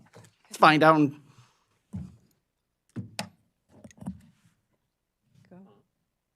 Right. Commissioner Arndt, Yes. Commissioner Haskell, No. Commissioner Whitaker. No. Commissioner Mudry. No. Commissioner Jones. No. Commissioner DeRosa. No. Commissioner Hanson. No. Commissioner Christensen. No. Commissioner Holmes. Commissioner Barber. Chairman Mott. No. Motion fails. So we have a motion, or Commissioner DeRosa? I'm going to go back to a discussion we had several months ago with our prosecuting attorney concerning our public defender's office and the indigent defense. How much does our county put out for indigent defense at this time? And what's on the horizon? Because I know it's partially state-funded, correct? Mostly state funded. The county is obligated for, I believe, for next year, $447,000. Okay. At what point does the state stop funding that? In this case, I'm not sure the state would stop funding that, given the fact that they created a commission. Will they fund it at the same level? No. But right now, there's juvenile justice will be moving into. So they'll be dealing with juveniles as well and funded through the state. So they're not telling the county right now that we have to increase the funding. They haven't yet. All right, and the number that's, I don't know how many people are employed in that, but at this point, we can't reduce that any because it's mandated. Is the number mandated by the state? The number that we have, the 447,000, is mandated. Okay. I mean, you can reduce staff because they don't need them. You don't want people working with state funds if you don't need them. But we've not had filled positions within that office, just like we haven't in the prosecuting attorney's office. So I don't think that's the direction you go right now. Right. I have other things to say on that. And that's the point I'm trying to make, is we can't reduce any of that and gain anything at this time. No. But in the future, when the state funding is withdrawn, then we have to take another look at it. Yeah, as long as you're not mandated, because, that one right there, again, I it's don't say that word. the Indigent Defense Commission, and they have passed standards that you have to meet. That's a tough one. And then kind of related, and I haven't heard anything on the horizon, but is there any kind of compensation or help coming from our state for our courts, any of our public safety? I know there was talk at one time that they might possibly help fund some of this, but I haven't heard any more about that. Well, I've mentioned before, related to the courts, they created a trial court funding unit to look at the funding of the courts. It was the result of the fact that judges would assess costs, miscellaneous costs. There was a lawsuit, I believe it was out of Allegan County, where there wasn't some determination, this is not something that would happen or has happened in our court, but where they were actually overcharging. So given an arbitrary number, if you want to say, so $5,000 to an individual rather than to assess it on the basis of what it took to process a court or a case through the court system, or a recommendation for money to come to the prosecuting attorney or to the sheriff's office. So at any rate, the state said basically, we want to take that from the judges, that the judges aren't having to try to collect money from people to go through the court system, and that the state should look at funding it and not tie the court's hands by the county, not as the funding unit, not funding them. For the prosecuting attorney's office, going back to the indigent defense funding, they have been asking, and Prosecutor Lloyd talked about that again, I believe at the last meeting we were at. They've been seeking funding for a number of years. It just hasn't happened in terms of funding like a percentage. So they funded communities or counties that had higher crime rates. It was based on a percentage, and I know Prosecutor Lloyd will put that in his report. Related to the sheriff, they have talked about putting together a trust to make sure that it's funded at a certain level at counties, creating restrictions on how it can be spent, which would, it's yet to be seen. All of these things, again, you know, you need to rely on the state because the county is limited to what we can tax. So you have to rely on the state, but you know, the state's managing, you know, their own budget and their own people. So we can't say here as a county that, you know, the state's going to come through for us. Right. And we're lucky if they do, but that's not how it works. So. All right, thank you. Commissioner Haskell. To that point, real quick, April 24th, there were two bills, 4260 and 4261, that passed the House that were seek to establish a public safety and violence prevention fund.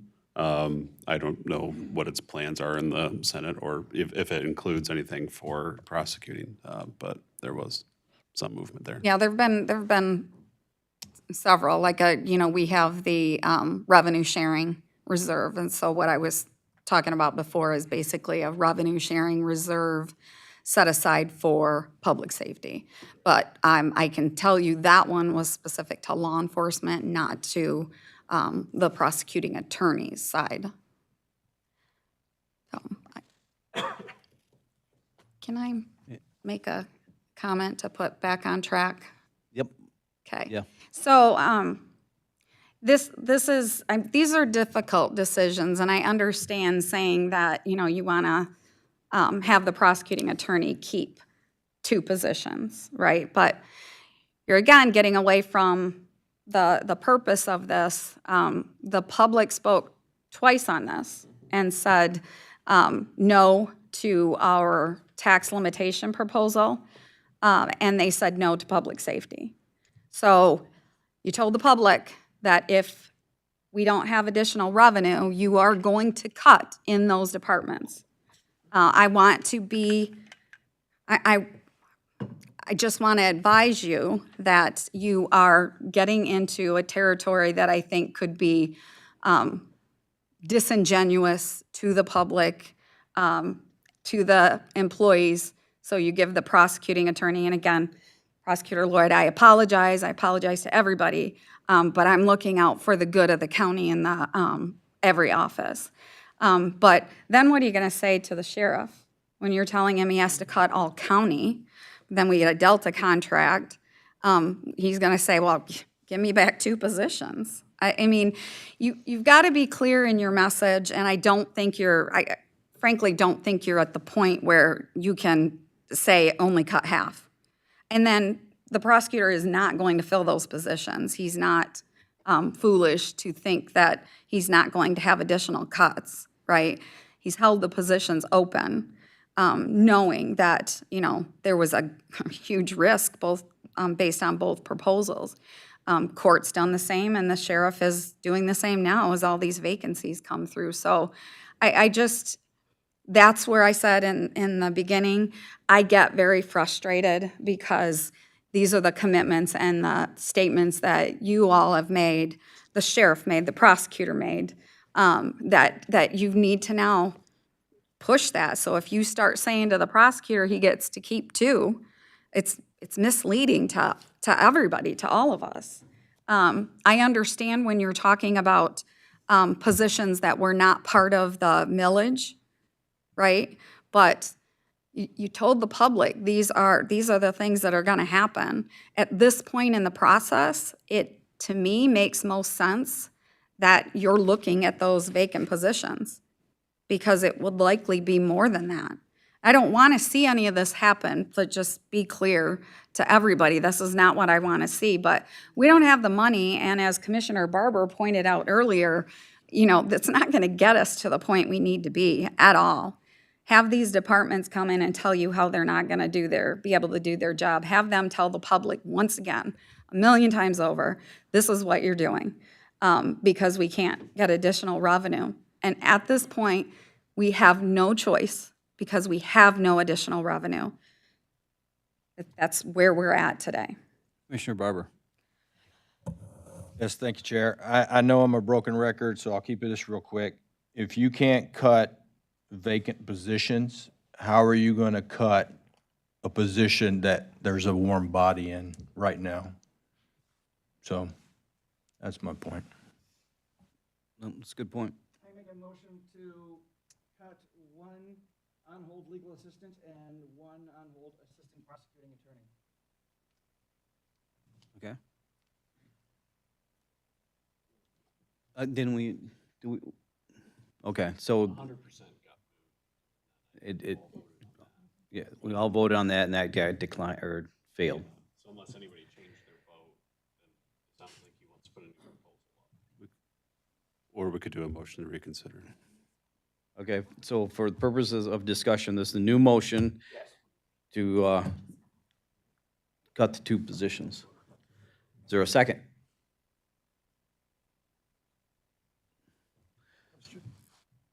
Sure, Commissioner Muder.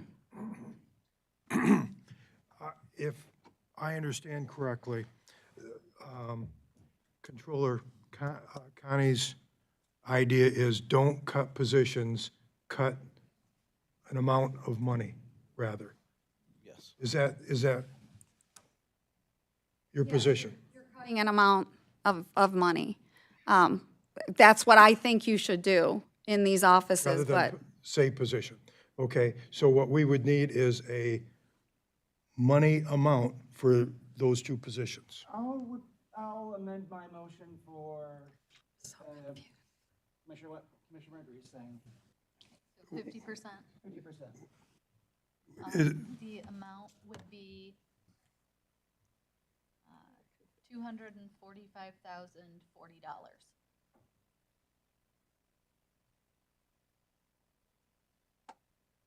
Okay, Commissioner Arndt has put a motion on to cut 50% of that amount that amounts to the vacant positions. Is there a second? I'll support. Okay, there's been a motion supported. Discussions. Commissioner As much Drosha. as I hate to say it, Connie is correct in the message we're going to send. And that's not because Connie said it, don't get me wrong, but I mean, she's correct in that this is what we were told to do by the public. And I voted against 100%. But reality is that's what we're going to have to do and suffer the consequences here. And that's kind of going to set the stage for the remaining positions that we've got in front of us.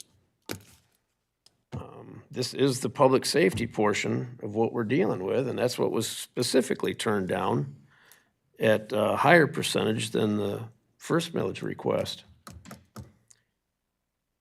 So I don't see any way out of this, but to go 100% on each one of these. So. Anybody else have that? Yeah, Commissioner Haskell. I agree with Commissioner Drosha's comments. I'm just curious, as we go forward, we talked about reserving funds for overtime previously. Are any of these other departments, should we be having similar thoughts to, or? that's very difficult to do in the prosecuting attorney's office. He does have minimal overtime right now, a budget, but you would be opening up to exempt positions, getting overtime for the attorneys, they're exempt. You did that during, after COVID, to try to retain people because their caseload was exceptional. We did that basically in most offices. Position savings covered it. But to me, I'm not sure that's, again, the best way to do this. It's a little bit different when we were talking about equalization. He doesn't need to spend that overtime necessarily, but it's giving them that option.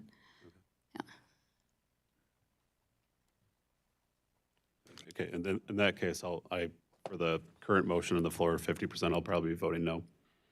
Okay. Yeah, I'll make a comment. So both Connie and Commissioner Barber's comments were spot on. I don't want to see, nobody wants to see these cuts, but I mean, yeah, these are tough. So yeah, I'll be voting no against it. Anybody else? All right, Commissioner Holmes? I would say, listen to more discussion. I would probably revisit the first motion and vote yes for all these unfilled positions to stay unfilled. Any other comments? Okay, we're going to be voting on Commissioner Arndt's motion for the 50% cut. Roll call, Commissioner- please. Sorry. Yes. Commissioner Arndt? Commissioner Haskell? No. Commissioner Whitaker? No. Commissioner Mudry? Yes. Commissioner Jones? No. Commissioner Drosha? No. Commissioner Hanson? No. Commissioner Christensen? No. Commissioner Holmes? Commissioner Barber? No. Chairman Mott? No. Motion fails. Motion fails. Okay, based on our conversation, do we have another motion? Do you want to? Who had the original? Yeah, Commissioner Barber. I'd like to make a motion to cut 100%. Yep. Real quick, sorry, I think the prevailing side of that motion is the only, so somebody that voted, in this motion, somebody that voted no on the 100% last time has to be the one to bring the reconsideration up. Yeah. I make a motion to reconsider Commissioner Barber's initial. Support. Motions by Commissioner Haskell, been supported by Commissioner Drosha to reconsider. All those in favor? Aye. Aye. All those opposed? Motion carries. Okay. Now, do we get the, where are we at now? Now you would need to do a roll call on the reconsidered motion of 100% cuts. So it's the same motion, you just vote on it again. You're reconsidering. Oh, okay, I got you. Okay, roll call on the reconsidered motion. Commissioner Arndt? Yes. Commissioner Haskell? Yes. Commissioner Whitaker? Commissioner Mudry? Yes. Commissioner Jones? Commissioner Drosha? Yes. Commissioner Hanson? Yes. Commissioner Christensen? Yes. Commissioner Holmes? Commissioner Barber? Chairman Mott? Yes, Motion passes. and motion carries. So the next one is public defender. Oh, we don't need to talk about that one. Sheriff's Office, don't need, No, we do. do we? So, yes, with the sheriff's office, again, you can give it a value. And we're not talking about this year. We're talking about into the next year. If we're looking at the sheriff's office and animal control, top two positions, you're looking at what's going to happen next year. We happen to have two vacancies. We have one person who's basically running a shelter, not doing any type of enforcement or assistance to local police units or the sheriff's office right now. They're dealing with animals on their own. But again, that was one of the things that you looked at repealing the ordinance. This is what we've said throughout this whole process. We filled that EMT, records clerks. There may be requirements for those to be retained, and we will work on that. And then corrections deputies, we have to have a jail. So it's the value, again, that you're looking at, the $787,000, which again, we know, Sheriff Reich, that is not enough. But you still, you should know, you have to make that cut. So that would include the jail medical assistance, but right now it's a value. So you could up that value. I mean, you can get to that point, and that goes to Commissioner Barber. You're not going to be able to just do it with these cuts. And in the sheriff's office, there's no way we're going to be able to preserve what we call county road patrol. We can't. You're trying to preserve officers through a contract with Delta Township. So, I mean, you could cut higher, and these are the tough discussions we have. So in that case, and Sheriff, I mean, he's going to tell you that he's just losing people left and right, but telling him he, only has to cut 787 is not going to keep his people here. I know these are, again, it goes back to the tough decisions I said we have to make, but the people spoke, and we don't like it because we know that what we do here is important, but they said. And I know the public doesn't want to lose public safety either, but that was what the county was doing in trying to raise that revenue. And where the public would say, or anyone would say, keep public safety and cut everywhere else, there's not enough money everywhere else. Constitutional responsibilities cost money. We're not going to be able to cut enough to not cut public safety in and of itself. So, I mean, you can start right now with the 787,000, or you can increase it. Commissioner Drosha. Are any of these positions under the sheriff's office category, are any of those mandated that are not filled? Yes, like I said, it's the corrections are going to be mandated. Okay. You still end up with the level of service. The EMT is mandated by the fact that you have to take care of the people that are in the custody. And then the other ones will whittle away, but I mean, this is small. I mean, when you're talking about the top positions, when you're talking about the deputies, well, I didn't reference the 1.2 million before, but when you're talking about the deputies, that's where your costs are going to come in. So the ones that are not mandated are the road patrol division, Okay, so fully, then and animal we control. could not do a 100% cut on that 787,000. Yes, you could. You say that he has to choose what Okay. others to cut. All right. I just want clarification on that, so we Actually, could it's cut that entire amount. Like you said, it's going to be more. So I would suggest we just, if you want to use this number that's on here to begin with, then just use that number unless somebody else has a different number they want to use. Any other comments, questions? I think that's fair. Okay. All right, well, I'll move that we use the $787,081 as the, And the 1.2, I'm sorry. yes, Move okay. them as one. Yeah. Oh, yep, okay. And the 1.2. Okay, I moved, and seconded by Commissioner Barber. Any other questions or comments? Seeing none, roll call vote, please. Commissioner Arndt? Yes. Commissioner Haskell? Yes. Commissioner Whitaker? Yes. Commissioner Mudry? Yes. Commissioner Jones? Commissioner Drosha? Yes. Commissioner Hanson? Yes. Commissioner Christensen? No. Commissioner Holmes? Commissioner Barber? Yes. Chairman Mott? Yes. Yes, that was a yes. Okay, that was also included road patrol, so now we're down to trial courts. Okay, again, and I'm just going to simplify it in terms of what we've done in the last 2 or 3 motions.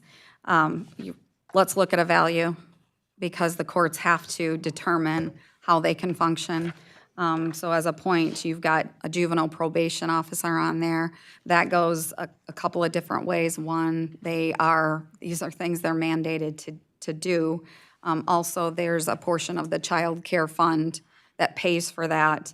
I could go into the long explanation of what the courts are required to do related to juveniles. So, and they will get into that. But today, I would look at this and just say it's $836,327 that you look at right now. So they can sit and they can look at their budgets and they can see what they have to do and give their employees some relief, at least for that.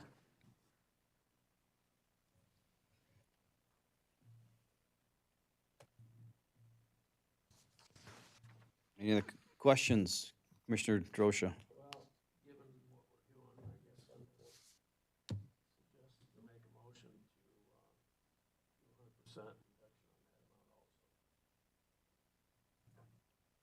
there a second?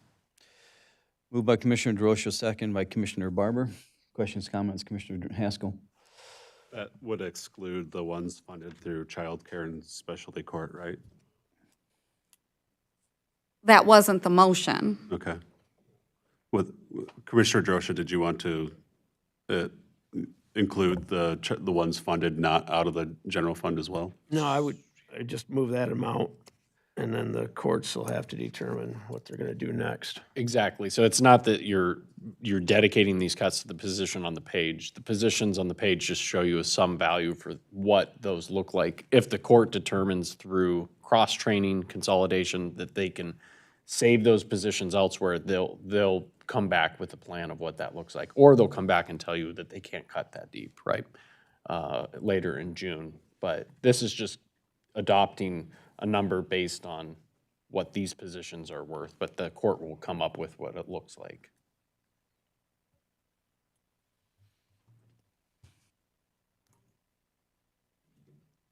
Commissioner Barber? I would like just to say that they're functioning now without these positions filled. Granted, I understand it could be difficult, but these are not bodies. Like, you're not firing somebody. I mean, you got to think about that, because when we start firing people, I expect them to come in here and look you in the eye when we fire them. Because I want to see them. Because I want to say sorry. I couldn't do better when I was cutting a not filled position. Thank you. Any other comments? Roll call? Commissioner Arndt? Yes. Commissioner Haskell? Yes.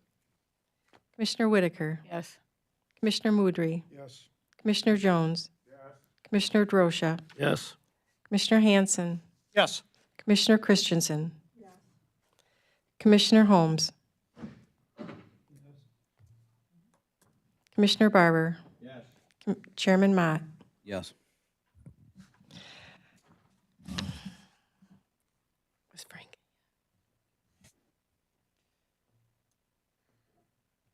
Next up is youth facility.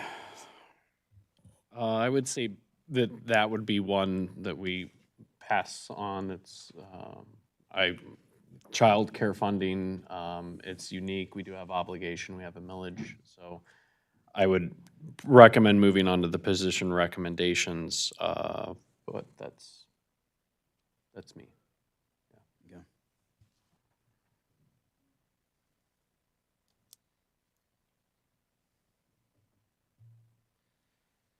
Any other comments?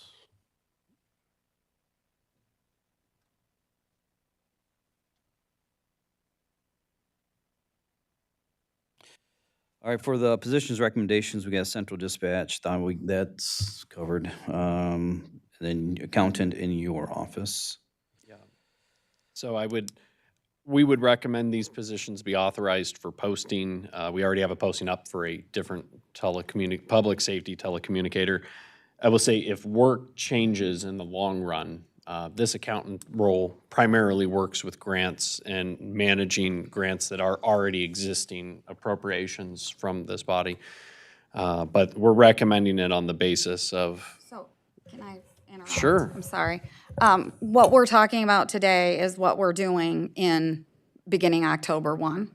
So, this body, the recommended positions go through Ways and Means. So we put that on there in preparation for next month's Ways and Means. But in terms of what your cuts need to be, you need to tell me to cut the 108,000.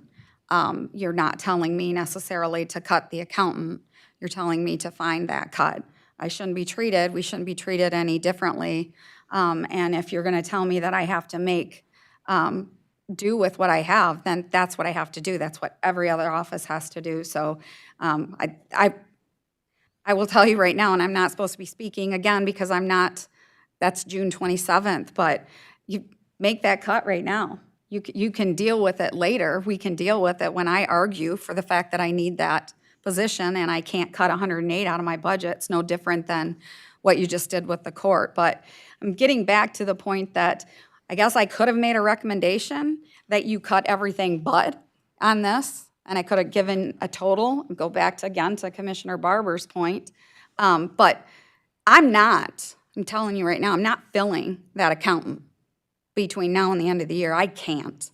Melissa and I will bust our butts to get everything done, just like everybody else is, but I'm not going to be foolish about doing that, and if we have to change a different position, we'll do that. But again,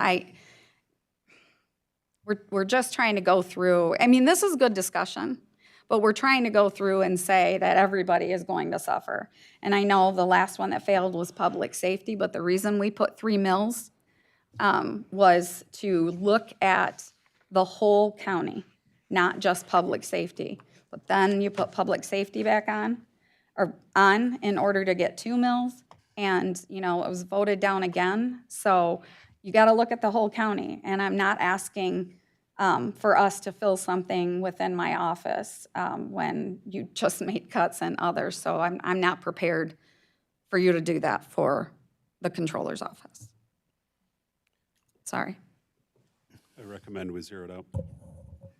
Or I move that we zero it out. Okay. Support. Been moved by Commissioner Haskell to zero that out, and supported by Commissioner Drosha. Commissioner Drosha.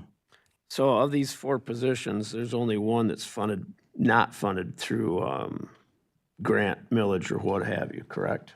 The So- veterans is yeah. So, okay, get into the complication. Public safety, telecommunicator, that's through your 911 millage. Parks director is through your parks millage. You have said, and the public told you to fund those.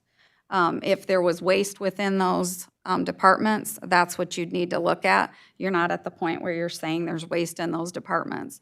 That goes through your regular budget process. In relationship to veterans, that right now is a part-time position that is funded through a grant. We get that grant if we have the Veterans Services Coordinator. If at some point you're going to not fund the Veterans Services Coordinator because it's non-mandated, then filling this position does not make sense. So I would treat this one differently. We've had discussions in my office about that, and it just doesn't make sense. So when we get into June 27th meeting, that's when you would say that we are going to end Veterans Services. But there's just no sense in filling it, and the existing person still in that department would have to pick up the slack on this. Okay. Thank you. Any more discussion? Roll call vote, please. Commissioner Arndt, Yes. Commissioner Haskell, Yes. Commissioner Whitaker, Yes. Commissioner Mudry, Yes. Commissioner Jones, Commissioner Drosha, Yes? Commissioner Hanson, Yes. Commissioner Christensen, Yes. Commissioner Holmes, Commissioner Barber, Chairman Mott. Yes. Motion carries. All right, next is Parks and Rec. We don't need to discuss that one, do we? The rest are Yeah. general fund neutral. Okay, all right. Well, that takes care of positions update. I suggest we take a 10-minute recess. So 5 after 2, reconvene.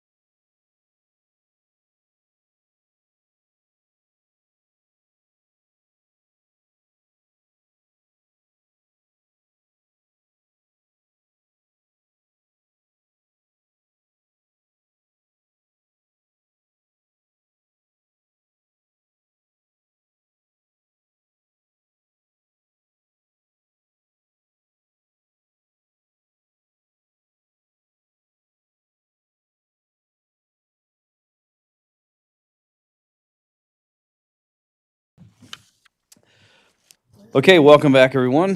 We're going to get started again. We're going to start off our next session here with talking about capital improvement program and infrastructure. So related to this, as we've done year after year, is to defer expenses on improvements to capital. We went to the great effort to put together a capital improvement plan. I've told you we should have had it for a long time. At this point, what you need to consider is you adopted the plan at the last board meeting, but today, I think you should make a decision on whether or not, right now, we have $1 million in the budget for capital improvement.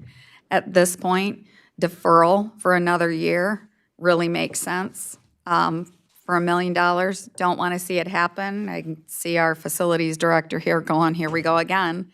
That includes things like animal control, but if you don't have an animal control ordinance, you're not going to necessarily have as many animals that are housed. That would be the suggestion. You can eliminate $1 million, you could eliminate a different dollar amount, but you're not going to be able to spend $1 million on capital infrastructure without additional planning.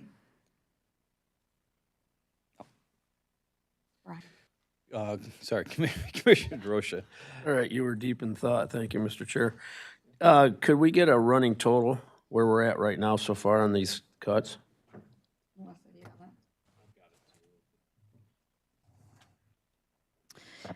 Based on where we are at currently, the reductions that in decisions we've made is a reduction of 4.5 million approximately. The caveat to that is even though these are positions that are currently vacant, they do change our unfunded liability for our retirement and our retirees' health. So it is not a dollar for dollar percentage or a dollar for dollar savings on those personnel reductions. All right, thank you. My follow-up to that then is, are any of these things in the capital improvement items that are absolutely necessary to the public safety or our employees' safety? So, yeah, everything is. I'm trying to, there are some things that might be improvements, but the reality here that you're talking about is saying that you're not going to spend anything over and above what you've been doing. So you're going to utilize the fund balance that's dwindling. And that's really what you need to look at. You're telling us to make cuts, and you've got to start making them. So $1 million, not spending that money is $1 million that we save in fund balance. Again, these are one-time reductions, and you'll have to pick up those expenses in a future year because you're responsible to maintain buildings, but we will just do the minimum of what we're required to do. And just as an example, and I'm saying the $1 million should go, if you want my recommendation, but take a look, and I say it a lot, bank intercounty drain. Had that been addressed 40 years ago, it certainly wouldn't have cost us the money that it did and cost the public and the money and the trauma that it did. So every time you defer something, you're creating future costs at a higher level. Well, I'm concerned with things like our elevator. I know there's more than one elevator in the building, but we have one, at least one that I'm aware of, that needs to be addressed, and that it gives us access to the upper level of our courts. So to that point, we did approve bonding, and we included a portion for infrastructure. I mentioned earlier that the Road Commission had just notified us that they could make a prepayment. We're having to deal with that right now. Ben would love to talk about this, but it would impact the interest rate that we would secure if it's a lower dollar amount rather than the 12 million or 8 million that we were looking at. So you would have money that would be available for infrastructure, and we will address that. All right. The other option, if that were to happen this year or early next year with the elevator, you could still finance, not a good way to go, obviously, but you could still finance for that situation. And again, if our rating goes down too much, you're going to have a difficult time. But there are options for smaller amounts that we can consider. Okay, well, with that being said, then I'll move that we strike that $1 million, whatever the amount is for capital improvement. Moved by Commissioner Drosha, second by Commissioner Haskell. Questions, comments? Commissioner Haskell. I know this is not physical capital, but I'm wondering, with all of the positions we just chose not to fill, do we know if there's any savings to computer fund or anything like that? So those are the things that it's information that both Chad and Eric in technology, Chad in facilities, are looking at. And Eric has a really tough job of trying to determine in the short term what not having to provide a laptop to a position is going to save. In the short term and the long term, he can make those determinations. Again, that will come back to us. So there will be savings, but again, that's savings that you should be looking for anyway. And it shouldn't impact reducing some cuts that you're making today. Any savings in the future goes back to money and fund balance to deal with things like infrastructure that we have a problem with. Yeah, That's I know. exactly what I was thinking of. All right, There's perfect. Something there that, we can look into the really, really emergent things here. Yeah. Both of them did also discuss this, I believe, at your last Ways and Means meeting when we brought your capital improvement program to you, and they did indicate at that time that it would not be an immediate savings for anything. It would be a longer-term savings. Any other comments, questions? I'll just, as we talk about capital improvement bonding and whatnot, so in the $1 million that's broken up between tech services and physical plant or facilities management. So as we look at that $1 million reduction, I would just note, and this will take time, like Melissa talked about, for sussing out, but if you do end up approving to bond for like elevators and other facility improvements, we will have a bond payment. Whether that first payment is due in this current fiscal year or next fiscal year. So I would keep that consideration in mind, that while we cut the $1 million now, I think I estimated the payment for Eaton County at $163,000, about $164,000 just for bank drain. If you double that and say we do $2 or $4 million for infrastructure, we will at that time have to reappropriate some of that money to make bond payments. So I just, as we have that discussion, I don't want the public to walk away and be like, oh, there's another $1 million gone. It's like, well, once we figure out the path forward, we will have to put some of that back in. So thank you. Good point. Any other questions, comments? What are we voting on?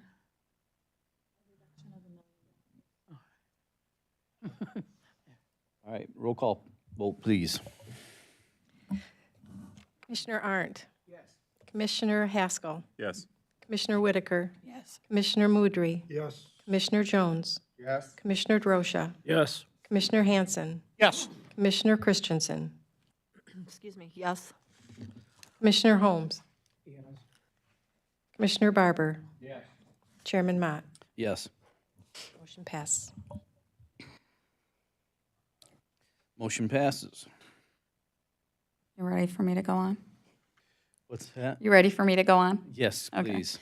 So, again, related to capital improvements, within the capital improvement plan, it lists out all of the assets that we have for buildings. Let's, look at buildings. It also has, we have vehicles as assets. We know that the change in road patrol would be selling assets or not renewing leases. There will be savings there. We just need to quantify that. But each of the buildings, obviously, courthouse, first one that is up on the screen, you can't sell that because we can't work out on the lawn.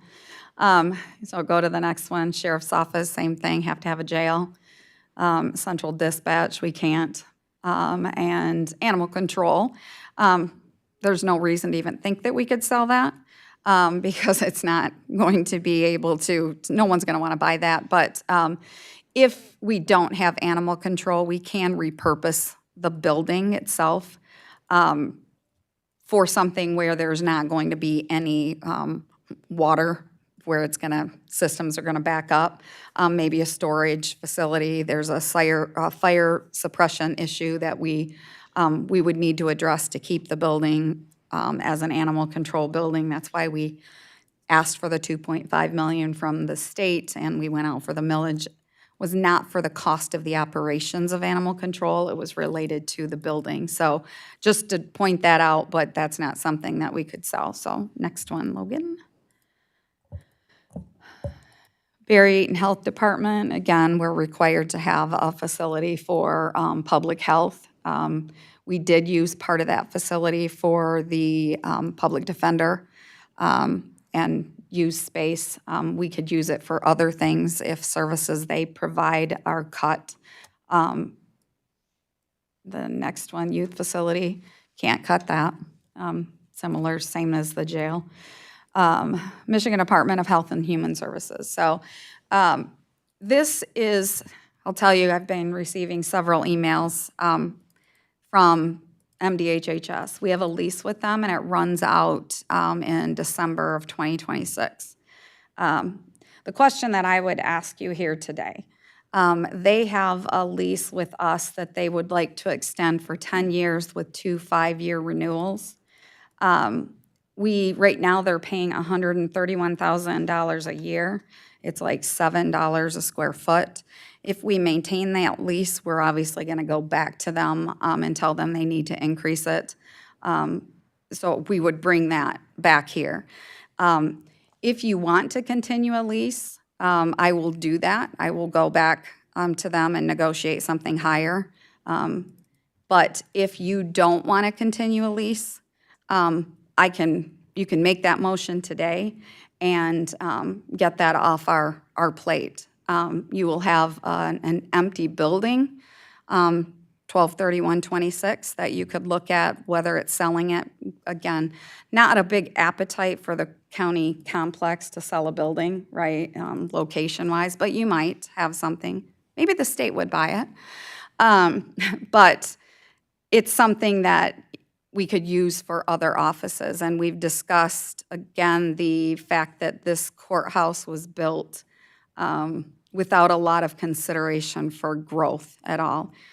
There were temporary walls or no walls put up, and then temporary walls put up when people moved into their offices and were sitting in the middle of the office. So it was not designed well. We've made several modifications to try to fit people in offices. You would see in the courts, they're cramped in. Prosecuting attorney's office, they're cramped. That's why we made the change from equalization being where the construction code is now located. We swapped those offices because there were more staff in construction code, and we were able to use the funding to get them to move to support what they needed and put equalization somewhere that was the right size. So we could move people at some point with the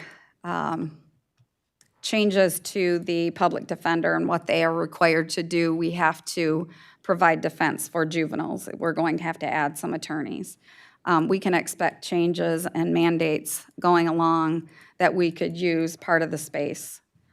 So move administration and allow this to be a courthouse so that it can operate as only a courthouse.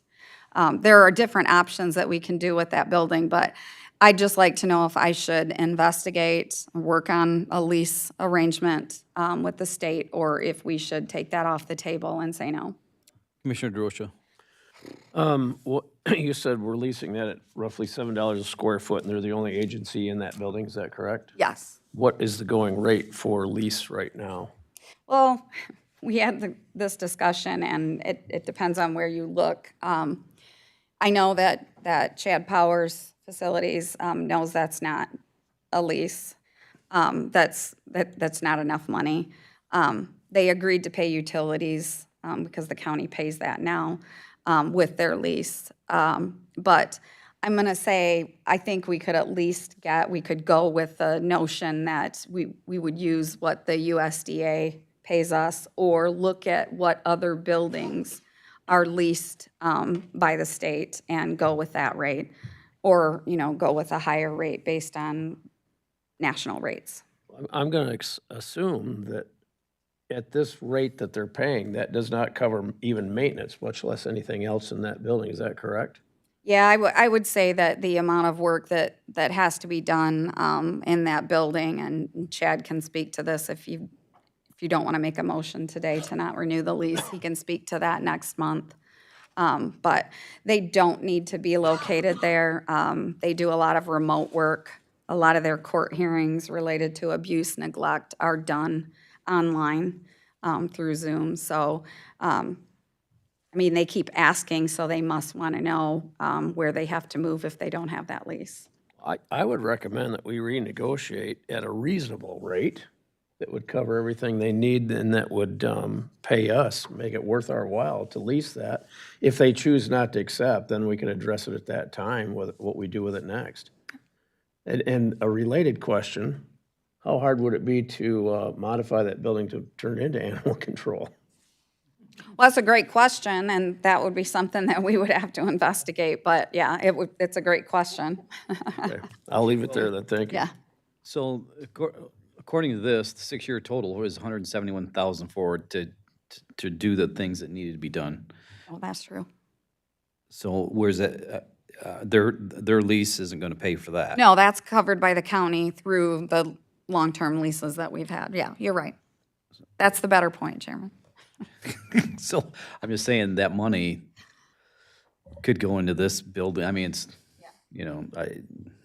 if it can't be paid for by an outside source, my recommendation is we don't Yeah, part of the continue with the building. Yeah, part of their lease would be that they have to pay for any modifications to the building, or that they have to pay for the maintenance or whatever. That could be included in the lease. So you could do something like that, you have a lease and we won't maintain anything other than this because it's our building. But we still then have to, Chad is still going to have to monitor that building because it's our asset. So to your point, that makes sense, yeah.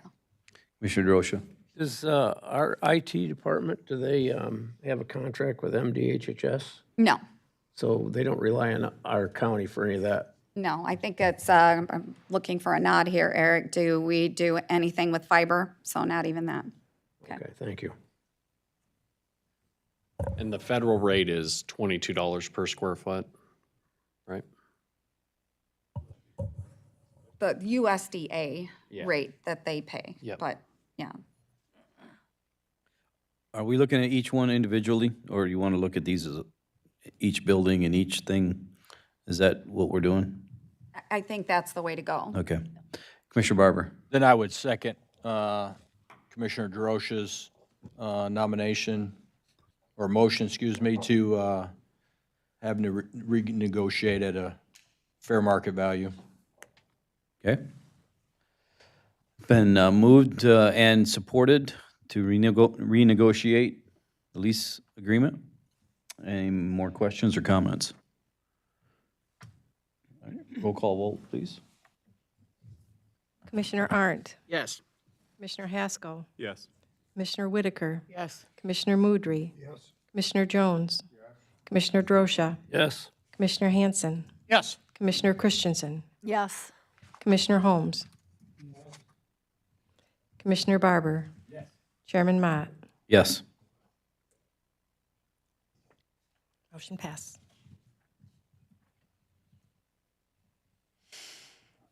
Another building?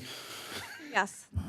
Well, there's the office building that, again, is done through leases. We do provide space for MSU Extension. If MSU Extension was not there, that would be an open space. The USDA office and Conservation District are housed there, and that is through a lease agreement. And then there's like some meeting space, but they're pretty much taking that up. it's not necessarily an asset to look at this point, selling. Commissioner Grosha. Is there any vacant space in that building, the 551 building? And I should say, community mental health is there, and we have a lease with them. The space that's there, community mental health wants anything they would want, and they would do and pay for, build out. So there's some, but it really is not a usable space except for what offices are there right now. All right. Next. Any other questions on that? Okay. Next building? The dental clinic. We have a lease with the dental clinic that covers the debt payment for that building, so there's nothing that we can do with that right now. That would be a future discussion. So, clarification, it only covers what amount? The lease only covers what?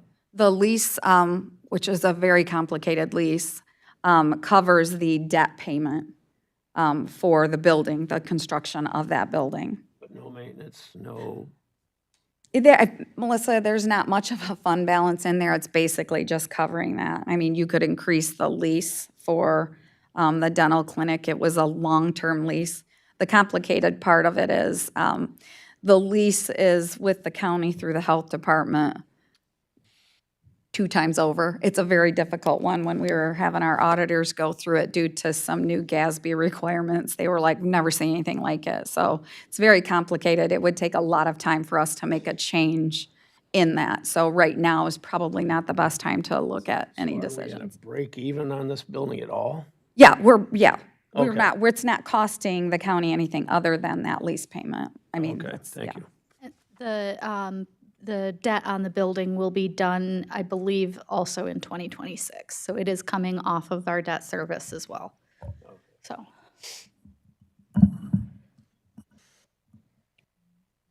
Next one, sorry. So this is the maintenance building that we have. This is, again, something that's necessary in order to maintain our facilities. So it's not anything we should look at. And they do, obviously, a great job in maintaining the building, and you can look at, we just need to, there's a parking lot resurfacing, so they maintain the building very well. Thank you, Chad. Let's go to the other ones if we could, Logan, before we get back here. This is, again, a storage facility. It's a building that needs to store, securely store items from the sheriff's office. When we talk about evidence, maintenance, maintaining evidence for the sheriff's department, this is one of the areas that they do that. So if there's a crime with something, I can use an example of a couch I know they had in there for years while they awaited, the outcome of a case. So it's something where they're using it to maintain something forever. It's not something that we could do away with other than build them a different one. Okay, back up. So as we discussed earlier, the medical care facility is something that the county could turn over operations to a private entity. And we did discuss it earlier and decided to come back to it at this point. So that's where you could start having discussions on how you want the county medical care facility to operate. One of the things I want to go back to, the $150,000 that we provide. We went back to a legal opinion that we had. It is the maintenance of effort that we have to cover if it's a county-owned facility. But if the maintenance of effort in a year was only $75,000, that's what we'd have to cover. If it went up to $200,000, then we would have to cover it. So I'm changing the answer to my question that Commissioner Haskell asked earlier. So you are going to be obligated to maintenance of effort.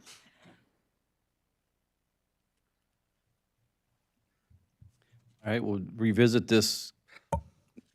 Yeah, Commissioner Barber. So So is it 150 or is it 75? The maintenance effort. So I checked, and last year, I believe it was 151,000.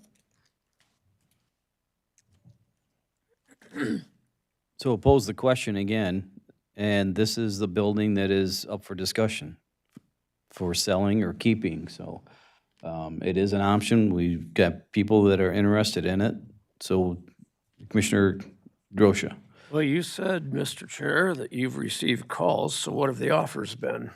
You wouldn't want to discuss that right now? No, We don't? no. Well, no, because if you're getting into selling something, now you're letting all these other agencies know what the other bids are. If we gotta start a building war, or bidding Yeah, war. but again, that's one of the things that this board goes into closed session for. is for Okay, the, all right. Then And, I'll and to be, retract that and to be question. honest, there was not a number. It's just like in any real estate transaction, there has to be due diligence and, Right. negotiations, so. Well, and along that line, this is a one-time revenue source, and at that point, it may supplement this year or next year, but it's not gonna do us any good in the long run.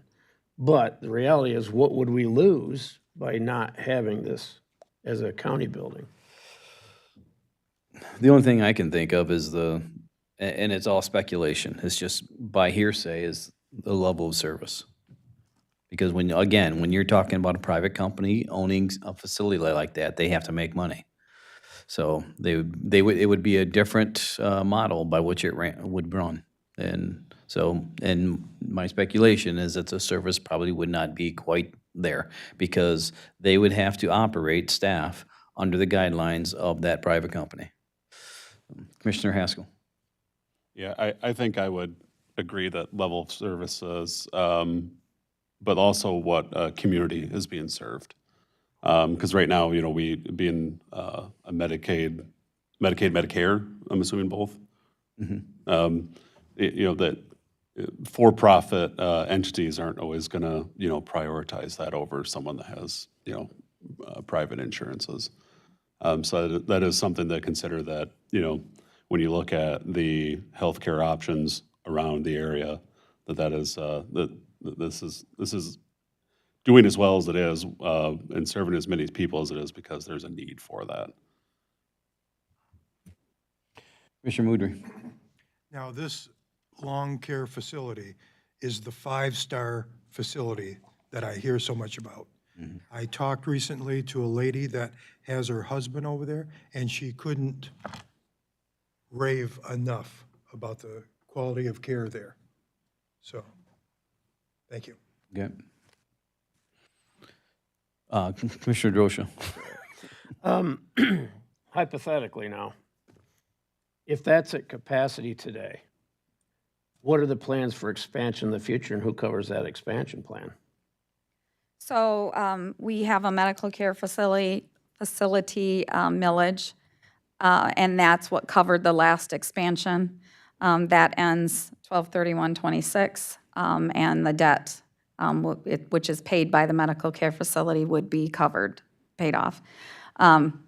So any other expansion or changes, this board can either decide to fund it, to put a ballot proposal on, or to tell them that they have to come up with the revenue through some type of a program. So as I mentioned before, Martha Richard has done a great job of bringing in programs in any way that she can. The only hindrance at all to whatever she has done has been COVID. It was the only time in which she was unable to fill that facility. It was COVID, but it was really due to the fact that she could not hire nurses or CNAs to staff the facility. So I believe if Martha were to come in here, she would tell you that any expansion or changes that they would cover, and they'll fit within their needs. But again, it's about how you want to operate or what you want to do, and a one-time influx of funding, not the only future savings would be the 150 or whatever the maintenance of effort is. Right, thank you. So right now, I'm hearing that we're keeping it, that at least from what discussion I've heard so far. Is that What was the revenue again that that building brings into the county a year? Did you pull that one up on, or was it the 22 million that you looked up? Sorry. For the lease? I The guess. 22. The lease? Well, There's not a lease on that. No. So the only expense that the county has right now is 150,000, and it's been that way for years. Everything, that whole operation, maintenance other than the mowing and snow removal, right. is all covered through the revenue that they bring in, whether it be Medicaid or the revenue for their rehab program, so. We're, as a county, putting out 150,000 a year. What are we bringing in?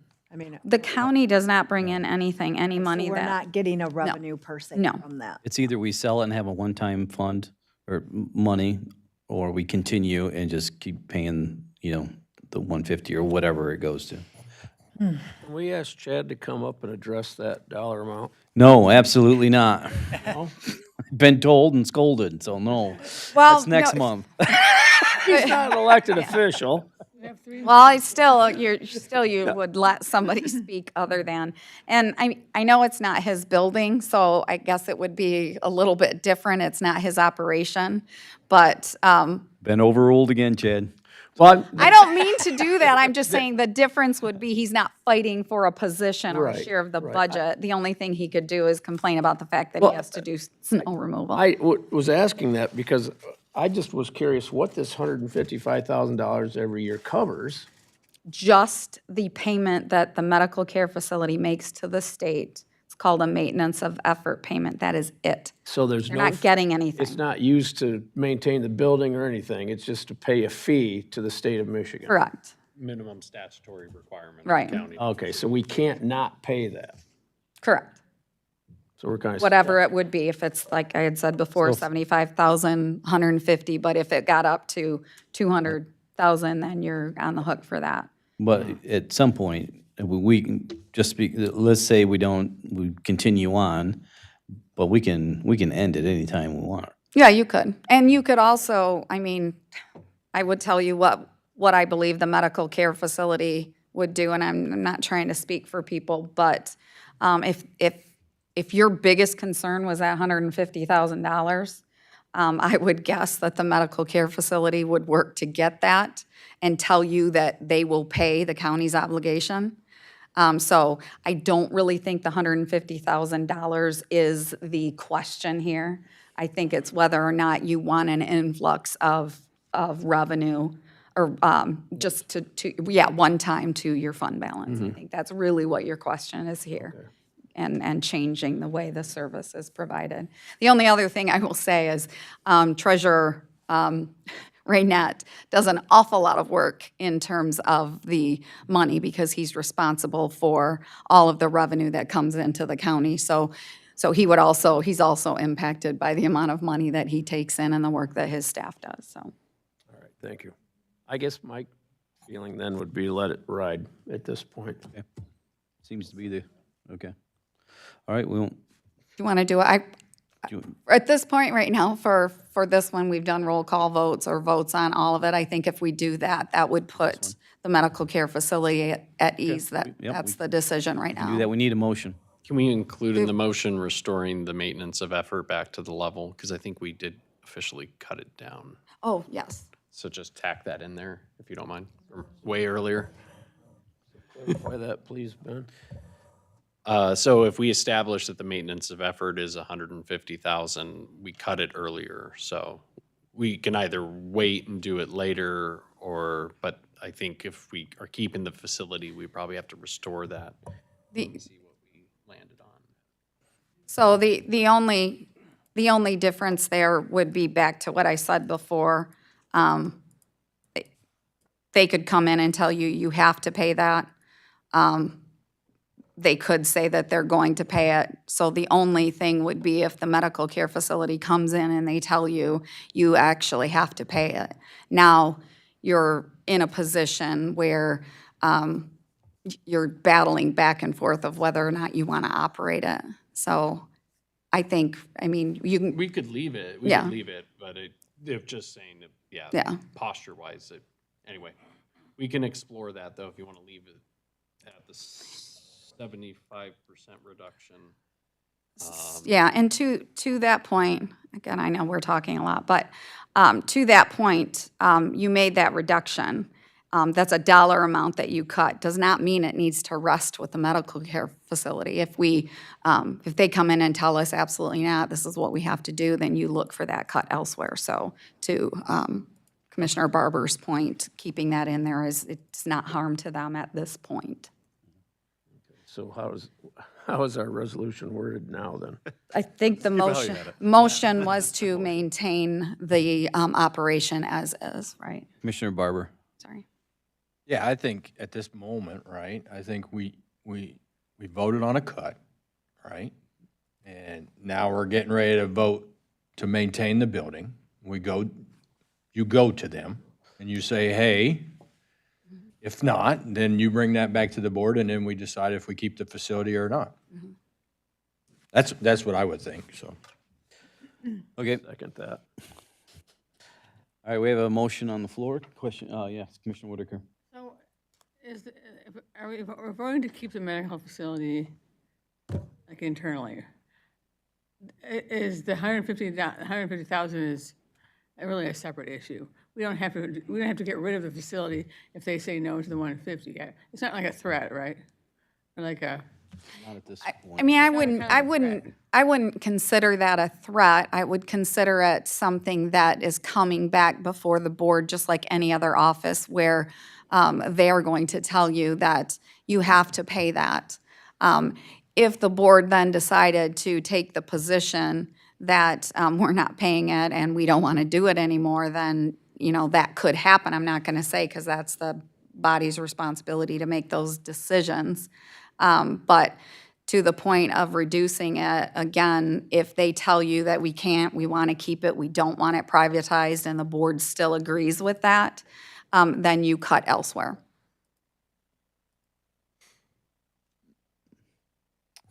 More questions or comments? Roll call vote, please. What? Oh, okay, Commissioner Hanson.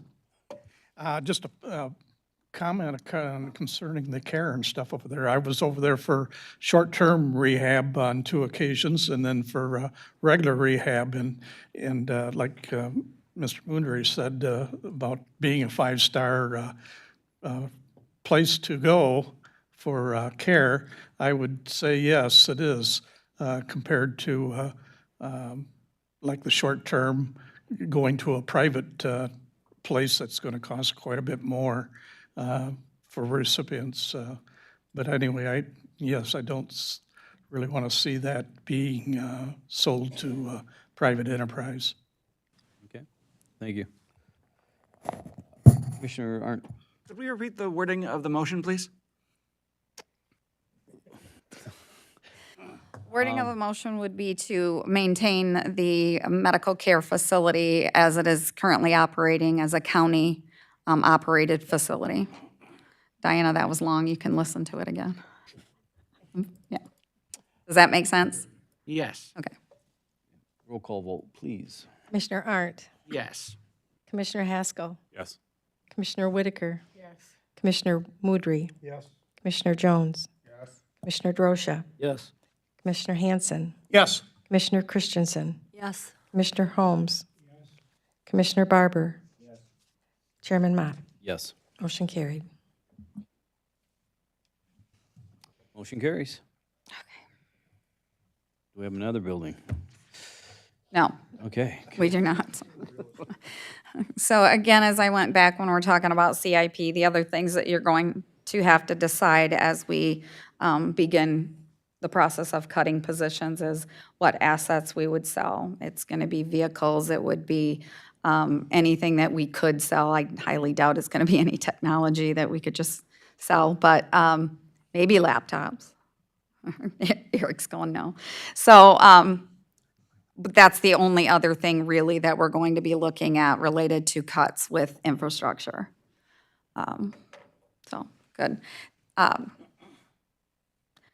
So, do we want me to move on to other things I want to say, or? Commissioner Drosha. concerning infrastructure and properties. Are there any properties that we hold, and I'm thinking particularly of Optimus Park, that's not really utilized, it's not really open, it's open to the public, but it's not utilized by the public. It's utilized by groups. Is that something we could look at as selling? I don't know how we acquired it. I don't know what the agreement was when we acquired it. There's been some discussion on changes to it, and I'd rather than to tell you what I may think right now, I'd rather wait and we can have that discussion at the next meeting, but. That'd be fine. yeah, Thank you. Thank you. So yes, So, so one of the things that we talked about bringing up was an overview of the FTEs in the county and the budgets.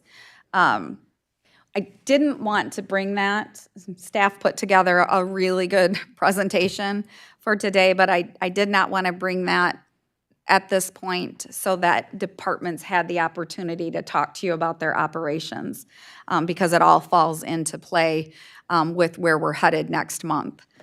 So we will get to that. And that's when, I mean, as you can see from how it happened today, you're going to have even more difficult discussions about eliminating positions that you have no choice but to eliminate.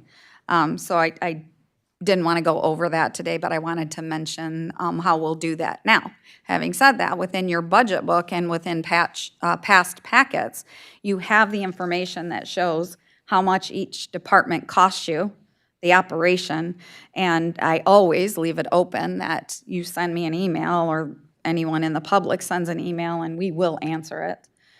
So I encourage you again to go through your budget book and start looking at things and offices that you're going to want to cut that are not related to public safety or road patrol, I would say, animal control, whatever. Those are the things that we kind of know what we can do, mandate or not. Take a look at that, and that's, I think, where we should head in June. Okay, and then the other thing I wanted to bring up, you've seen in the news about the conversations we've been having with Delta Township related to the police services contract that we've had with them for 40 years.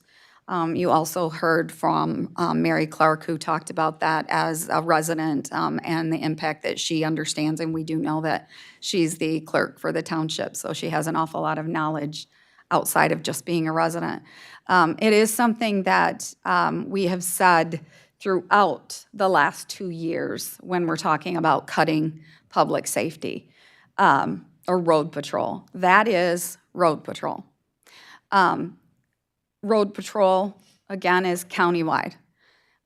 Delta Township, yes, has passed these millages and passed a lot of millages over the years, and I agree, they are very supportive of the county as a whole, not just Delta Township. They're very supportive.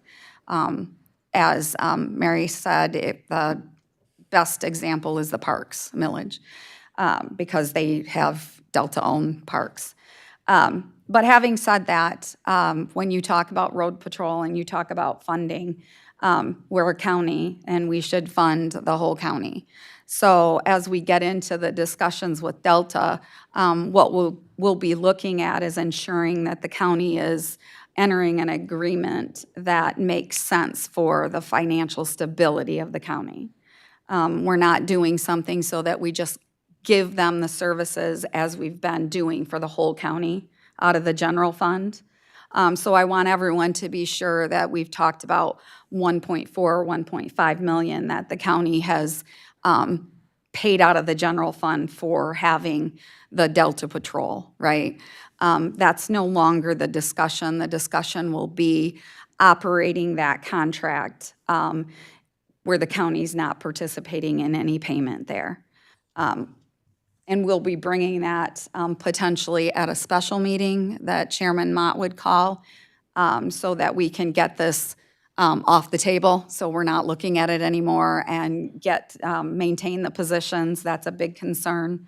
The other item that has been discussed is the fact that cutting that division and all of road patrol and all of the deputies, all of public safety, and that manner, does not allow the county, in the event we ever had additional revenue, to build back a police force. And Delta Township would say to you that we want that contract. Number one, they want it because it is the best thing for them, and it's the best thing for their residents. It just works very well. Now I lost my train of thought of where I was going to go with that. County. Yes, thank you. Building back. It's been a long week. Building back a police force. You're not going to be able to do it if you have none. You know, one, no one's going to want to come here because they really don't know what you have. You've lost all of your training capacity for a police force. You would be training only your jail staff. So you're really starting from scratch, but like nothing you would ever see, because a sheriff's department does not run like a regular police agency. Again, it's a very specialized method of providing public safety. So I think that to that point, and to Delta Township's point, that would be to the sheriff's point, that is a consideration for where you go with the contract as we start discussing this more. Did I cover that well? All right. Very well done. Anything else? No, sir. That clock says 4:59. It is not. Yeah, so. I don't have anything else. Any comments by commissioners? Anything I want to add? Does staff have anything they want to add that I missed? Because I know I didn't talk, and I know you're not going to say anything? That always scared of me. Well, I think you covered it. I really do. Okay, all right. so we knew it was going to be a long day, but this tough work has to be done. I know we've upset a lot of people today, and we're not done, unfortunately. That's just the nature of what we have to do. So apologize, but it's work that has to be done. So unfortunately, the public said reduce.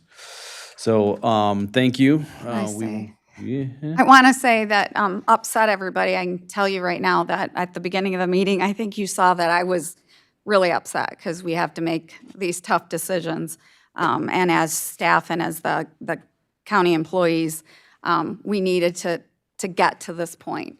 While it does not get us anywhere near what we need to cut, that's not the point. The point is to give you a foundation of where to start and where to have departments look. So while I was I know I was pretty harsh at the beginning, that's just because I feel like we've put things off for years, and we're at the point where we can't. So moving is the most important thing we can do. So I would apologize, but really I'm not going to apologize. No, So I kind of wanted to say that.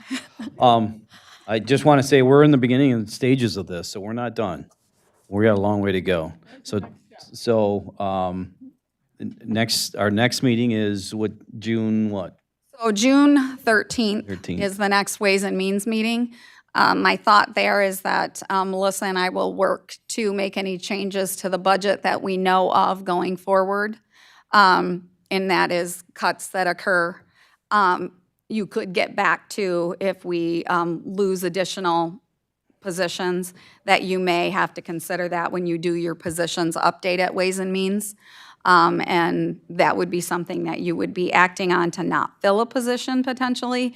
And then you would act on, at the board meeting, actually making that a dollar amount cut, if that makes sense. But we will, if anything comes up between now and then, Melissa and I will work on any recommendations on the 13th. But your key meeting is June 27th.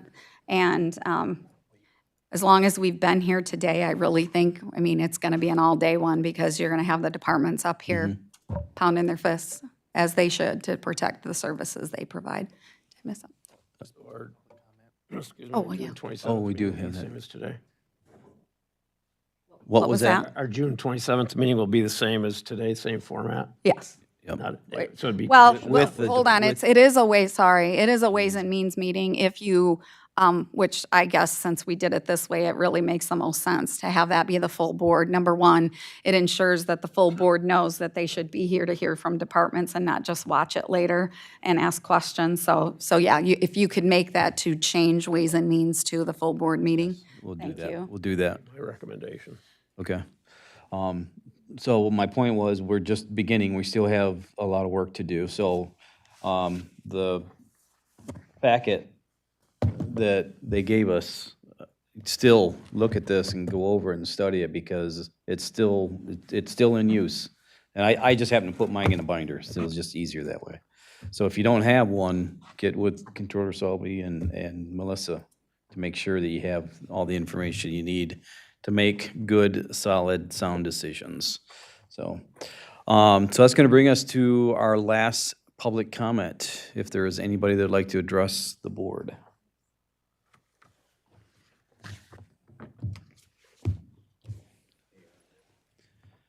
Yeah. Hello, I'm Margot Azeltine from Walton Township. I just want to say I am extremely impressed with each one of you. I appreciate the diligence, I appreciate the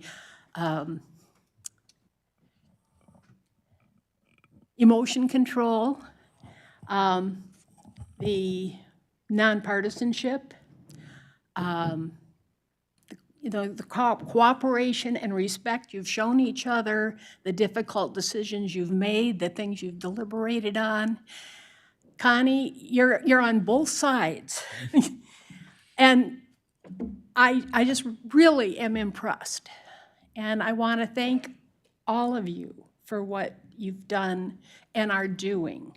I think you've made very wise decisions. So I will just wanted, you're going to hear grief from people, but having been here, watched the deliberations, I really want to thank you all. Thank you. Thank you, Margot. Anyone else? All right, we will adjourn.